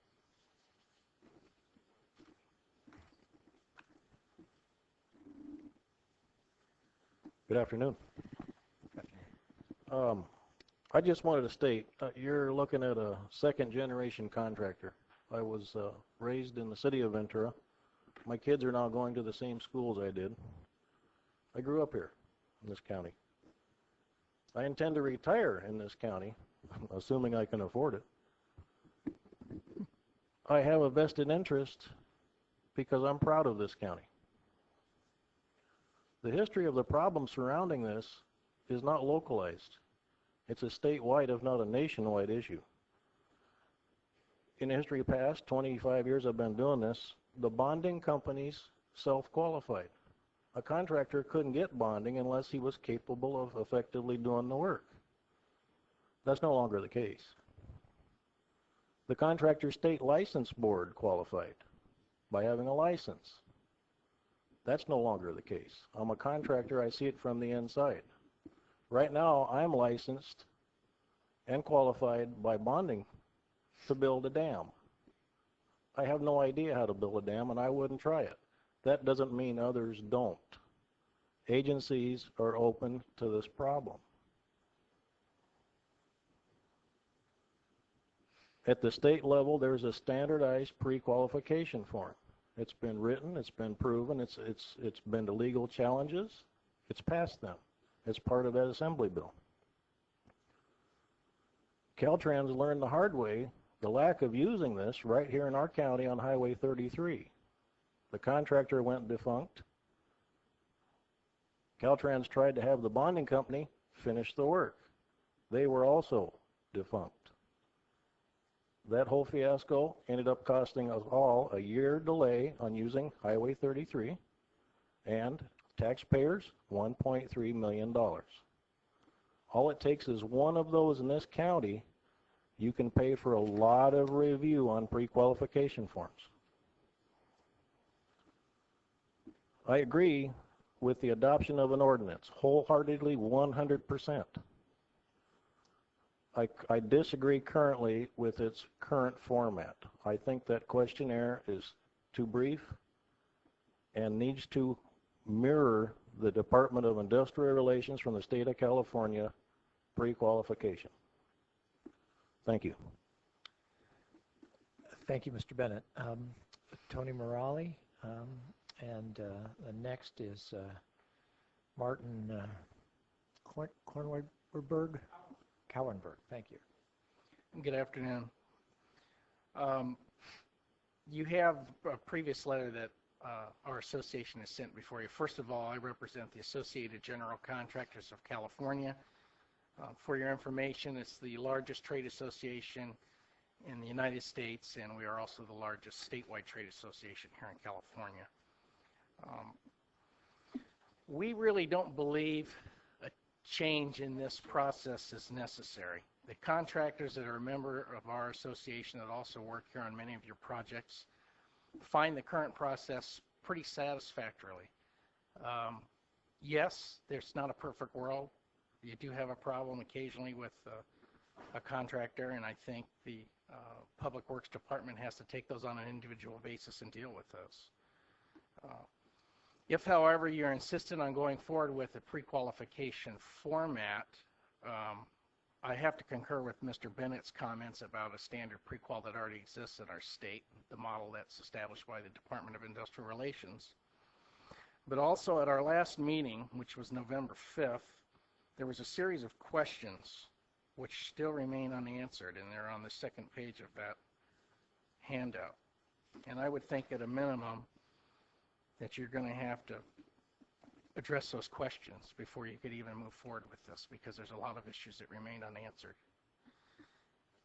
And so I will leave that up to this body to pursue the outcome of this issue. Thank you. Thank you, Mr. Morelli. Just for the record, the Mr. Bennett he was referring to was the speaker that was right in front of him. So Mr. Cowenberg, and then on deck, Robert Guillen. Good afternoon, distinguished members of the board. My name is Martin Cowenberg. I'm a compliance officer or a compliance representative with the Operating Engineers Local 12. And primarily my job is to ensure that the prevailing wage laws are adhered to, as well as other safety and related statutes. I remember being before this board about 6 years ago, 1998, when the board was wrestling with a dilemma as far as addressing the exact issue that Supervisor Flynn raised, as far as having a potential non-responsible contractor, but the inability to act and take action when the evidence clearly showed that a particular contractor at that time was, at least on the surface of it, to be non-responsive or non-responsible. The board passed a resolution at that time to support the Mazzoni bill, which is the genesis of AB 574. And the board, in fact, in that resolution, looked for some answers to give them the vehicle to address the issue of when you have a non-responsible contractor, give them the legislative vehicle to actually deem them non-responsible. I believe the questionnaire before the board is statutorily in line with the legislative intent of AB 574, does meet its requirements, we certainly would not oppose a full pre-qualification guidelines. But as far as the questionnaire itself, we've been working on it, and again, a special thanks to Supervisor Flynn and his staff for putting it together, and we've been working for 2 years. We certainly hope that the board does adopt the questionnaire. If it needs some tweaking, we certainly would be standby to assist in that respect. But in its final form, it addresses the primary question that's been on our mind, and we again urge the board to pass the questionnaire. Thank you very much. Thank you very much, Mr. Kallenberg. Robert Guillen. And then on deck, Lori Bennett.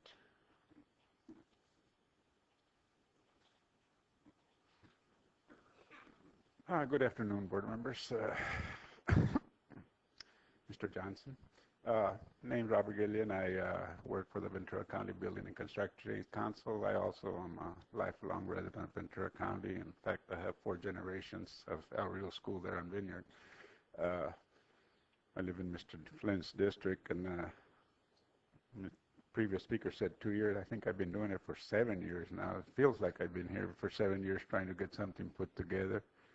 And Mr. Bennett said about the contractors that there's good union contractors, bad union contractors, good both sides, you know, and we need something where they can all play a level playing field. One example is I invited a non-union painting contractor to come and pick up plans here at the county. He's a friend of mine. And he came up and he said there was 3 other, I think they were Greeks. And they were talking among themselves saying, well, you do this job because I did the last one and I have too much work right now.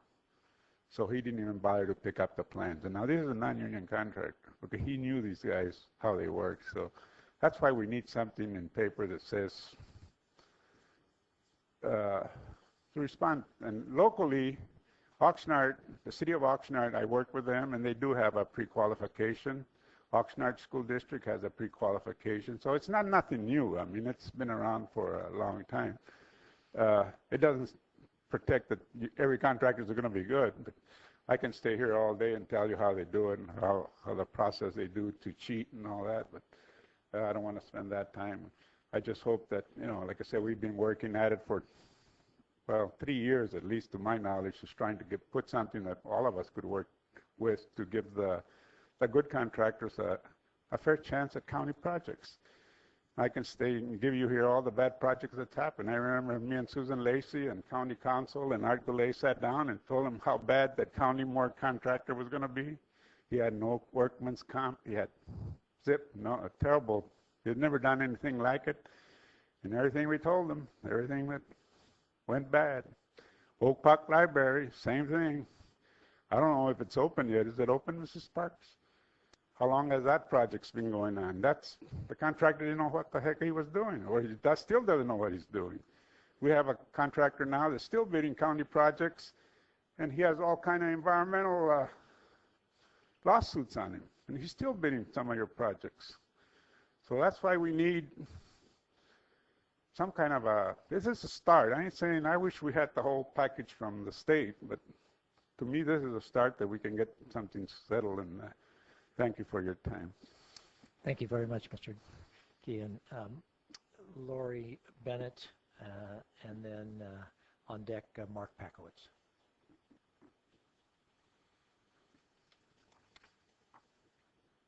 Good afternoon. Just for the record, to let everybody know, I am a non-union contractor, and previous speaker was right. It doesn't matter whether you're union or non-union. It's who's playing the game and if they're playing it fair. I represent the Ventura County Contractors Association. Also have a business here in Ventura that's been here for a long time, about the same amount of time as the previous Mr. Bennett was speaking. We come from the same lineage. But our premise that we would like to put forth is that we do support the bidder questionnaire. And more importantly, I would like the idea of putting it into terms as a pre-qualification as opposed to a bidder questionnaire, because we really need to pre-qualify anybody that's bidding work within the county of Ventura. It's very important that we do that. We would also like to see changes, the Contractors Association I'm speaking on behalf of, to the current, what we came up with at the last committee meeting, making it maybe more involved. It's a start. It is something that we can start with. I know that there are costs associated with it that are going to come out of Public Works budget. I know that we're tight right now on our own county budget, but I think if you look at the value in the very beginning of this project and putting the time and effort into setting up pre-qualification versus the time and effort you have to spend on every single project, whether they're large projects like the Thousand Oaks Library or they're smaller ones that are let out every single day that are less than $100,000. If you think about the amount of money that's being wasted, and I can't say it's on every project, but you just have a huge doubt about what's going in and if it's being inspected and everything that it takes to follow through on the bidding process, not just letting it out and have somebody fill out a questionnaire, but to also follow through on the process of construction and afterwards. And just as Supervisor Flynn was talking about, the follow through on the certified wages, the prevailing wages and the certified payrolls, but also on materials as well. So it's several facets to it, but main thing is that we do support the bidders questionnaire. Thank you. Thank you very much. Ms. Bennett. Mark Pakowitz, our last speaker. I said thank you very much. Oh, thank you. I'm sorry. Members of the board, Mr. Chair and Mr. Johnson, Mark Pakowitz, the Executive Director of SEIU. I just want to lobby and ask for you to consider this. I think it is appropriate. My understanding of this is it has been going on for quite some time and the parties may never actually come to a perfect agreement. But I think that this is the best that we can do at this point, and certainly there appears to be a willingness by all of the parties to continue to work on this and, if necessary, change or alter it in some way so that as problems do arise with the process as it goes through, that they could be corrected. And I think that this would be an appropriate time for the board to take the first step in this direction, and that's what I would urge you to do. Thank you. Thank you, Mr. Pakowitz. I believe Supervisor Michaels has questions. I neglected to do something.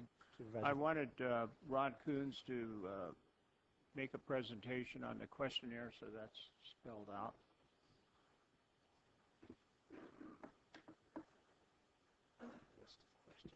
I'm not Ron Coons, sir. Alec Pringle. Mr. Chair, members of the board, Mr. Johnson. You asked that we go over the questionnaire in brief summary. I'll be happy to do that for you. The questionnaire is composed of 10 questions. The idea is for the bidders to fill out the questions, actually score them themselves, and submit the completed questionnaire as part of their bid. The first part of the questionnaire is just to determine the size of the company through the fiscal revenues of that company. That then assists the bidders in answering the following 10 questions. The first two questions are the history of the bidders with previous contracts, and the group in this preliminary questionnaire decided to make these yes or no answers so that a yes answer would disqualify the bidder as not being responsible. At the top of page 2, that note is made to whoever's filling out the bid that that's the case. It also allows them at the end of the questionnaire to appeal that to the jurisdiction that is issuing the contract. But for the moment, let me go on to the next several questions. Questions 3, 4, 5, and 6 are questions regarding the licensing and any violations that the bidder might have had with any of the jurisdictions within the state. Environmental questions, penalties assessed for prevailing wage problems and that sort of thing. That's 3, 4, 5, and 6. 7 is a question regarding violations associated with labor, failure to pay back wages or comply with prevailing wage regulations. And then question 8 is regarding the history of that company with other jurisdictions where an awarding authority might have found that they were not a responsible bidder. 9 is with respect to those officers that may be part of the company submitting the bid and whether or not they'd been found liable or guilty in any sort of criminal action. And then the last one is whether or not your firm has defaulted a contract, and if so, the number of those claims. You'll notice that several of the questions, actually all but 1 and 2, have points associated with them. In some cases, depending on the number of violations, there may be 5, 3, or no points allowed. At the end of the questionnaire, there is a place for the bidder to summarize the total points that he's received. And then, as I mentioned in the second paragraph of that last page, an opportunity for them to appeal what may appear to be not meeting a minimum score. The minimum score we did not set.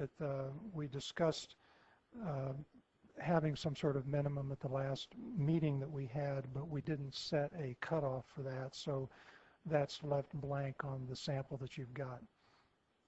And then lastly, a declaration that that the foregoing is true and correct.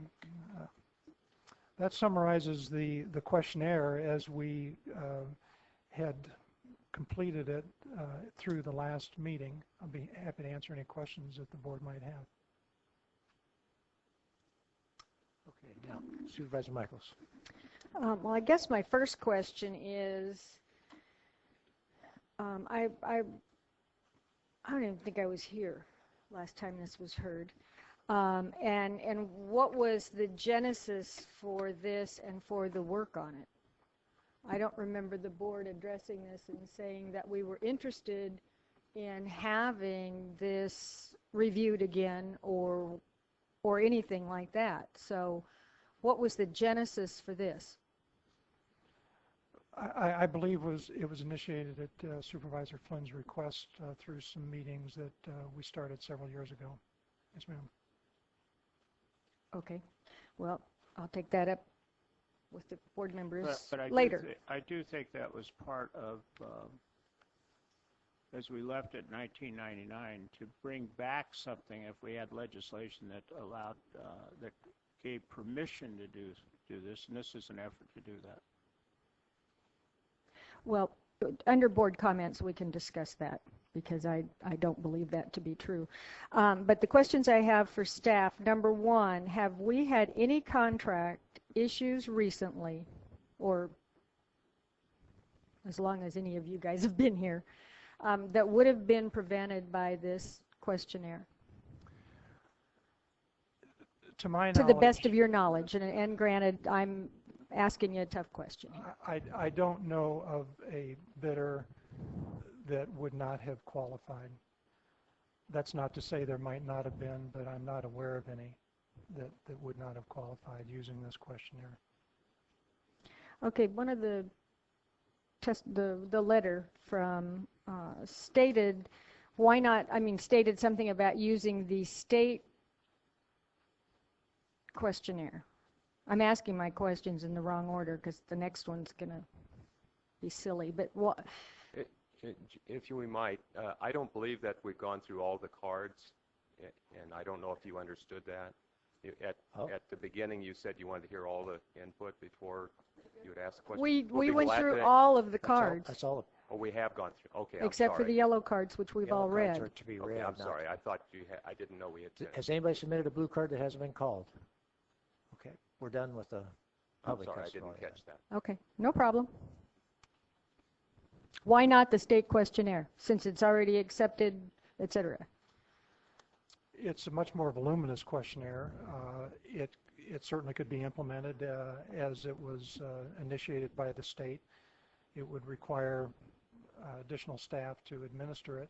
It is more lengthy, requires interviews, a lot of background reference checks, including review of fiscal statements provided by the contractors or the bidders.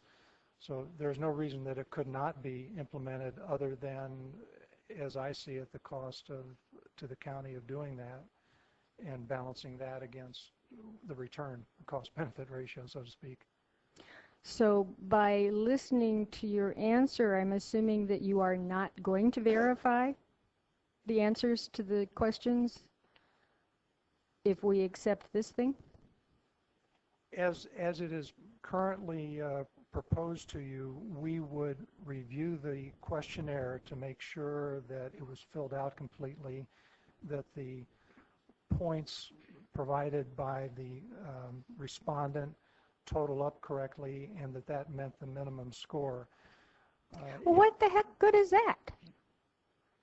This doesn't make sense to me. If they can, if contractors can lie about paying prevailing wage or any of these other things, which is supposedly this is supposed to prevent, we're going to take their word on a bid sheet or on a questionnaire. And some of these questions are quite open-ended, and I'll get into that later because that's a question for county council. But that kind of answered a question that was niggling in the back of my mind, which was, what the heck good is this? But the first question I should have asked was, is this something Public Works needs to have in the collective mind of the managers to make our processes better and perhaps prevent issues that cost us money? If you might, I'll respond to that. I speak only for the Public Works Agency. There are other departments and agencies that administer Public Works contracts. I'm not speaking for those. For the Public Works Agency, I'm very confident that if there has been an issue with prevailing wages, there are many organizations here that have brought it to my attention or to people on my staff's attention. We presently have 40 contracts that we're administering currently. We have 2 issues that have been brought to us presently on prevailing wage concerns. We usually get 2 or 3 of those inquiries per month. We have addressed all of the inquiries and typically resolve every inquiry that's brought to us and have satisfactorily been assured ourselves that we are getting compliance with the law and the prevailing wages. The prevailing wage enforcement responsibilities are with the State Department of Industrial Relations. We do effort to make sure that we are getting what we are asking for and getting prevailing wages. We require prevailing wages on every Public Works contract. Out of all of the inquiries that we get, on the average, we'll refer maybe 1 per year to the State Department of Industrial Relations to have them investigate that and resolve what should be the final determination. Just because there's an inquiry doesn't mean that there's a violation. And just because there's a requirement to pay a different wage scale does not, in my mind, mean that a contractor has intentionally tried to violate the law. Many times there's a difference of opinion as to what worker is doing the majority of what work in that period of time to determine what prevailing wage he should be charged. If the contractor has one opinion and our staff has another opinion, we'll make an inquiry and we'll resolve that. If these organizations or anybody in the public brings one to our attention, we investigate that and resolve that, as I said. So for Public Works, dealing with prevailing wages, I would be remiss if I weren't doing everything that I felt serves the county of Ventura. Okay, I do not support going through the large state pre-qualification package that has been suggested by some. I feel that it would not be cost effective for our county I don't feel that it would be beneficial to our county on the total cost-benefit look with all of the other types of costs that may come into appeals and extra staff. I don't feel that's the best way to serve our county. Now, that's my opinion, and I know other people have different opinions. Okay, that's clearly stated. Would this questionnaire prevent the efforts you just talked about that you occasionally have to go through on prevailing wage, et cetera? We would still do our due diligence on having staff review certified payrolls and do those efforts. So it doesn't... Even though someone would sign there saying that they do all that stuff and become the winning bidder, we would still do our effort. If we're required to go through extra questionnaires or pre-bid qualifications, that would take extra staff to do that on top of that, but it would not eliminate. So even this would take extra staff? Or at least extra staff time? It would take extra staff time. We had this does Well, not address. you're not doing much, so it wouldn't take too much time, right? That's, money is a very big problem right now on what we have to do. The appeals process here, I could defer to County Council to address how much cost that would do on setting up an appeals process. We haven't addressed that yet. Yeah. Well, I have a couple questions for County Council. So what about a pre-bid conference? Didn't we do that in Simi? Yes, I have done that when I was Public Works Director in Simi on certain projects where they have specialty work or where there's a need to have a pre-bid conference, done that. Here, if there's a need for a pre-bid conference, we definitely would require one. We would make it a mandatory one. I would not make a blanket statement that all projects or all public works projects or all public works projects over $1 million would need to have one. I would not make a blanket statement, but I would definitely require a mandatory pre-bid conference if the project should warrant it. Okay, thank you. County Council, have you reviewed these questions? Okay. I have some concern in reading this, and I don't know whether whether it's even worth bringing up right now. But some of these questions ask for a yes or no answer and also award some points, but there's no depth to the question. I mean, the answer could be yes, but could be minor, and yet it could be an issue that, the way it's stated, they'd have to answer yes, but it may not be what I would consider to be a disqualifier. So I'm a little concerned about that type of thing, and those are the true questions that I had, and so I'll wait and see if any more pop into my mind. Any other questions? We're in the question phase. Supervisor Parks. An individual pointed out that he is qualified for building dams but doesn't build dams, doesn't have that experience. This doesn't at all address the qualifications and the experience of the bidder. I think that might be where we've gotten into trouble, perhaps with the dams, certainly with the library. They're saying it wasn't the right kind of contractor. But now I know with that Oak Park Library, they've gone into the original contractor, I guess, has ended up going bankrupt or something. So, I mean, we would know that if they came forward to us again, would we not? Yes, ma'am. They entered into a settlement agreement which had the same effect as a default. The only other default that we've had that I know of in the last 11 years was in 1994.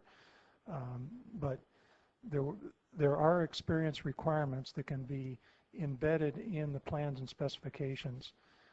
If we were to build a nuclear power plant, we could put in a qualification that they must have a certain number of years of experience building that sort of facility, and the bidders would have to be able to respond to that in their bid. And so obviously this doesn't go and address those issues, but in regards to what we had with the Oak Park Library, would this have prevented us from hiring or any way of alerted us when we hired the original contractor? I don't believe that it would. I think it goes back to Supervisor Michael's question, and that's one of the concerns that I have is would it have eliminated the two defaults essentially that we've had, and I'm not sure that it would have. Contractors get into problems for a lot of different reasons, fiscal issues that are not necessarily apparent in the bid that they present or the information that they might present in a questionnaire, and for other reasons beyond what you can find here.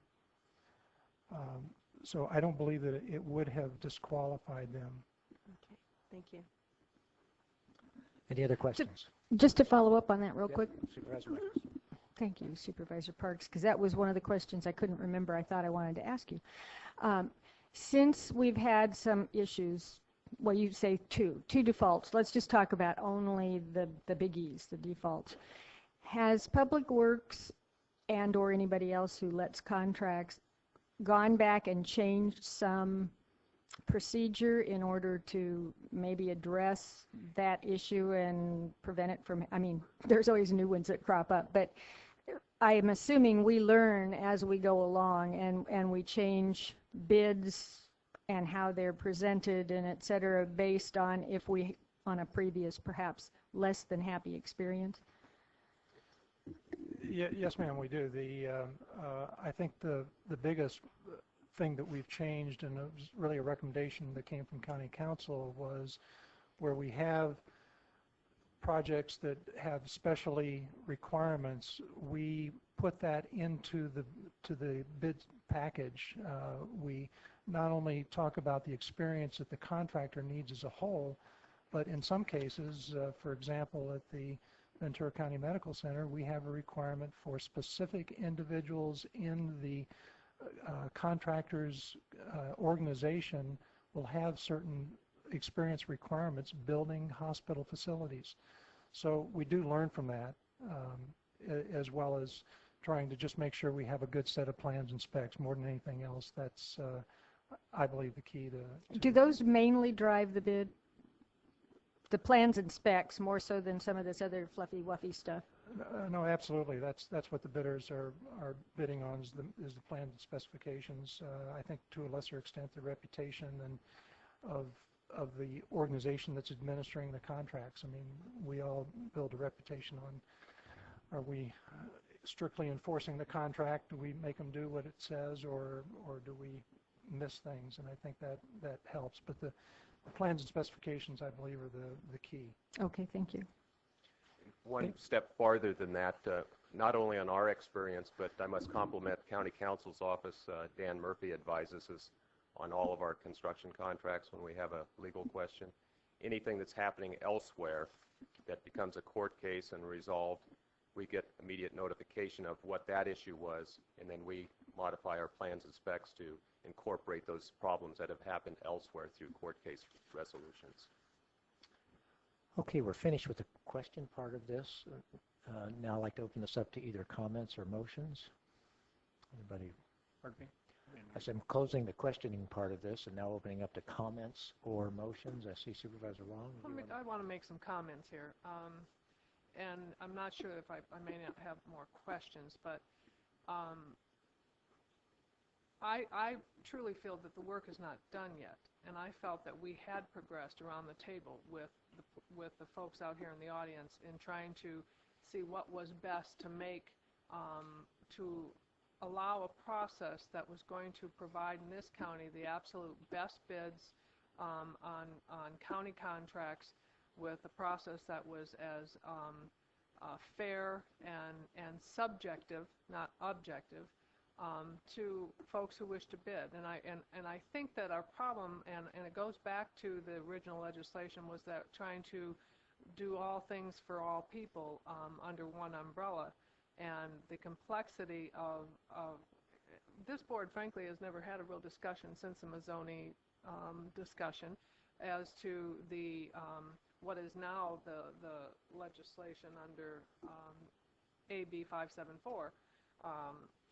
Staff has had the discussion, and staff has said to us it's expensive, it would require more staffing and tracking and paperwork and et cetera, but this board's never had the discussion of that total package from the, under the state purview and or the policies related to it, and going into trying to find a negotiation compromise between that, what is seen as some as extreme, to something that's either more towards the middle or captures at least the goal of trying to get, again, the best contractors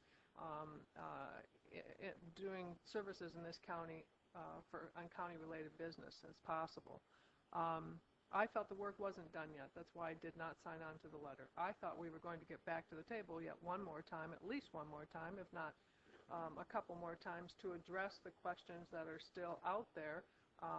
And I think that some have been raised here in response from Alex Pringle's notes from the last meeting. And then bring to this board the opportunity to have the discussion about is it broke? Does it need to be fixed? What's the cost-benefit ratio of fixing it? And then the board can make the decision, you know, we really are committed, and I believe the board is committed to having good contracts, good process, and making sure that our staff are doing their job. And I think that the work wasn't completed yet, and hearing even today, I don't believe the work is completed yet.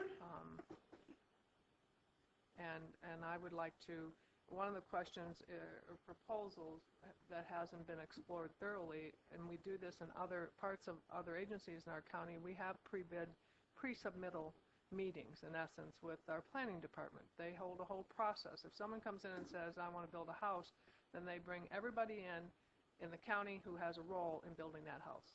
And they have a pre-meeting before that applicant goes forward and pulls any permits, pays fees, goes through any part of the process. Is that another piece of the model that this board should have a full discussion on that being a way to provide both the a table for process and a table for discussion and a table for our staff to feel that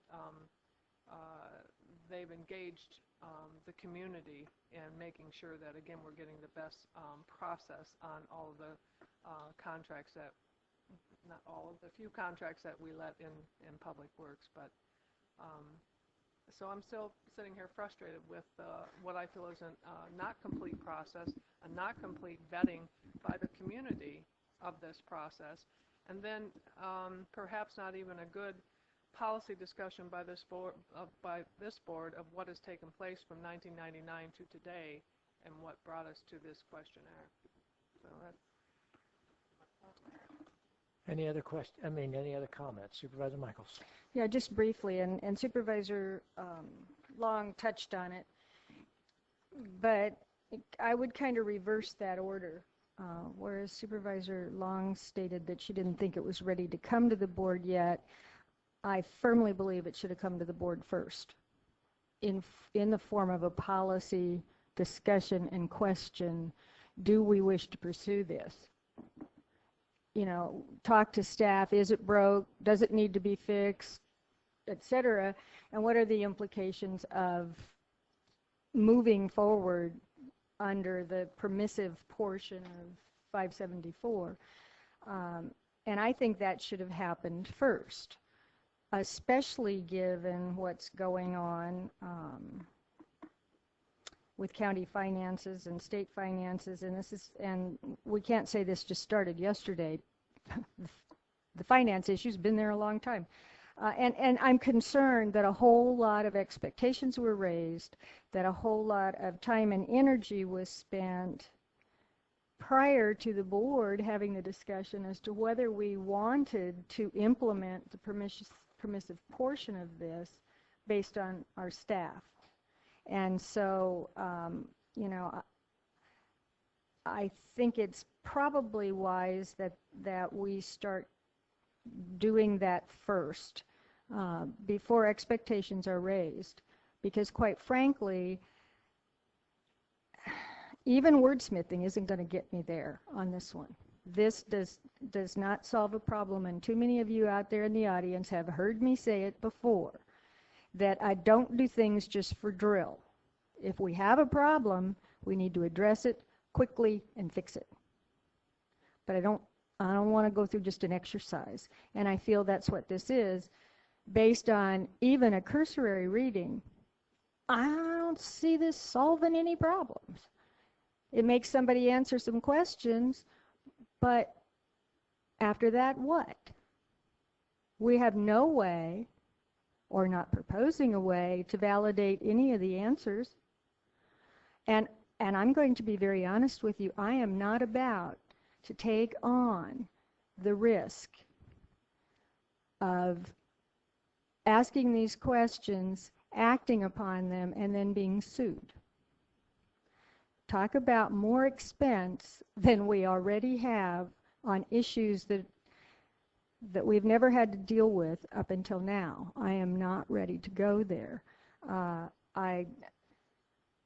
I think that our staff has done a good job, and short of the state questionnaire, which would make it a level playing field for anybody who came into this county to bid a project, I don't see the use or the functionality of this. And so I truly wish this would have come to the board first for a discussion as whether or not we even wanted to go through the process, because I'm not in any way, shape, or form prepared to believe that that we need to do this, that we have a problem that needs to be fixed, and I am not prepared to support the expense, any more expense on this.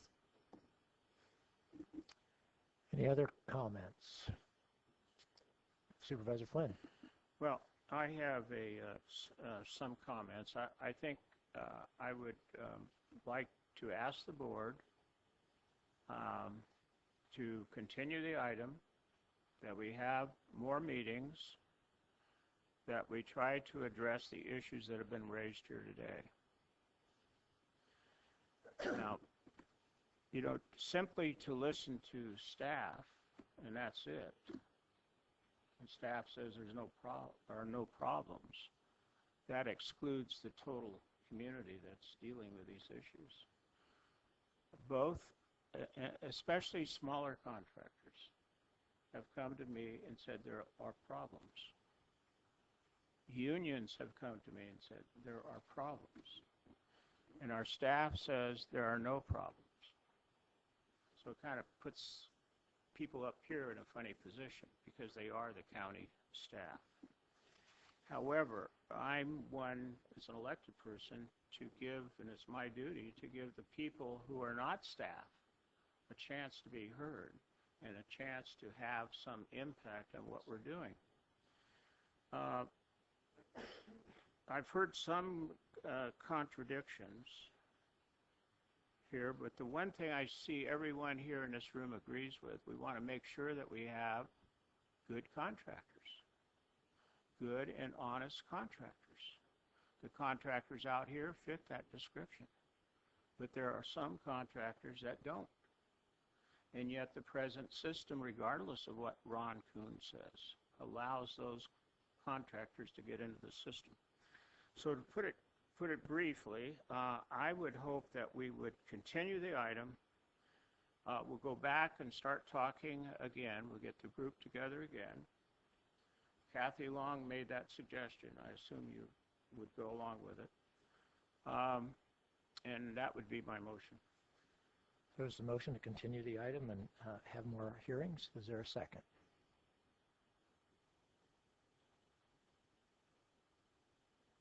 I'm not going to second that, but what I want to ask is if we could, because I think we have to get to the core question, and that is a presentation, a discussion for this board on the overarching policy question of the what is now the state legislation. I always have to look at the number, AB 574, And I know we have some background material that had been written up when the Mazzoni bill was first prepared, but that was a different board. And I think we have to go back. I think if we put this on hold for a minute and go back and ask staff, because I think it's been said now, we haven't had the policy discussion of that act, and bring that to this board with the background and then up to where we are today, and have that discussion first. And then the resulting direction to staff and working with the community as to what is the best model to fit if in fact out of that policy discussion the board feels we can do a better job, a better process of ensuring we have quality contractors in all public works contracts.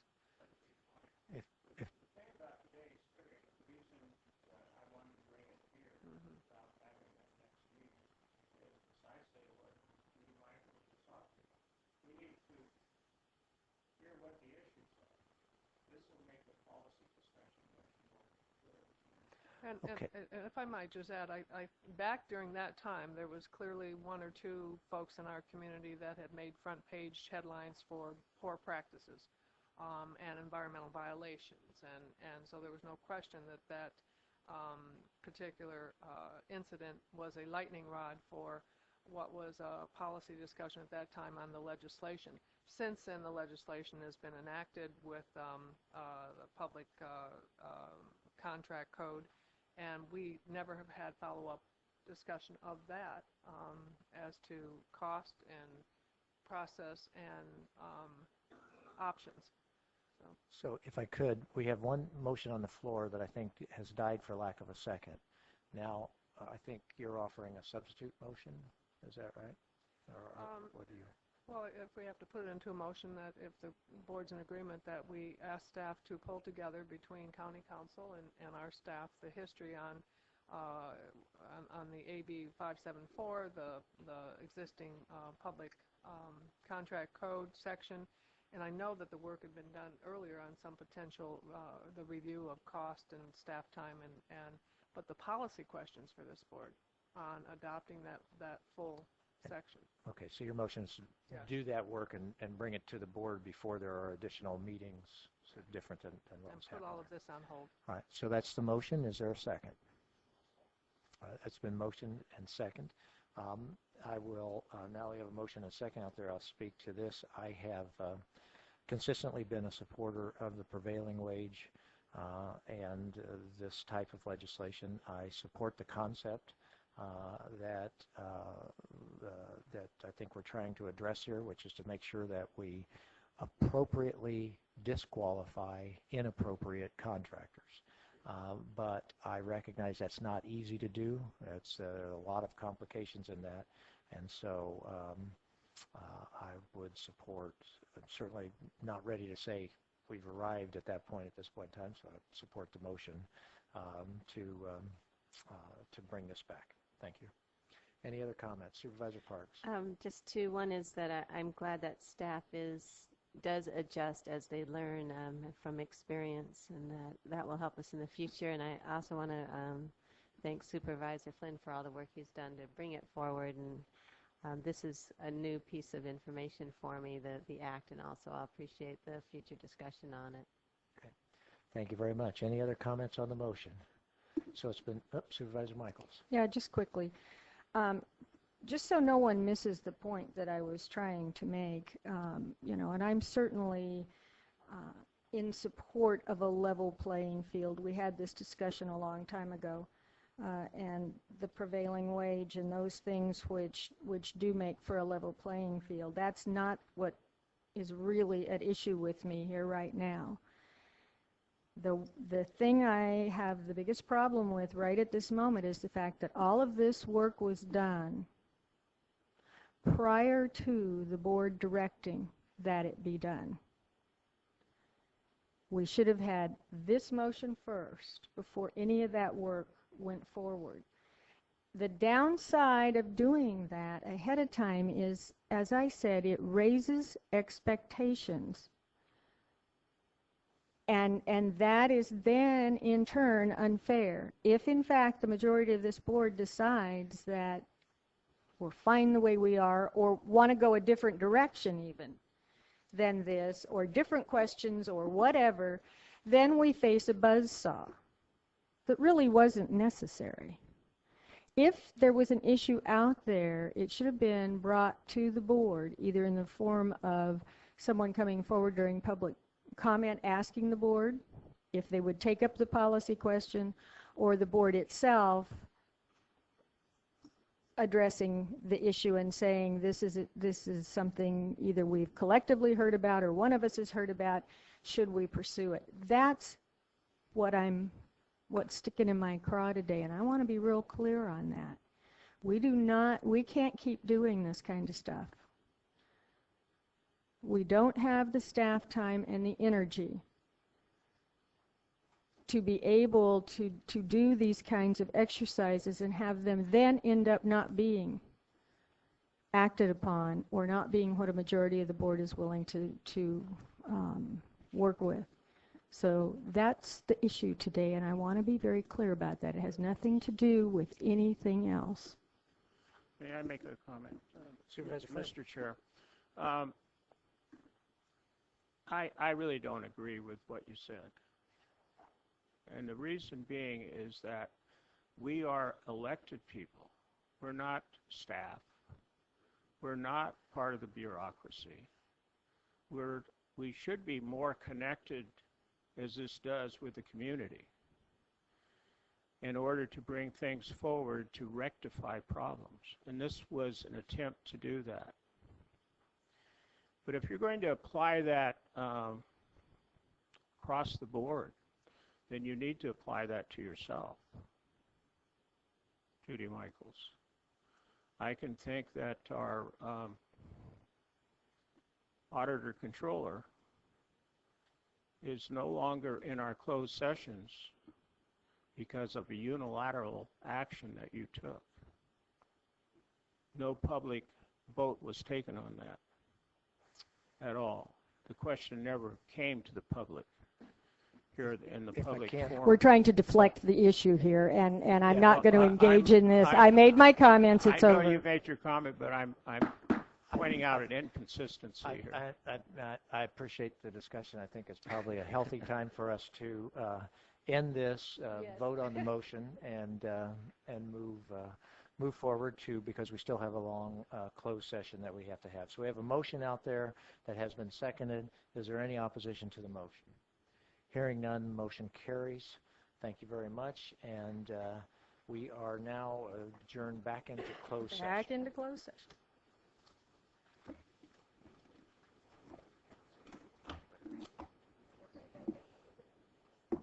Is there any announcement?